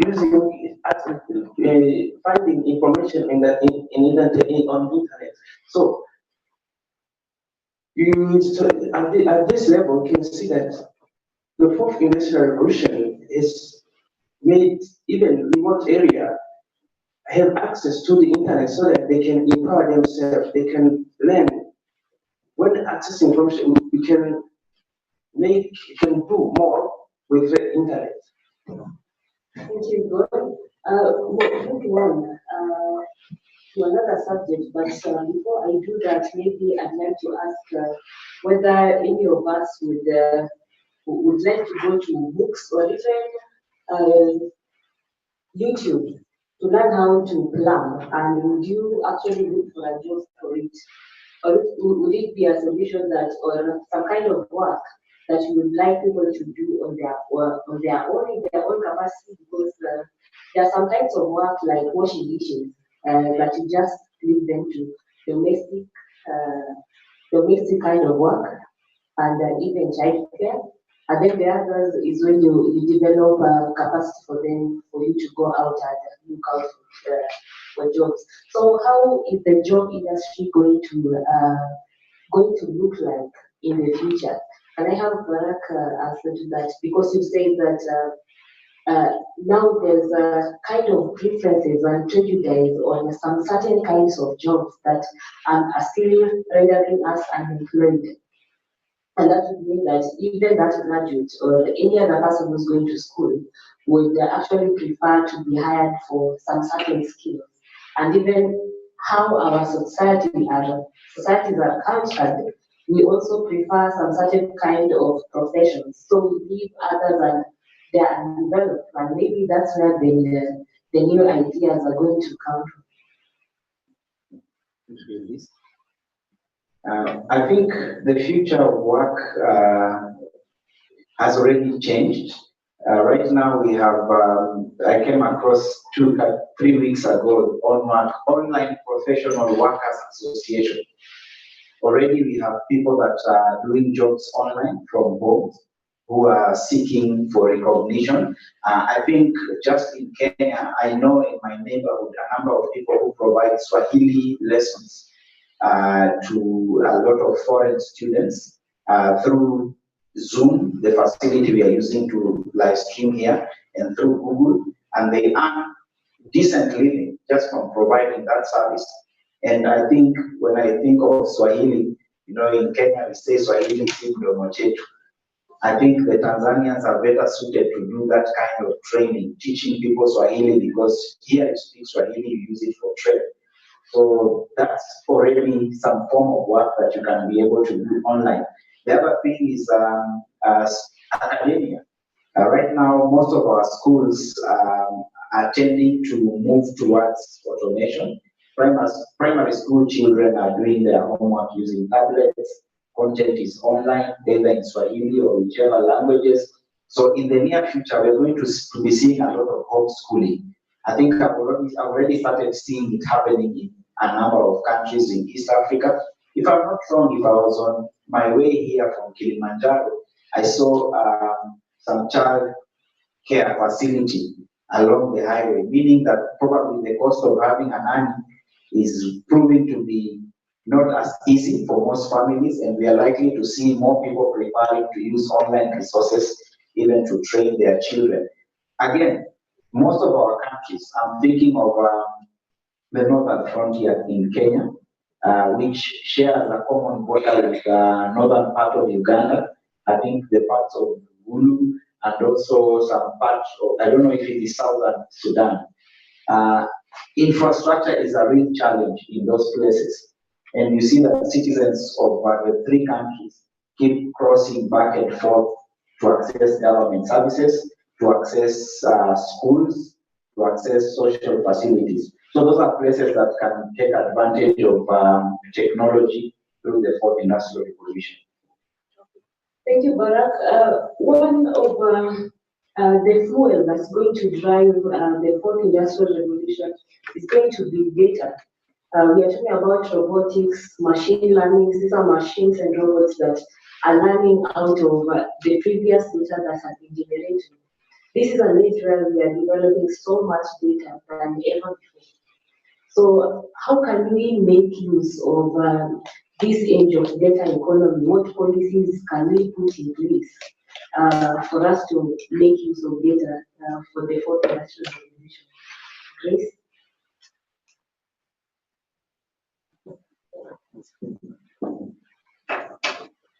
Okay, can we have someone from the floor? Someone is Gloria.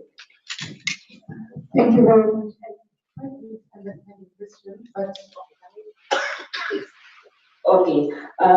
One of the things that is going to fuel the fourth industrial revolution is data.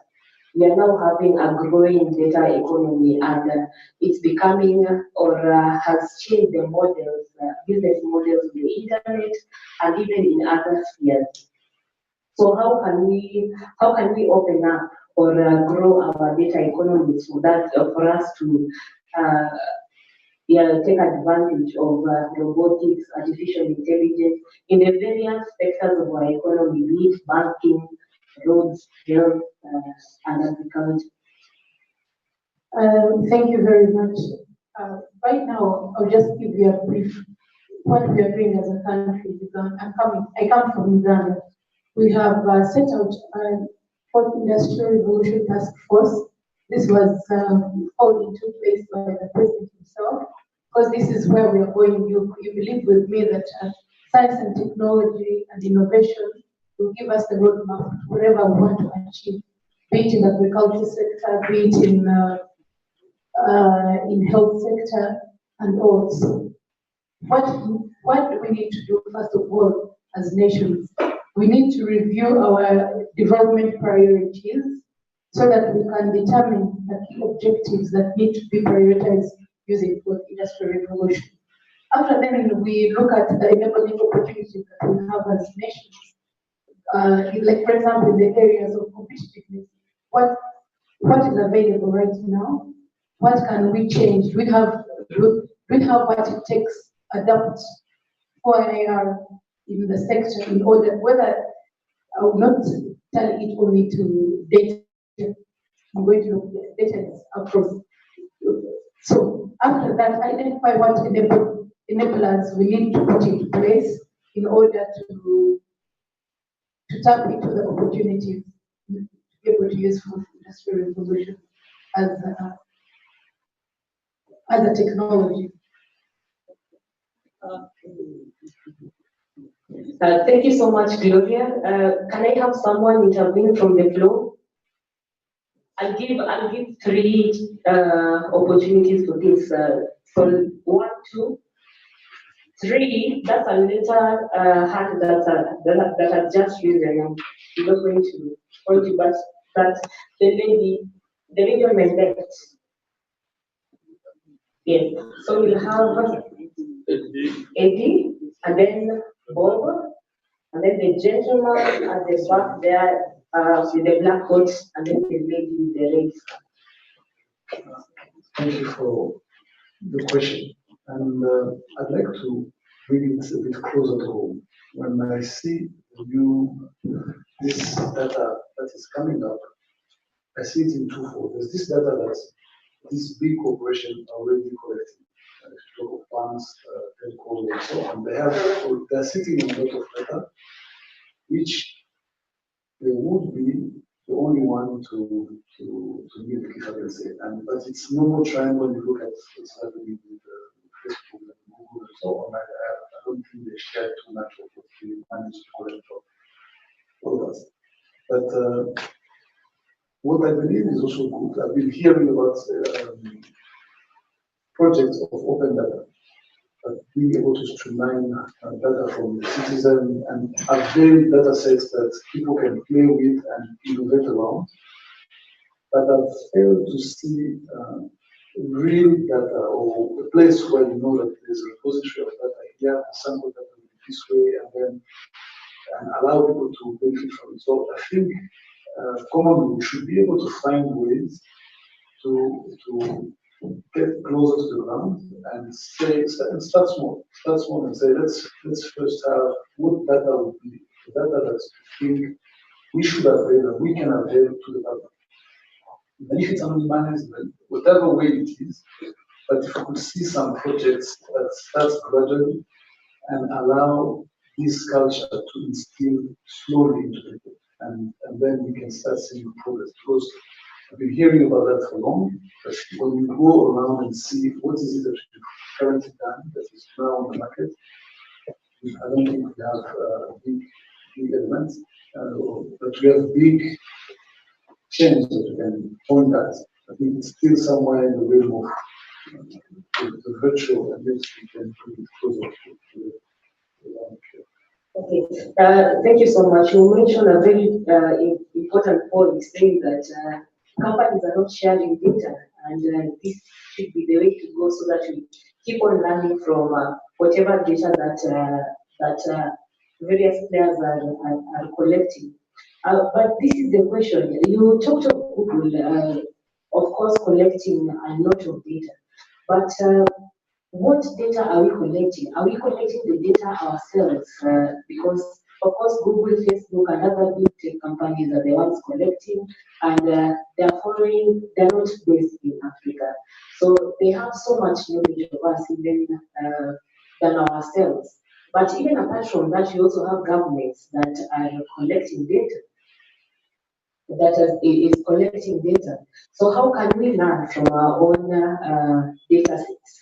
And why don't we even have automated systems and robots and AI developed just from our own data sets by our own institutions? I'm not posing it to you, but if there's someone who can answer this in the next round, please do. So Liz, your questions are 10 in one. So you are an expert in confusing us. I just want to take a few steps back and maybe hopefully I'll come to the current question. Today, if you ask us in the room what we understand by co-investor information, people will say many things, meaning that we don't have a common understanding. Some people think it is AI, some people think it is blockchain, some people think it is big data.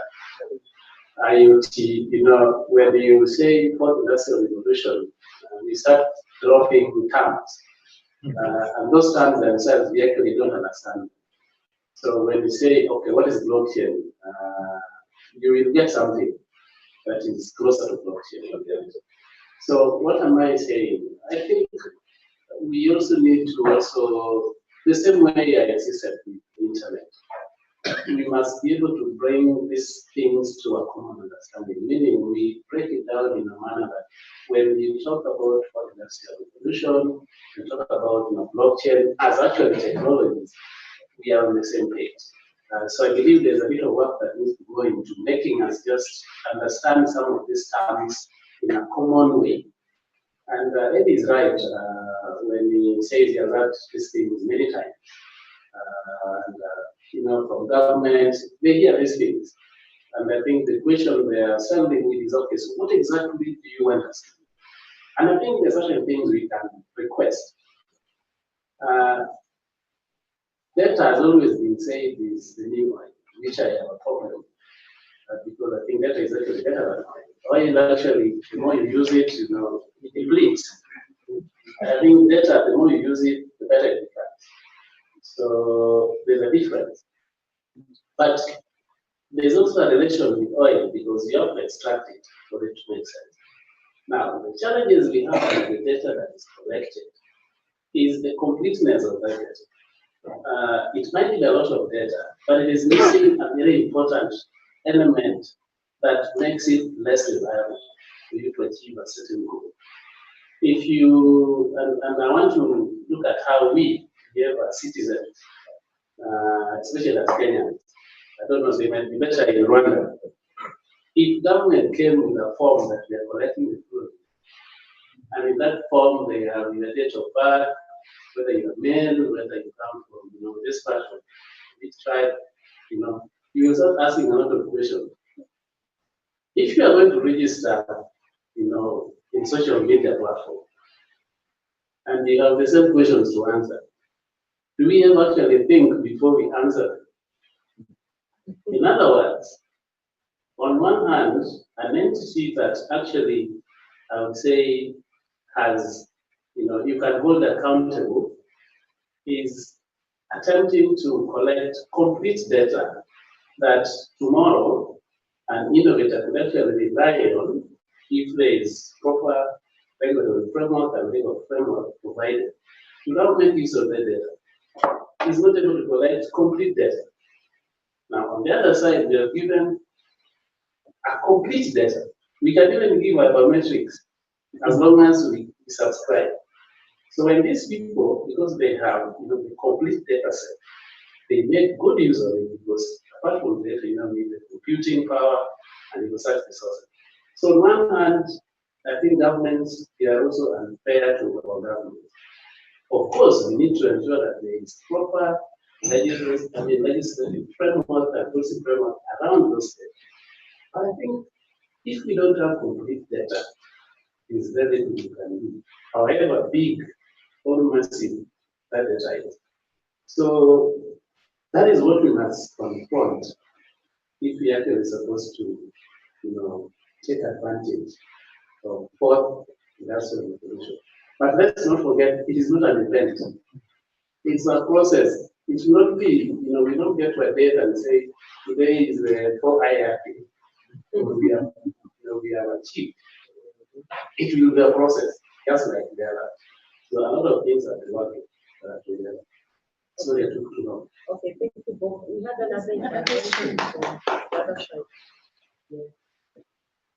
Once again, my name is Abdul. Do you have a mic? Yes. Just switch it on, please.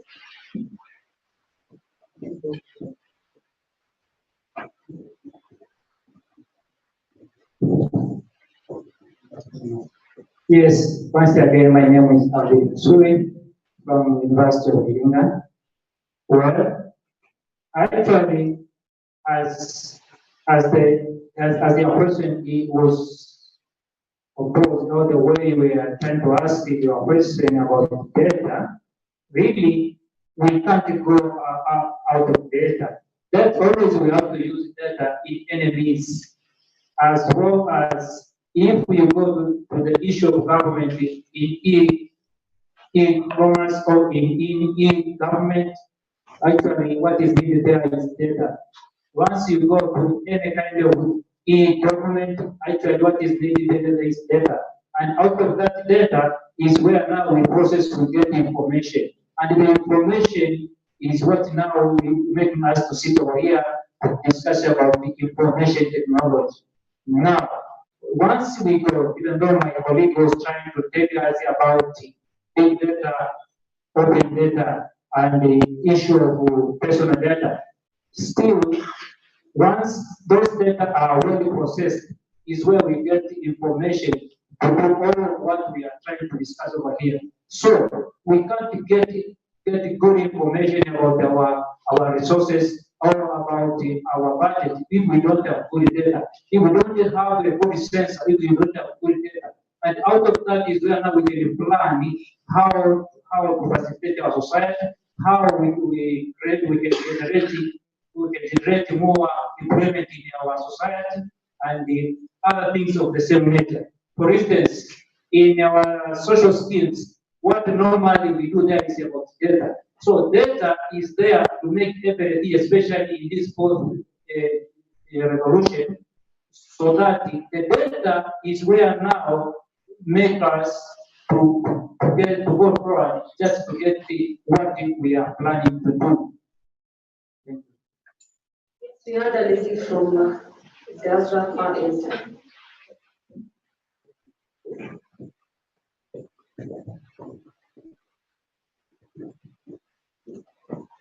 Thank you very much. Once again, my name is Tupokiwe Zaga. I am from Nzobe University and ICT lecturer. I totally agree with what colleagues have said here about this issue of industrialization. I think we need to have a common understanding. And then apart from that, I also believe that we are thinking of very big steps. We have to think of what will work on our local context. For example, I know I have some colleagues who are using now, they have a technology of like detecting infected crops. This is something which can raise the agriculture sector, or maybe Grace also mentioned something in health. So we can look into what are our local problems and how we can deploy these disruptive technologies to help us solve our problems. And I urge almost everybody here, please, let us research on what are our local problems and how can we use this technology to solve them. And then we also have an issue of data. A colleague here mentioned that we have this issue of completeness of data. I also agree to it. And on top of that, how useful is the data that is available? Because if you just know my sex and then you also know the year that I was born, how useful it is. So maybe with this, what I believe is that we need a data strategy. And this strategy should cut across from the life cycle of data governance, like collection of data, how is it used, how is it shared, and this is the only way which can help us as like the East African community, which can help us to best use these technologies, because of course most of them they depend on that, but if they also depend on how good the data is. And one way could be maybe to do the kind of action research, like trying to implement, like one of the colleagues said there, we try to implement a small project, and then we try to see what is important, like which type of data will be useful to us, and then after that come up with a strategy. Then the rest of the people who are coming ahead of us will enjoy the strategy that has been generated from this. I also have like a kind of comment when one of the speakers mentioned about we're going to lose jobs because most of the jobs will be automated. I agree. However, I think this is like a homework to academic institutions. Like we have to think of other programs, like kind of courses which will produce new skills regarding these automated systems. So there is a very big chance to improve in so many things. Like we should not just be worried. Of course, we have to build our capacity, but then coming to the risk, I also agree because we are dealing with data, so there are some data issues, data privacy, ethical issues. Then here again, we just have to, along with the strategy, probably we could also have another strategy which is dedicated to ethical issues, maybe policies. I'm not good in policies, but I believe those who work with policies, then they know that, and they can come up with some policies which are focused on ethical issues. And this is how other countries are doing with the development. They look into their context and they are also seeing the effects or the risk of these new technologies, and they're coming up with some solutions. So I think we should also look into our context, see what are the risks and what are the benefits, and then come up with our own rather than depending on from the north. Thank you so much. Thank you so much. Now, I'd like to come back to my panel to ask one more question because of time, and then I leave it to the audience if you have any reactions or questions back to the panelists, because I realize I threw out a question to you, but you haven't gotten a chance to react to us. To anyone of my panelists here, we've mentioned here someone who deplored that companies are not sharing data amongst themselves. That could be because of competition or because of the same competition they want to be ahead of others because you don't know where your competitor will come. You might be a media company, but the next time Facebook is coming to compete with you because you don't know where your competitor is going to come. So those are the dynamics that are making companies or other institutions not to share information. But is there an opportunity where we can develop policies where we can address these competition challenges and actually encourage the players to share data? Because if you don't share data, as I say, then you're not going to make use of data and it will not be as oil.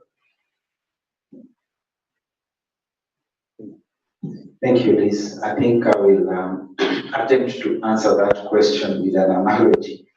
There are people who can talk about how they can beat you, but then when they go to the battlefield, they run away. I think some of those guys in our community, they make noise but it's like, oh, that bull in the village, which causes commotion, but when it faces another bull, it takes off. I think in Africa, unfortunately, and in this part of the world, we are good with making strategies. And I'm reminded of something Peter Drucker, or rather a comment associated with Peter Drucker, that culture always eats strategy for breakfast. I think for as long as we don't have a data culture, which we have to build, that's what we are saying in many words, then the fourth industrial revolution remains a pipe dream. Because the reason why we give data to external organizations is because of perceived benefits. But we don't think that our governments or our research institutions can actually give us any benefit. That's why when a local researcher comes to you asking for data or information, the first question you ask yourself, hey, but this is so and so son. I just saw him grow up the other day. So why is he asking all this information about me? So we've not really appreciated the culture of collecting data for public good. And I think maybe that's where we need to start. It may be that we may need to do a lot of capacity building or a lot of education, and we may need to unlearn some of the wrong cultures that maybe we have adopted in the past. In fact, many people say that if you want to hide something from an African, keep it in a book. So that really tells you where we put data. Let's talk about what our governments are doing. Thank you so much for that. Yesterday, I saw some news that the South African government has actually developed a task force to look into the opportunities that might be there in the fourth industrial revolution, actually as a subject itself. I know Kenyan government, for example, has also set up a task force to look into blockchains and whatever opportunities that it might have. And what they've done, they produced a report that actually talks about how the president's four big agenda or big four agenda can be accelerated or can actually be implemented using blockchain technology.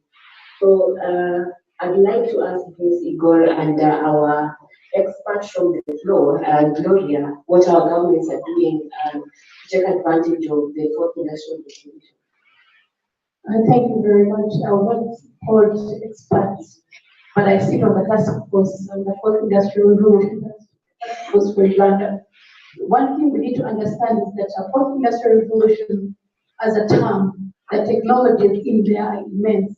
But as a country, you have to, like one of the participants said, you have to look at it and see in the context of your country what do you want to prioritize, because you cannot be an expert in everything.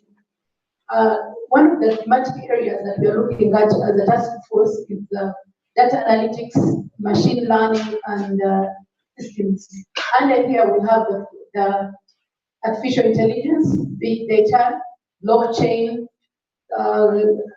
among others. And then we have categorized in different, so because post-industrial revolution is many, it's like a lot, it involves a number of technologies within. So blockchain is not all about post-industrial revolution alone. We have looked at also infrastructure. Under infrastructure, we have 5G. How many of us have heard about the 5G struggle in US and China?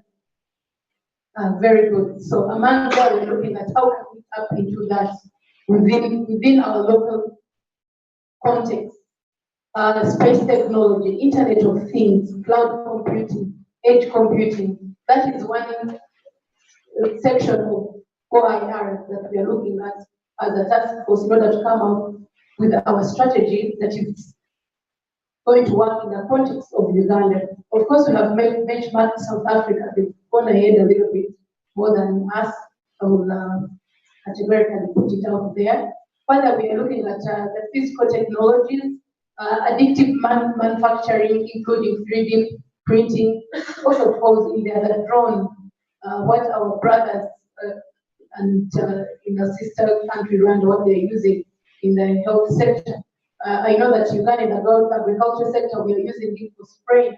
We have model farms that are using drone technology to spray and monitor their farms. We are under there. We also have robotics. What are we doing? What are we doing internally as a country to tap into OIR in there? Then nanotechnology.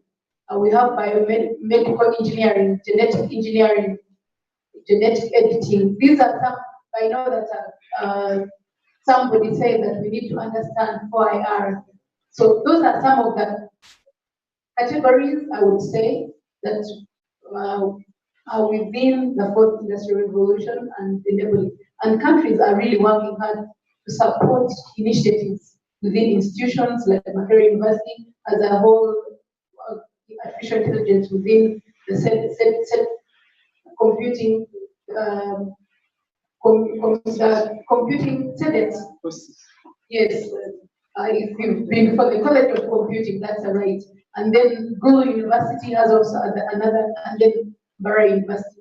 So, and government is enabling these initiatives at universities in order to grow the industry. Thank you. Thank you. As they have said, some of our participants, we have to see locally what we really need in our country.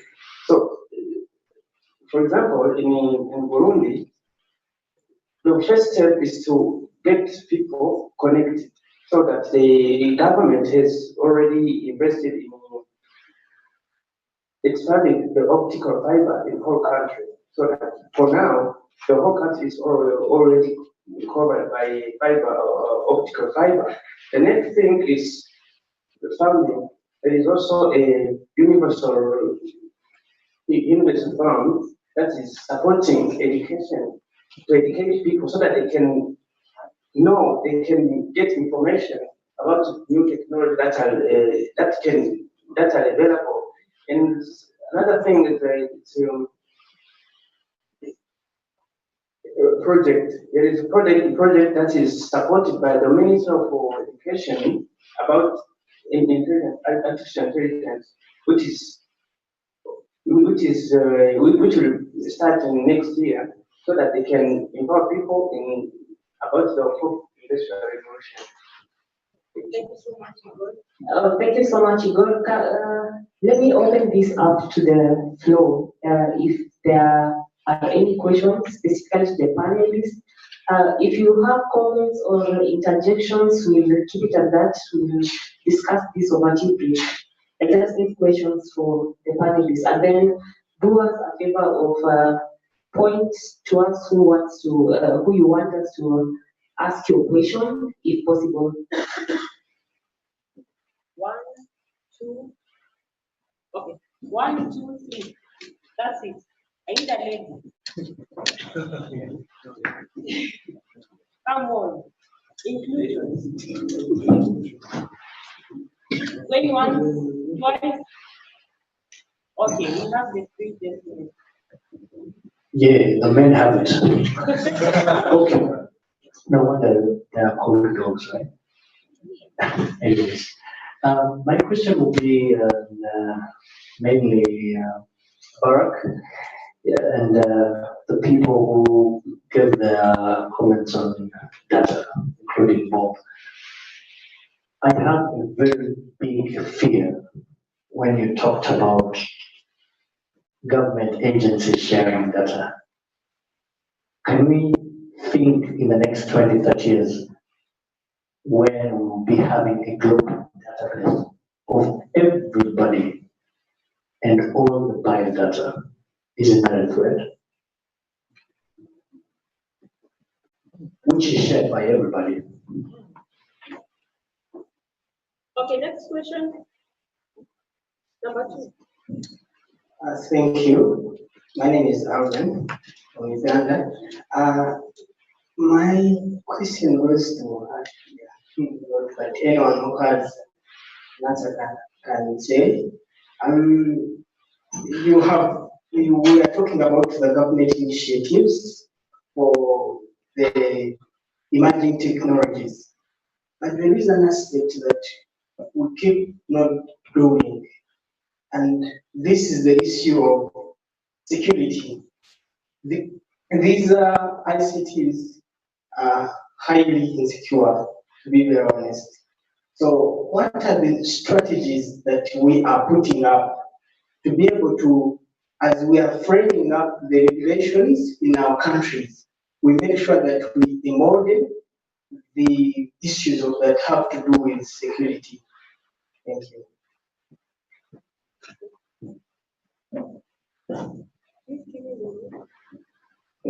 Thank you. My questions can be answered by anyone, but mostly Barack.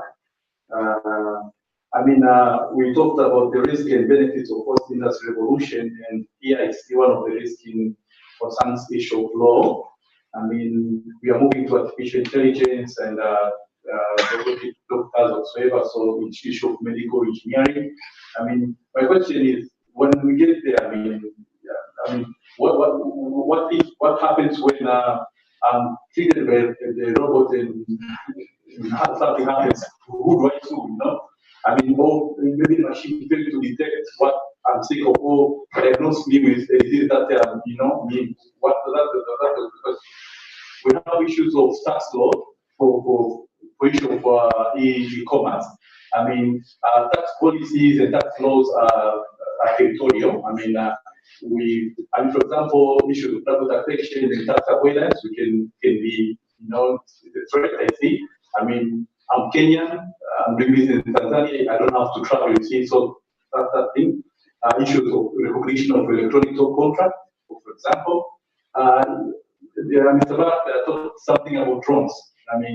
He's a small farm of agriculture, so he can even write an social liability using a drone passing through my land. It's a trespass to land, so those questions of law, I'm curious about that. Thank you. Thank you so much. We're going to have a round of our panelists asking, answering those questions and also giving parting shots so that we close this session. Thank you. Thank you very much, Liz. Thank you very much, Liz. I think those are very interesting questions. I will attempt to answer. Maybe first of all, clarify that I'm not an expert, as you are. We are just exchanging knowledge. But first of all, I would like to, when we talk about robotics in the medical field, we are already doing surgeries. There's a word I've been trying to look for nowadays. If you want to do surgery, the minimalist surgery, there's this surgery where they use simple surgeries where they are using robots to do the one you can wake up and go home at the end of the day. I'll get the term, but you can see that now you can go in for surgery in the morning and you drive yourself home. But still, when you walk into that theater, you have to sign somewhere. There's that indemnity form that in the case anything goes wrong, the doctor is not liable. So really, you don't transfer the liability of the doctor to yourself. Just like even when you board a plane and you lose your luggage with all the automation, there are certain laws and regulations that govern how much you can be compensated for and the likes. So I would like to say that yes, the legal and regulatory frameworks are going to be and will remain critical in the fourth industrial revolution. I think emerging issues that you are bringing up, for example, like if my drone flies over your farm, probably I would need to consider flying at 28,000 feet. But then the question is, I'm going on a collision path with Precision Air or Kenya Airways. So again, there's room for multi-stakeholder dialogue in respect to that. But this is something that can be done. So we either agree with you that for the sake of the passengers up there, you allow me to pass in your airspace, but in any case, airspace belongs to the government, isn't it? So I think I'll leave it at that. The issue of security, which my brother has raised here, I think again, I would posit that security is a cultural issue. It's a socio-cultural issue. Where I come from, in Kenya, there are communities that put very high walls, as high as these walls here. People protect their compounds. Other communities, there is no fence. But there is common knowledge that you cannot even pick a mango from that compound. The tree will talk to you. So there is self-regulation in some aspect. So I want to say in the same way when we are using computers and gadgets, if you walk out of the room without signing out of your computer, and as somebody said in the school, people invite themselves to your home for lunch or for a party in your name by using your email address. I mean, you cannot blame the society. It's the way most of us walk into cyber cafes and then we leave our Gmail unattended. Then the next thing is somebody is writing to all your relatives that you are stuck in Cartagena, Spain, and they want you to send money to save them. And that's how people lose money. In fact, a lot of security challenges online are through social engineering. It's not really because of weaknesses in the hardware. So again, these are cultural issues. We are using technology that we have not really taken time to understand, as Bob said. As I summarize, I think a question was asked on whether sharing data is a threat. I don't think sharing data is a threat. I mean, as human beings, we've always lived under threats. There used to be a time when wild animals were threats, then flooding became a threat, then disease. So every time as human beings develop, new challenges come. There are opportunities and there are threats at the same time. So as I conclude, I would just like to summarize the following. The fourth industrial revolution is here. Of course, most of us in one way or the other, if you want to drive from here to Dar es Salaam, you can use Google Maps, meaning that already there is infrastructure that can enable you to use a satellite to reach to Dar es Salaam, even if you've never been to Dar es Salaam. So in a way, we have smart roads, but they are not really smart because there are pockets. The infrastructure is incomplete in some aspects. As we discuss fourth industrial revolution, power is still a challenge. I think we've experienced a bit of infrastructural challenges during the day. Power went out, the generator failed to kick on automatically the way it's supposed to do. Those are the real issues that we need to deal with, because when power goes off, you can't access the internet and things like that. So we cannot talk of smart cities, smart roads, when we don't have smart power grids. Issues like when power goes off, I don't know whether it has happened in other countries, but sometimes it takes 8 hours to figure out where a fault has occurred on a power line. Yet we have technologies that can simply tell you. In fact, for network engineers that are here, when there's a breakage in a network cable somewhere, the equipment will immediately tell you the sector where the breakage has occurred. So why can't we have the same on our power grids and the likes? So when it comes to smart health, as I've said, we need requisite legal and regulatory frameworks. At the end of the day, and I will challenge you, go and watch companies that are using robots to manufacture cars. Quality control is done by human beings.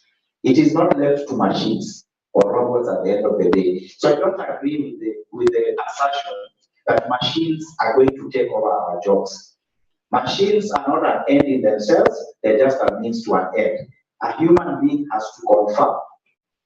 Look, we have autopilots on planes, but still we need pilots at the end of the day because we have no guarantee. The plane can decide to land on top of a roof. Yeah, it can reach a place that is not properly mapped and get confused.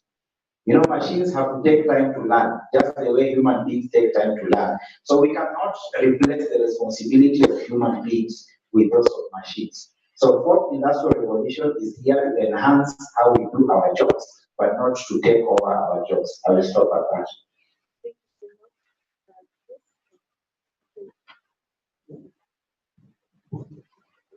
Just to complement on what my colleague was saying, artificial intelligence are there.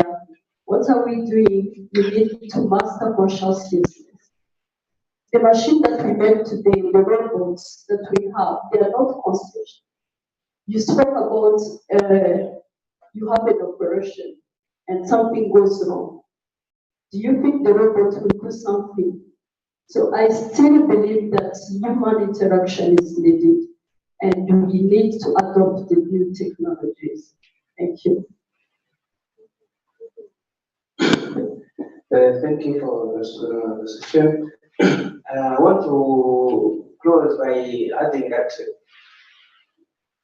the fourth revolution is here, but we're still experiencing much thing. We still need to master many things so that we can cope with the coming fourth revolution.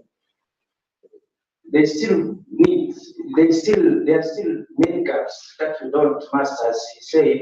We still need to be educated, to master many things so that we can, in the future, we can experience, we can cope with the fourth revolution. Thank you very much. Thank you so much, panelists. I know by now we've become such professional clappers. I'd like to invite our rainmaker to lead us in clapping for our panelists. Thank you so much, panelists, and thank you so much for being with us to discuss this issue. Amanda. Is it the new session? Okay, anyone Tanzanian? Please, Basha for us. Okay, we are supposed to start? Yes. Yes, Basha. Everyone start?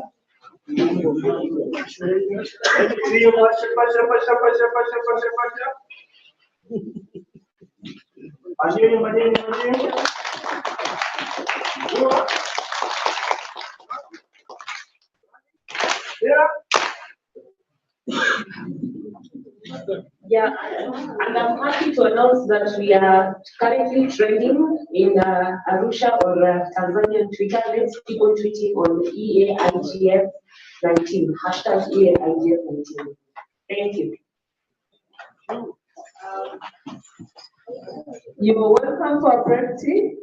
We shall come back tomorrow, starting at 9 on the dot. Come rain or sun, we should be here. We should start at 9. And enjoy your evening. Thank you. Thank you.